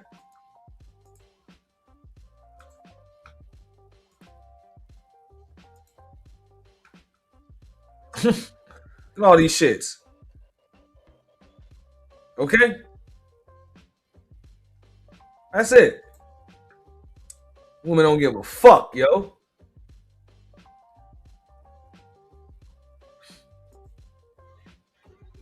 One of those, Antoine. I can't. I'm on my phone, Antoine. I mean, God damn it. Ant. What was that you got through showing? That was. I'm on my phone. I can't read this shit, man. So what did it say? Shakisha's clickbait. These are the same video. Okay? And after 30,000 views, after like 30,000 views, she changed the title. She changed the title to what's on the left to what's on the right. Oh. Hmm? She changed it. The original title was Anton Daniels forces Mika's husband to file for divorce, which was a total fucking lie. You know what I'm saying? I mean, come on. There's no proof of that. Nobody's even spoken to Mika's husband. Nobody's spoken to him. Nobody's seen no paper. There's been no paperwork fucking filed that we know of. Any of that shit. But then she changed it to Anton Daniels forced Mika's husband's hand with this video. So I'm just saying, somebody that'll do that shit does not give a fuck. So you niggas say he a chess player, bro. Do you really know your opponents?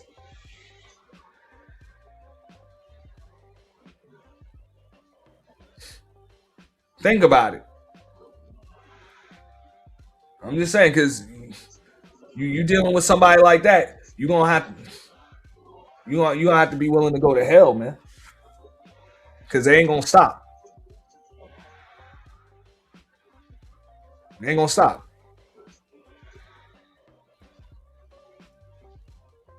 And if the goal is to get them to stop, I mean, you gotta be strategic with what you do with them. You know? So all that proves is that like I said, Anton ain't as smart as he thinks he is. Do I think this is gonna like murk his YouTuber? No, but he gonna lose this battle. He's not gonna win. He's not gonna win. And the reason why I say that is because he's gonna end up standing down first.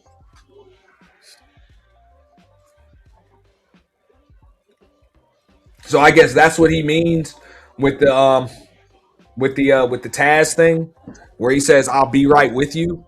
I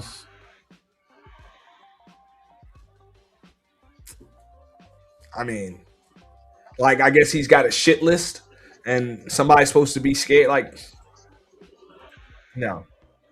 No.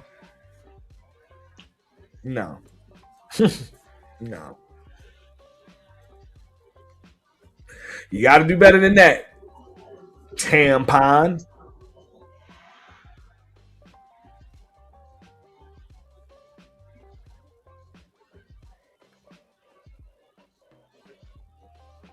No. And she can try to do that. Look, she can try to go after Tasha K for bankruptcy fraud or whatever, or try to expose that shit.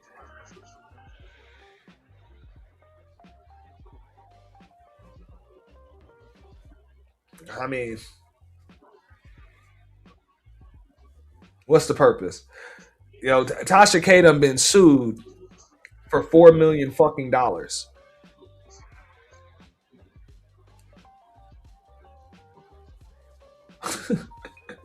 So I don't think Tasha K gives a fuck about that shit. Like, that's another tough one, But at the same time, you know what I'm saying? Tasha K built to get messy if she got to. I mean, okay, this is criminal if it's proven, but like, she can prove whatever she wants to prove on the internet.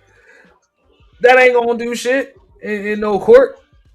Like, more than likely, bankruptcy fraud is a motherfucker any goddamn way. But that's standard shit. Like, you get a fucking lawsuit put on you and you owe like some shit in the millions. Who the fuck ain't gonna file for bankruptcy? Like, come on. That's standard shit. Like, this is America. Like, that's what the fuck people do. Have a good one, Ant. All right, bro. Shout out to Dante Adams. Shout out to Out the Mud Cody that came up here too. But yeah, man, that's what the fuck people do. They're gonna file for bankruptcy. Like, and at the end of the day, she ain't no lawyer, she ain't no prosecutor. There ain't all she gonna do is gain fucking subs and get views. She ain't putting nobody in fucking jail. She ain't sending nobody to the feds. That's what I'm saying, man. People be thinking that YouTubers got more power than they actually have. That court of public opinion ain't really much of shit. It only means something to people that care what people think. And, most of these people on YouTube don't give a fuck at this point. And I believe Tasha K is one of those fucking people. She don't give a fuck the fuck people think. Because deep down, Tasha K already know, like, the worst is probably behind her already. And she still survived it. She still got a thriving, popping channel. She still got a popping ass Patreon. She still got a popping website, subscription-based fucking website and shit that gives out exclusive content. She still got people hitting her up, with information and shit like that. So, I don't care. Like, they don't care. They don't care. They don't care. Do everything you can do. But if she trying to prove bankruptcy fraud, we're gonna see where her investigative journalism skills really are. So the fact that Bridget, that she's going after Tasha K for bankruptcy fraud is a big issue right there. And if this is criminal if proven, it shows me that nothing's been proven yet, which really shows me that this Miss Keisha ain't got nothing. She ain't got nothing. Because real investigative journalism, she would already had her shit laid out before she was reporting on it.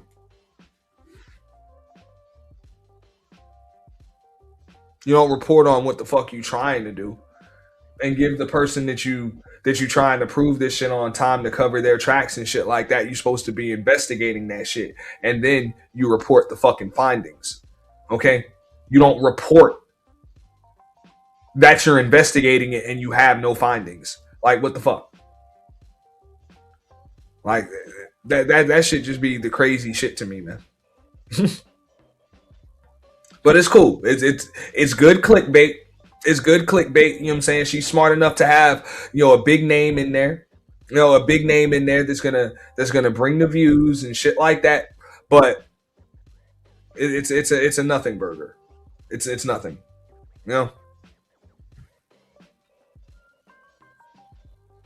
Just saying.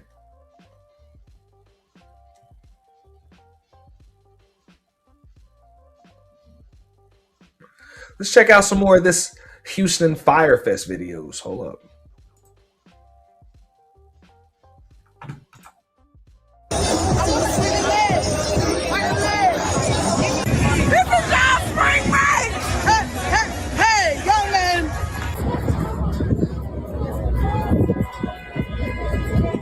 These motherfuckers outside.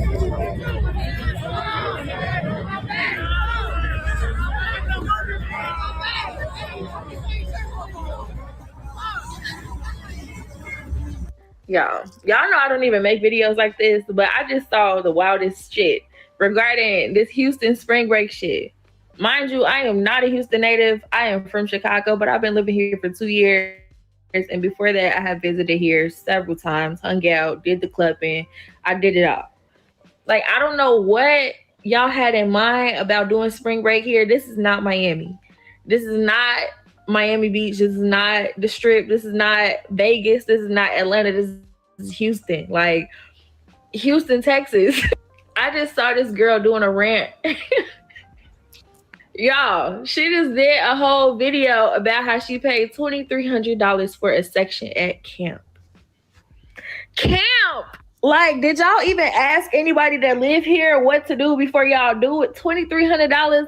They made y'all stand in the rain till 12 o'clock, and then $2,300.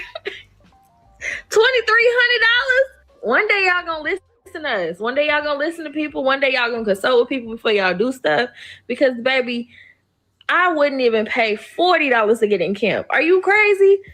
But I guess some people just gotta learn the hard way. I bet y'all won't come back here again. Basically. Basically. But hey, people be having to touch a stove to realize that shit is hot. Like, really? You paid $2,300. Now, granted, a party can be, what you make of it. And I know this shit just by, kind of having to, do the party promotion and shit like that. Like, look, if you can get a line around the block, then really don't matter if your shit's ratchet, ghetto, fucked up, unsafe. You got rats and shit. People gonna want to be there. It doesn't matter. Watered down drinks, selling house liquor in top shelf bottles. All that. People still gonna want to be there because you got a line around the corner. But hey, they learn. And don't get me wrong, Houston is very fun. There are a lot of places that you can go to, you can have a good time and not even spend a lot of money, but you really gotta know the game. You can't just let them people tell you anything. $2,300 for a section at camp. This whole time I thought camp was an auntie spot because the only people I've ever known to go to camp that I actually met in real life were the aunties that I met at the Papados bar that were utilizing. Cool thing. Even after like one night of raining and shit, people paying $2,300 for bottles. Like, look, not for bottles, but for sections and shit. So you obviously got a popping spot. But after one night of rain, if the owners really care about their shit and their reputation and all of that, and they really do have an upscale spot, they'll put up an awning, you know what I'm saying, for the line. They'll put it up. You might deal with that shit one night. You ain't dealing with that shit after that. Spring break really supposed to last for like 3 weeks. 3 weeks. You're supposed to be getting, different waves of spring breakers coming in and shit. So it would be that. But people getting busted, getting caught like twice in a row and shit like that. 2, 3, 4 days in a row. Like, that shit crazy. Shit crazy. The free parking. And believe it or not, Ed Hill, thick eyebrows used to be a sexy thing. I don't think, like, if y'all remember an actress/model, Brooke Shields, right? Brooke Shields used to be known for her thick eyebrows. And she's a beautiful woman. So I don't think there's nothing wrong with thick eyebrows. Nothing wrong with that.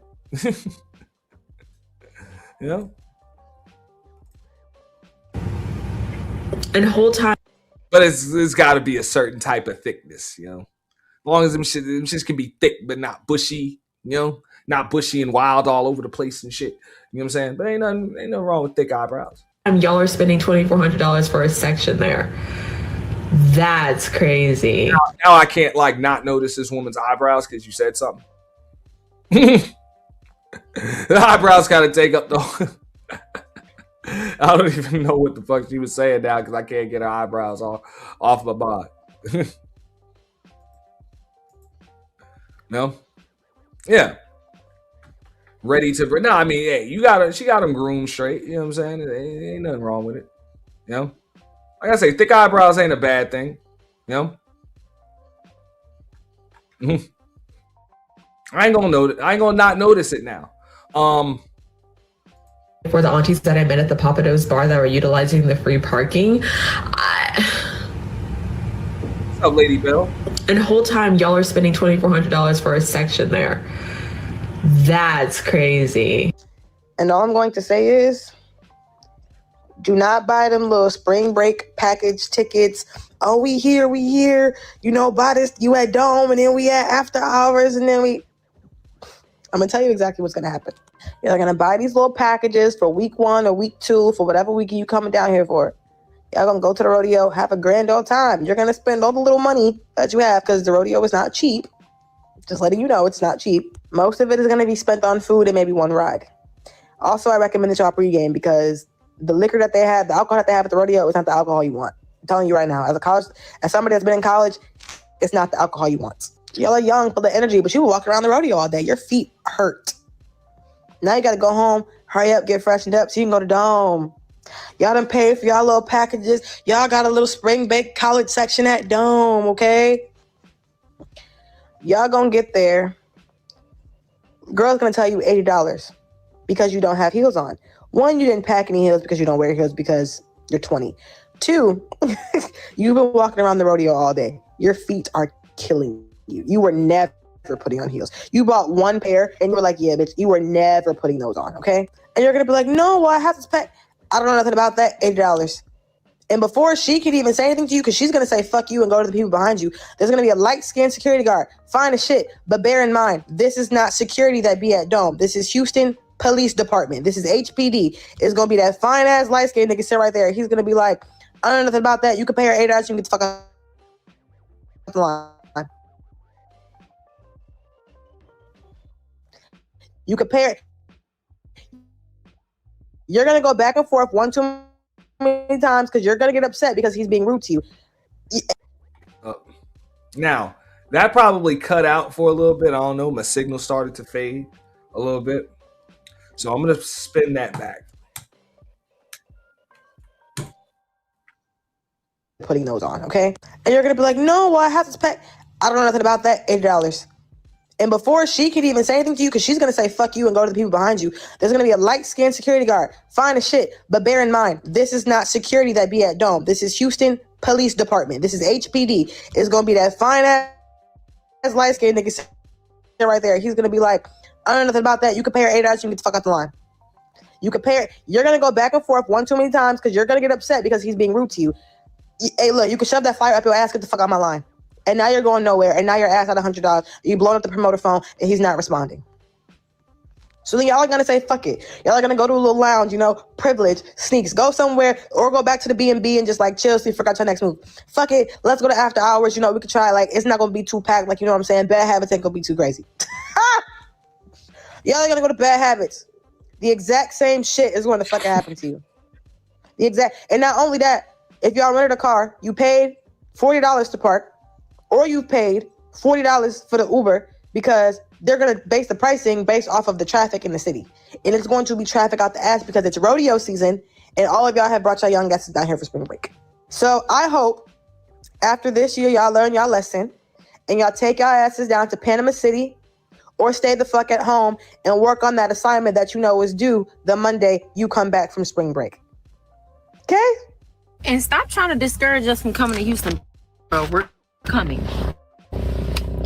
We're coming, and we're coming in hot.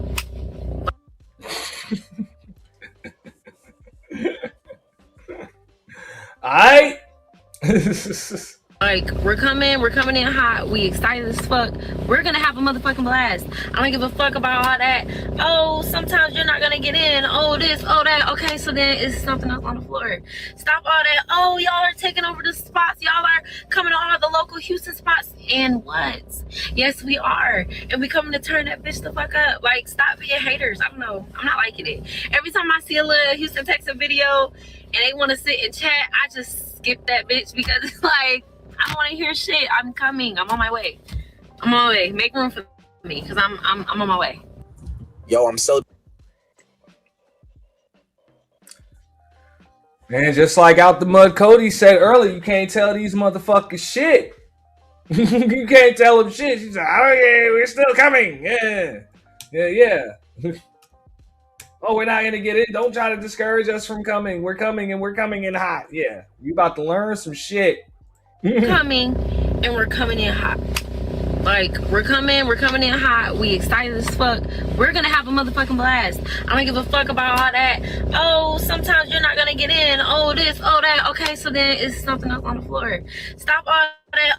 Oh, y'all are taking over the spots. Y'all are coming to all the local Houston spots. And what? Yes, we are. And we coming to turn that bitch the fuck up. Like, stop being haters. I don't know. I'm not liking it. Every time I see a little Houston, Texas video and they want to sit and chat, I just skip that bitch because it's like, I don't want to hear shit. I'm coming. I'm on my way. I'm on my way. Make room for me because I'm on my way. Yo, I'm celebrating my 10th spring break in Houston, man. I'm 25 pushing 30. I'm not playing, bro. I don't care, bro. Niggas try to send me clips, all this shit. Nigga, I don't give a fuck, bro. I'm gonna be in that bitch. I'm taking all the tables from the college kids. I don't give a fuck. And I'm throwing hundreds in their fucking faces. I don't give a fuck. Work your fucking way up in life, bro. I'm there in Houston from the 13th to the 18th, man. Holla at me, bro. Spring! My brothers and sisters, if you plan on coming to Houston for spring, Like, you could have been anywhere in the world. You a grown ass man. That nigga said, work your way up in life. Yeah, work your way up in life, and then you won't have to flex on college kids that ain't got no motherfucking money. Like, come on, man. Like, that shit crazy. That shit crazy to me. spring break, here's a warning. Yes, sir. That $150 section fee is not going to go towards your bottle. Preach up. Most of y'all going to get scammed. Yes, sir. Some of y'all going to lose friends. Yes, sir. And if you're driving, look, don't park on that block because you're going to get got. It ain't shit for you outside, cut. Fam, it's this shit for you. And we showed that shit earlier, motherfucking nothing but broken glass and shit all over the fucking sidewalk. You know what I'm saying? Somebody done spark plugged all of that, you know what I'm saying? All of the fucking cars broke into the motherfuckers, went through the glove boxes, all of it, just like he said. No? You're about to get got. Now, even we knew that shit when it came to Memorial Day in Miami or any of that shit. Or even when niggas used to do that shit in Daytona. Bro, but especially Miami, like, the hotel got to have a parking garage. And for real, once a nigga park, like, nigga get up in that motherfucker and park, that's it. The whip stay there. The whip stay there. That's why you always make sure that you got your hotel room on the beach. Right there on the beach. So you ain't got to go nowhere. The strip is one way. The beach is right here. Boom. Everything's just right there. Yeah, it's going to cost you a little extra. You get that cheap-ass Airbnb that's downtown. You know what I'm saying? Across the bridge. But that's going to be a bitch to get back and forth from over that fucking bridge and shit like that. And then have to... Fuck that. That's stupid.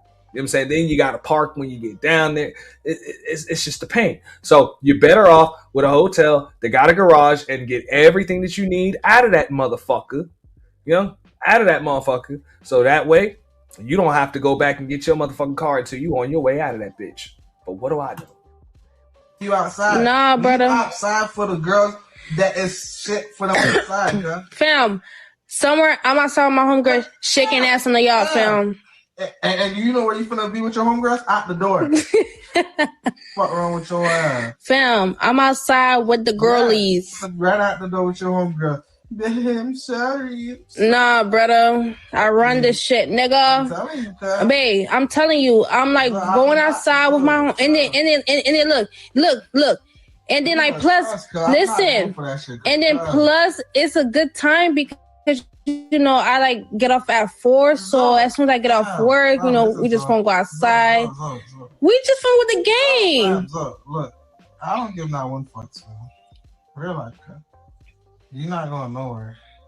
I don't know who you talking to like that, but it ain't me. You're not going nowhere, bro. Like, stop trying to, like, you know, get me angry, fam. I'm trying to keep my act together. I'm trying to stay calm, fam, but You making it hard for me to stay calm. We're not going anywhere. Real shit, huh? Woo! Somebody give this nigga an award or What's wrong with something. your ass? Somebody get a load of this guy. I don't give a fuck, bro. A little peasy ass. Yeah, I love the Southern hospitality and freaking Houston, G. What? The plug for everything. The nigga gave me lotion. The nigga gave me some cups. The nigga gave me some banana puppets. G, we got my fridge up from the airport. G, got it all in Houston. Hey, yo, the plug. Been here for 3 hours. Hey, yo, shout out to the plug, man. Shout out to Houston. The plug always gonna win in life. You feel me? When in doubt, call your plug. Yo, 500,000 people expected in Houston for spring break? To do fucking what? Like, look, I know Miami ain't really the spot no more. They shut it down. They do the, you know what I'm saying? The Yam's not it. But if you expecting Houston to be anything close to that, you are finna be highly disappointed. They ain't shut down Miami. They just don't want your black asses out there. That's really what it is. Miami ain't never gonna shut down. Okay? They ain't shut down Miami.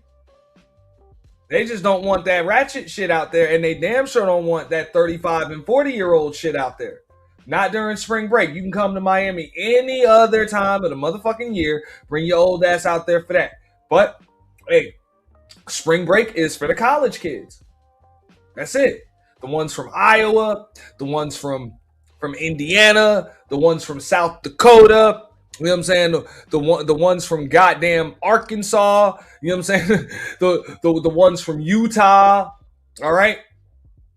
Y'all was better off going to Myrtle Beach.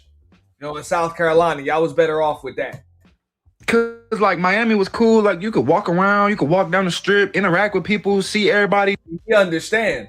That's why Miami's cool. You know, as long as you got a hotel, you know, on the beach.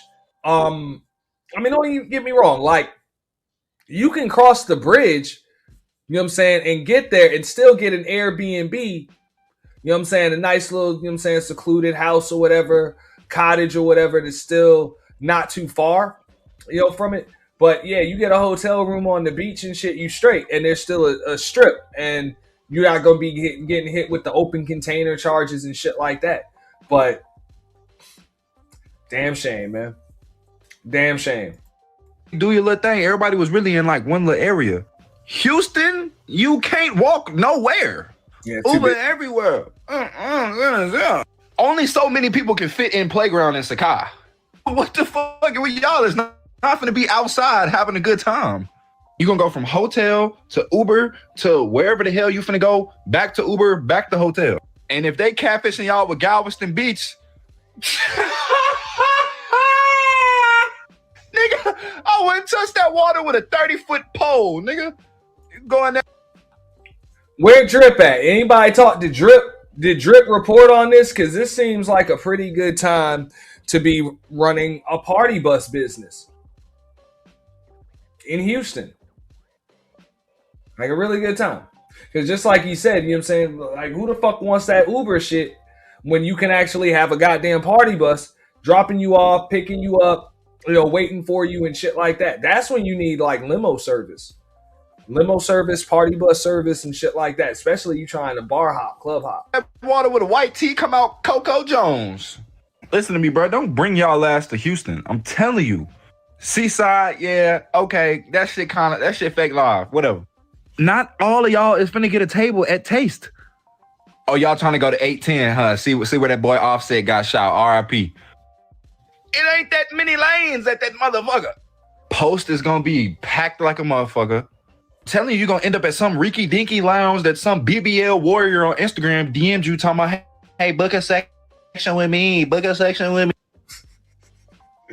Oh, let me get back to this. If y'all did not see this shit earlier, we're 42-11. Hold on.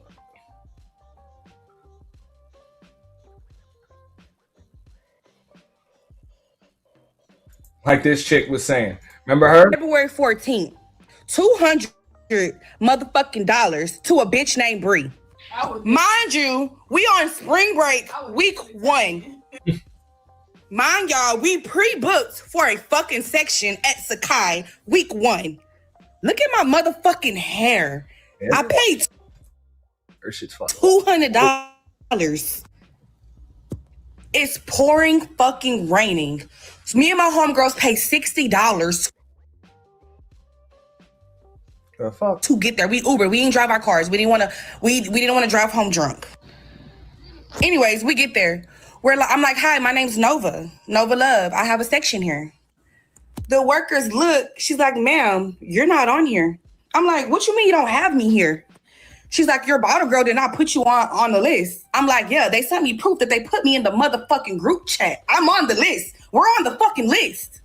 They're like, ma'am, I'm sorry. There's nothing we can do about it. You need to contact your bottle girl.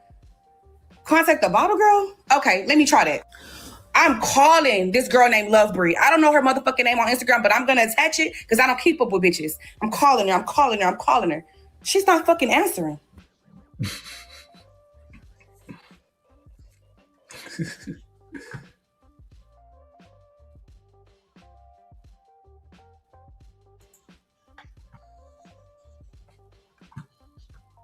Mind you, I text her when I was 25 minutes away. I said, hey, I'm 25 minutes away. She said, okay. It's pouring fucking raining. Pouring raining. I want y'all to see what I looked like before I went there. Because if you go to Sakai, bitch, this will be you.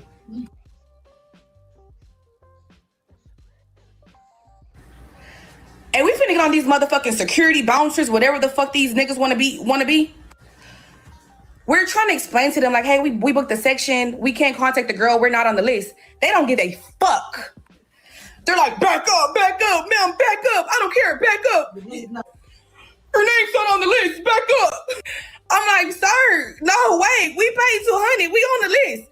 Oh, I don't care. Get back up. Mind you, it's raining. They're pushing us from underneath the shade into the motherfucking rain. What is going on right now? My homegirls are looking at me because I booked it. I'm looking at them. They looking at me. I'm looking at them. They looking at me. I don't know what the fuck to say. Y'all, I paid to get my makeup done. I paid to get my hair done. Me and my homegirls drove 2 hours. I fucking been up since 7 a.m. We all paid to get our makeup and hair done. Shout out to the makeup artist, the hairstylist. I mean, they can only do but so much, but the makeup artist, that shit was able to survive the rain. My fucking birthday at Sakai. So we had to make a lot of accommodations basically to come out here. And this shit happens. So it's 30 minutes. We're outside. The bottle girl still haven't came. She haven't answered. She haven't said anything regarding either my money back or like, do we have a section? I had to raise hell for a manager to come out. I had to raise hell when it should have just been something that was so smooth. It's my birthday. Like, what the fuck? They had one girl at the front. She's a light-skinned girl. She was so fucking nice. She's the one that actually got the manager to come out and refund me the $200. But it shouldn't have took over 30 minutes for this to even happen. It's my birthday. Yeah, it was like about 45.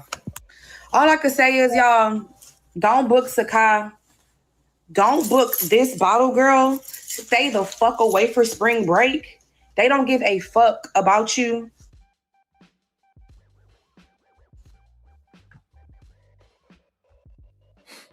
I rate them 0 out of motherfucking 0. I went out looking like a bad bitch and I returned looking like a motherfucking sad bitch. It's the first day of spring break. And it's the first week of spring break. Don't book Sakai. Don't fucking do it, sister. Don't.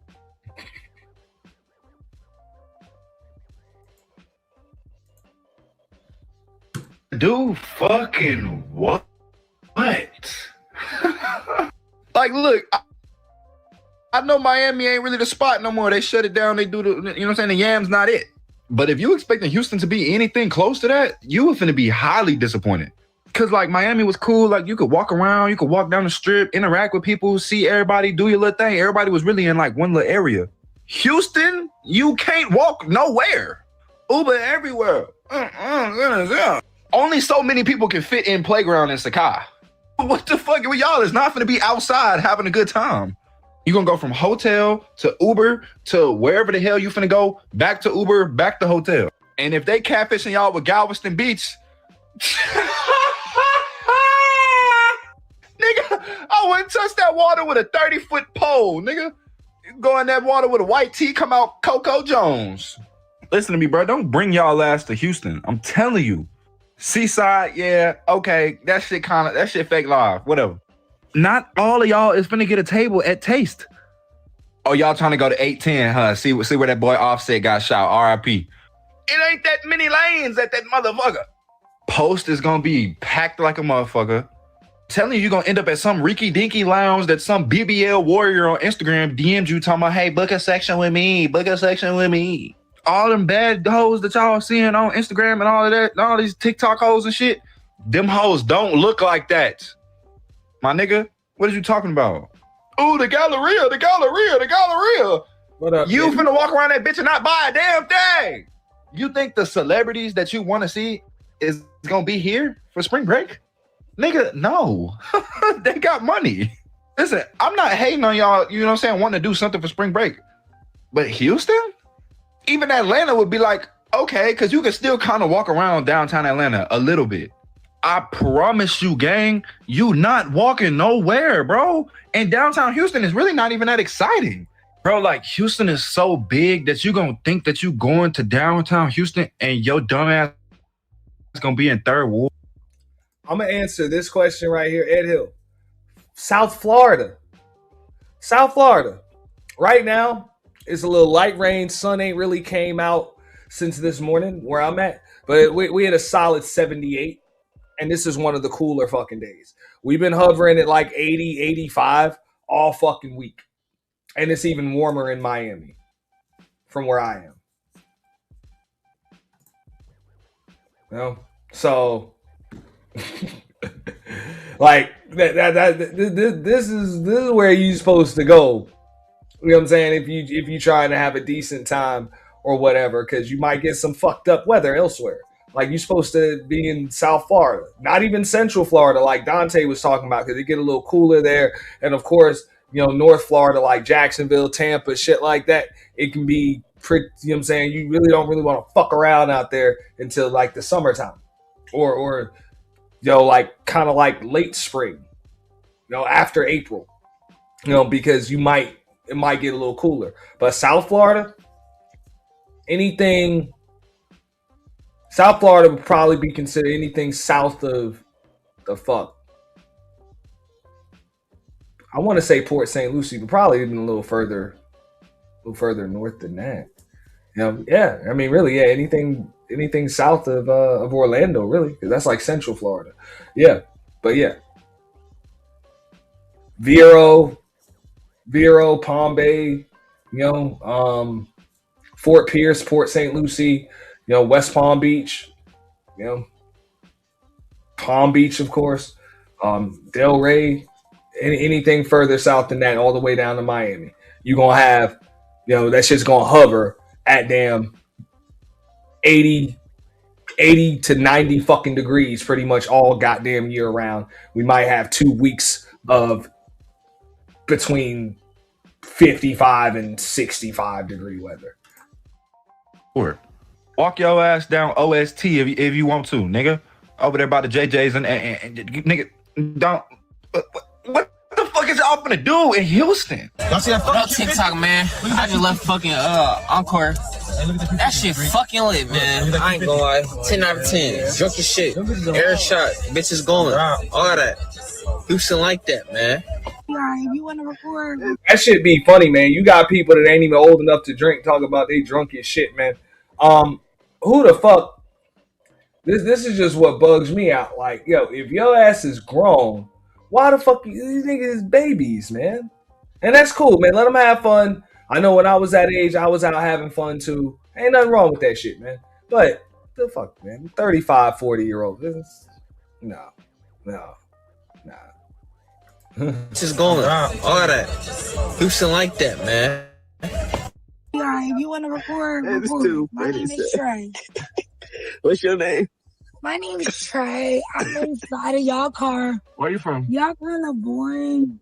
And y'all not really used to good being just like a really good time. This My dog just a little hostile. He don't know y'all. You know, like he ain't really comfortable around people. He know you can't be mad at that. Oh, he hostile. Yeah, he hostile around people he don't know. I don't even know if this a girl gang. She talking about her name Trey. I'm just saying. Where you from? Let me say something. I'm from Atlanta. The thing about cops. Atlanta. That's a whole nigga gang. Get out the whip. As a person who grew up in Texas, I feel like I can speak on this. People were posting like spring break in Houston. Mind you, they only doing that because Miami was being weird, was shutting everything down. Now they're trying to open it back up because they realized they lost all the money. But everybody's like, Houston. And then I guess Chief Keef is going to South Padre. And people are like, why is he going to South Padre? First off, let me get some insight. In case you're not from here, not from Texas, and you're coming here for spring break. Houston is not where to go for spring break. Houston is if you're grown and you got some motion. That's where you go. That's not even spring break. That's just on a daily basis. If you grown, you got some money, some motion, you stay in Houston. You go to Houston. You know what I'm saying? For spring break. If you're like under 20, especially if you're under 21 and really under 24, you need to go to South Padre. South Padre, even when I was in high school, everybody wants to go to South Padre. That's where you go and have a good time. Like that, South Padre Island is known for spring break. Like if you're 18, 19, 20, 21, 22, 23, you go to South Padre. Maybe you go to Houston 24, 25, but you not really. I don't know why Houston came such a big spring break. It's not that type of city. It's a fast moving city. It's traffic everywhere. It's lit. Don't get me wrong, but it's not a spring break city. Go to South Padre. Follow the fuck up. Line, long ass line, super ass line. Goddamn, long ass line. Excuse me, Bookie.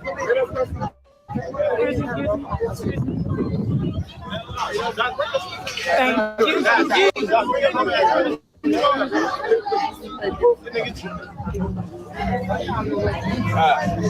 See, I'm on TI. I know what your problem is. Now, as if Houston spring break ain't right now. And then what y'all gonna do is they're gonna go to Houston with no cheese. Go to the club. The club gonna overcharge y'all because it's over capacity already and they can make the bread. So some people gonna pay, some people not. Y'all gonna get on TikTok, make 1,000 videos about how Houston spring break was overrated. They were charging $100 at the door. You couldn't bring a cameraman. You try to bring a cameraman, try to give you $150. Listen, but we're making them videos saving. Nobody cares. I hope y'all know that we have made them videos.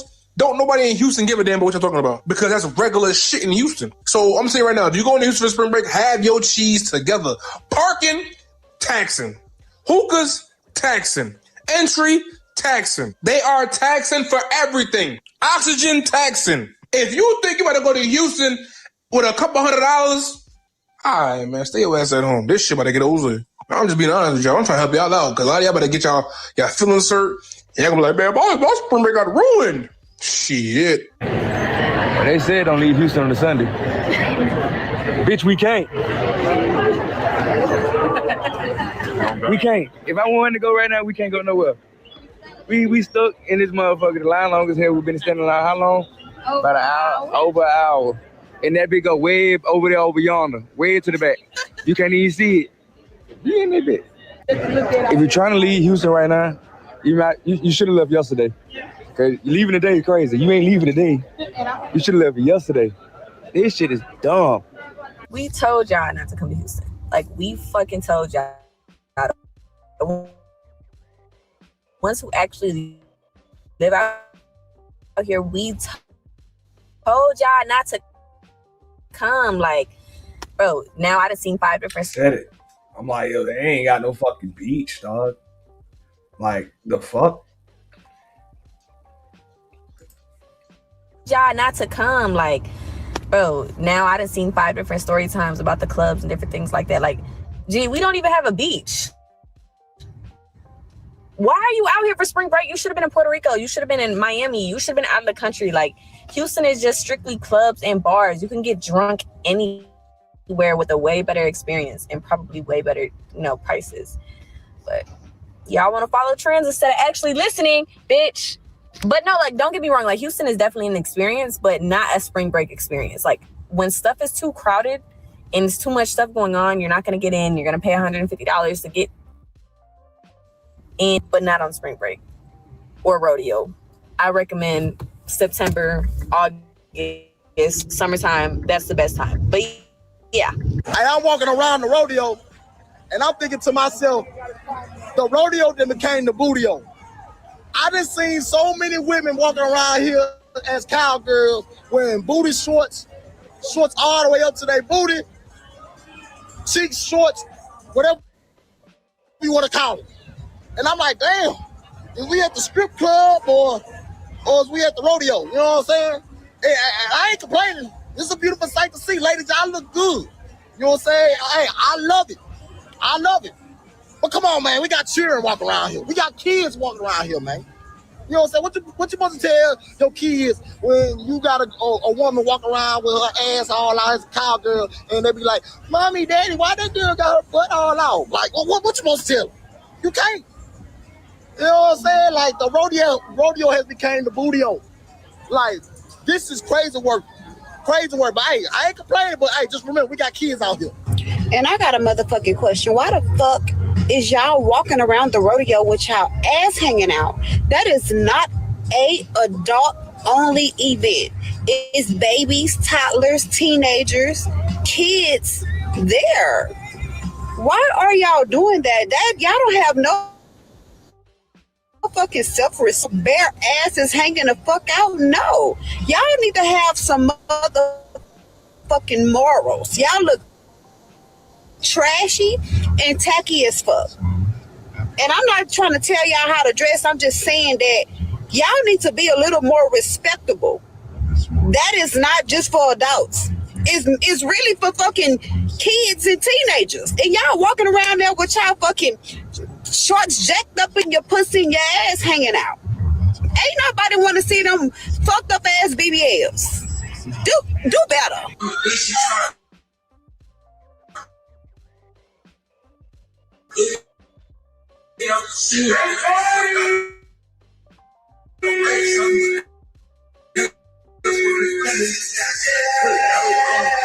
They slid on another one. Been chilling.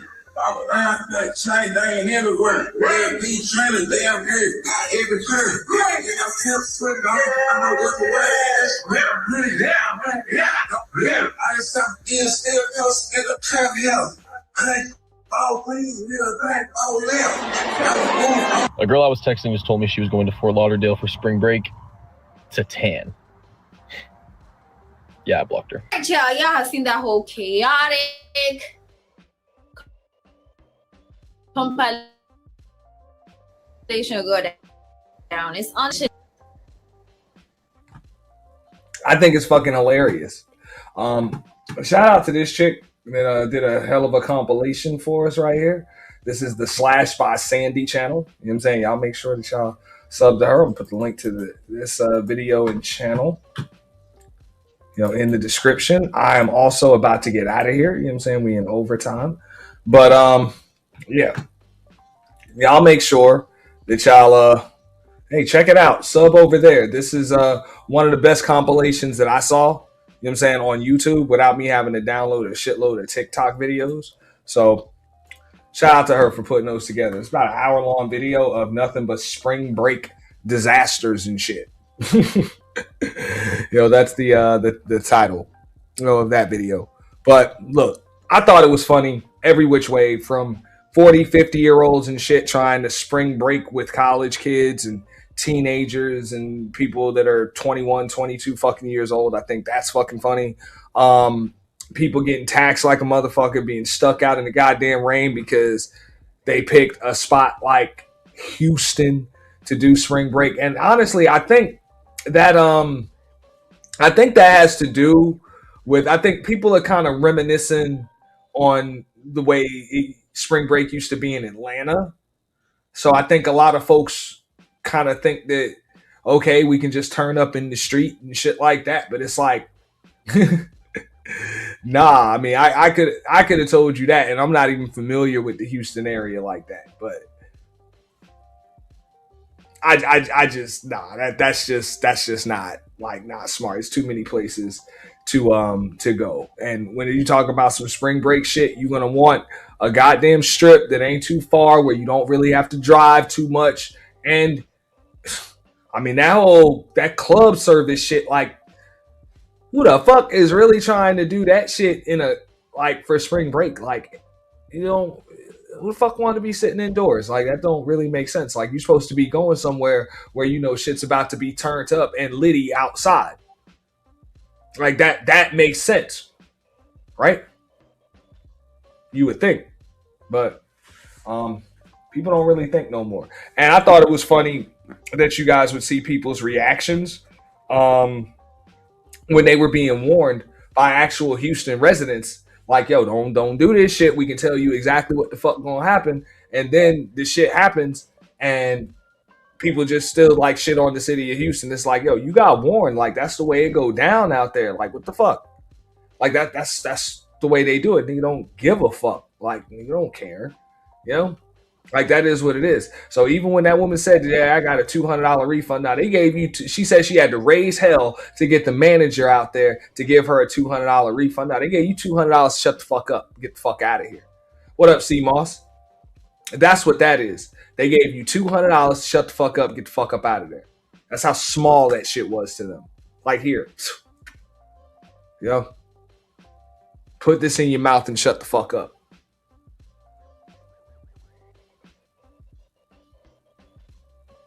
There ain't gonna be no boots. Ain't gonna be no section. That's a wrap. You know? But just like I said, usually, I mean, me personally, I learned this shit a long time ago. Even in my motherfucking 20s, I wouldn't have got caught up like that. You're gonna have to know somebody in these goddamn spots. If you want VIP treatment, somebody you ain't never met off of Instagram is not gonna hook you up with VIP treatment. It doesn't work like that. You want the VIP treatment, you're going to have to pay for it, and you're going to have to know somebody, and you are going to have to confirm that shit.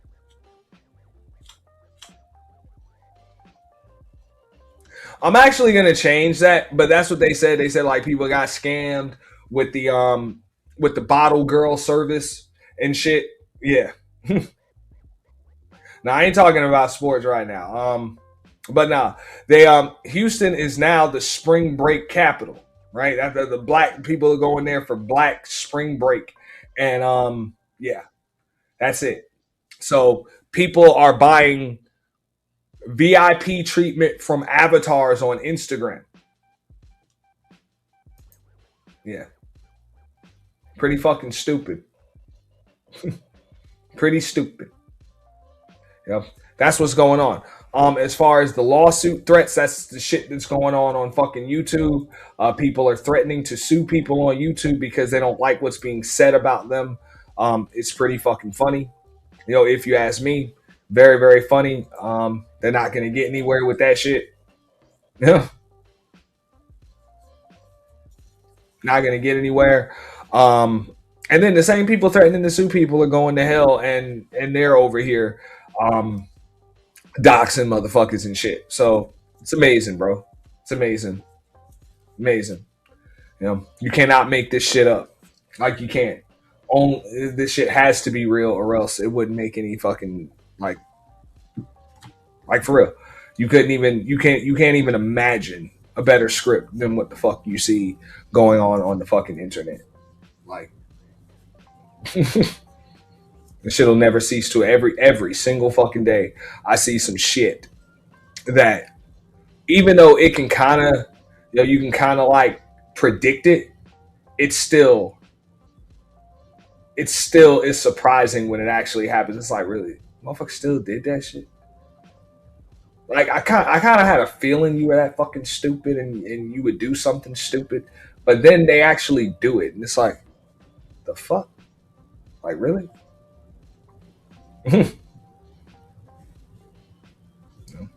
I'm just saying. But on that note, man, I'm about to get up out of here. It's been a long day, long afternoon. Overtime is over. So it's a pleasure, man. Everybody that came through. Shout out to Out the Mud Cody. Shout out to Dante Adams, E Black for coming up. Shout out to the Top Mob, Bridget Moten in the building too. hanging out with us late on this lovely, lovely Sunday. You know what I'm saying? And everybody that's been hanging out in the chat, Luxury Bucket List, Yeti Black, Ed Hill, you know what I'm saying? Sop Passe, Lady Bell, you know what I'm saying? All of y'all, man, appreciate you. Brownie, Ellie, and anybody else that I might have forgot from earlier. Peace, salute, I'm out of here. Y'all have a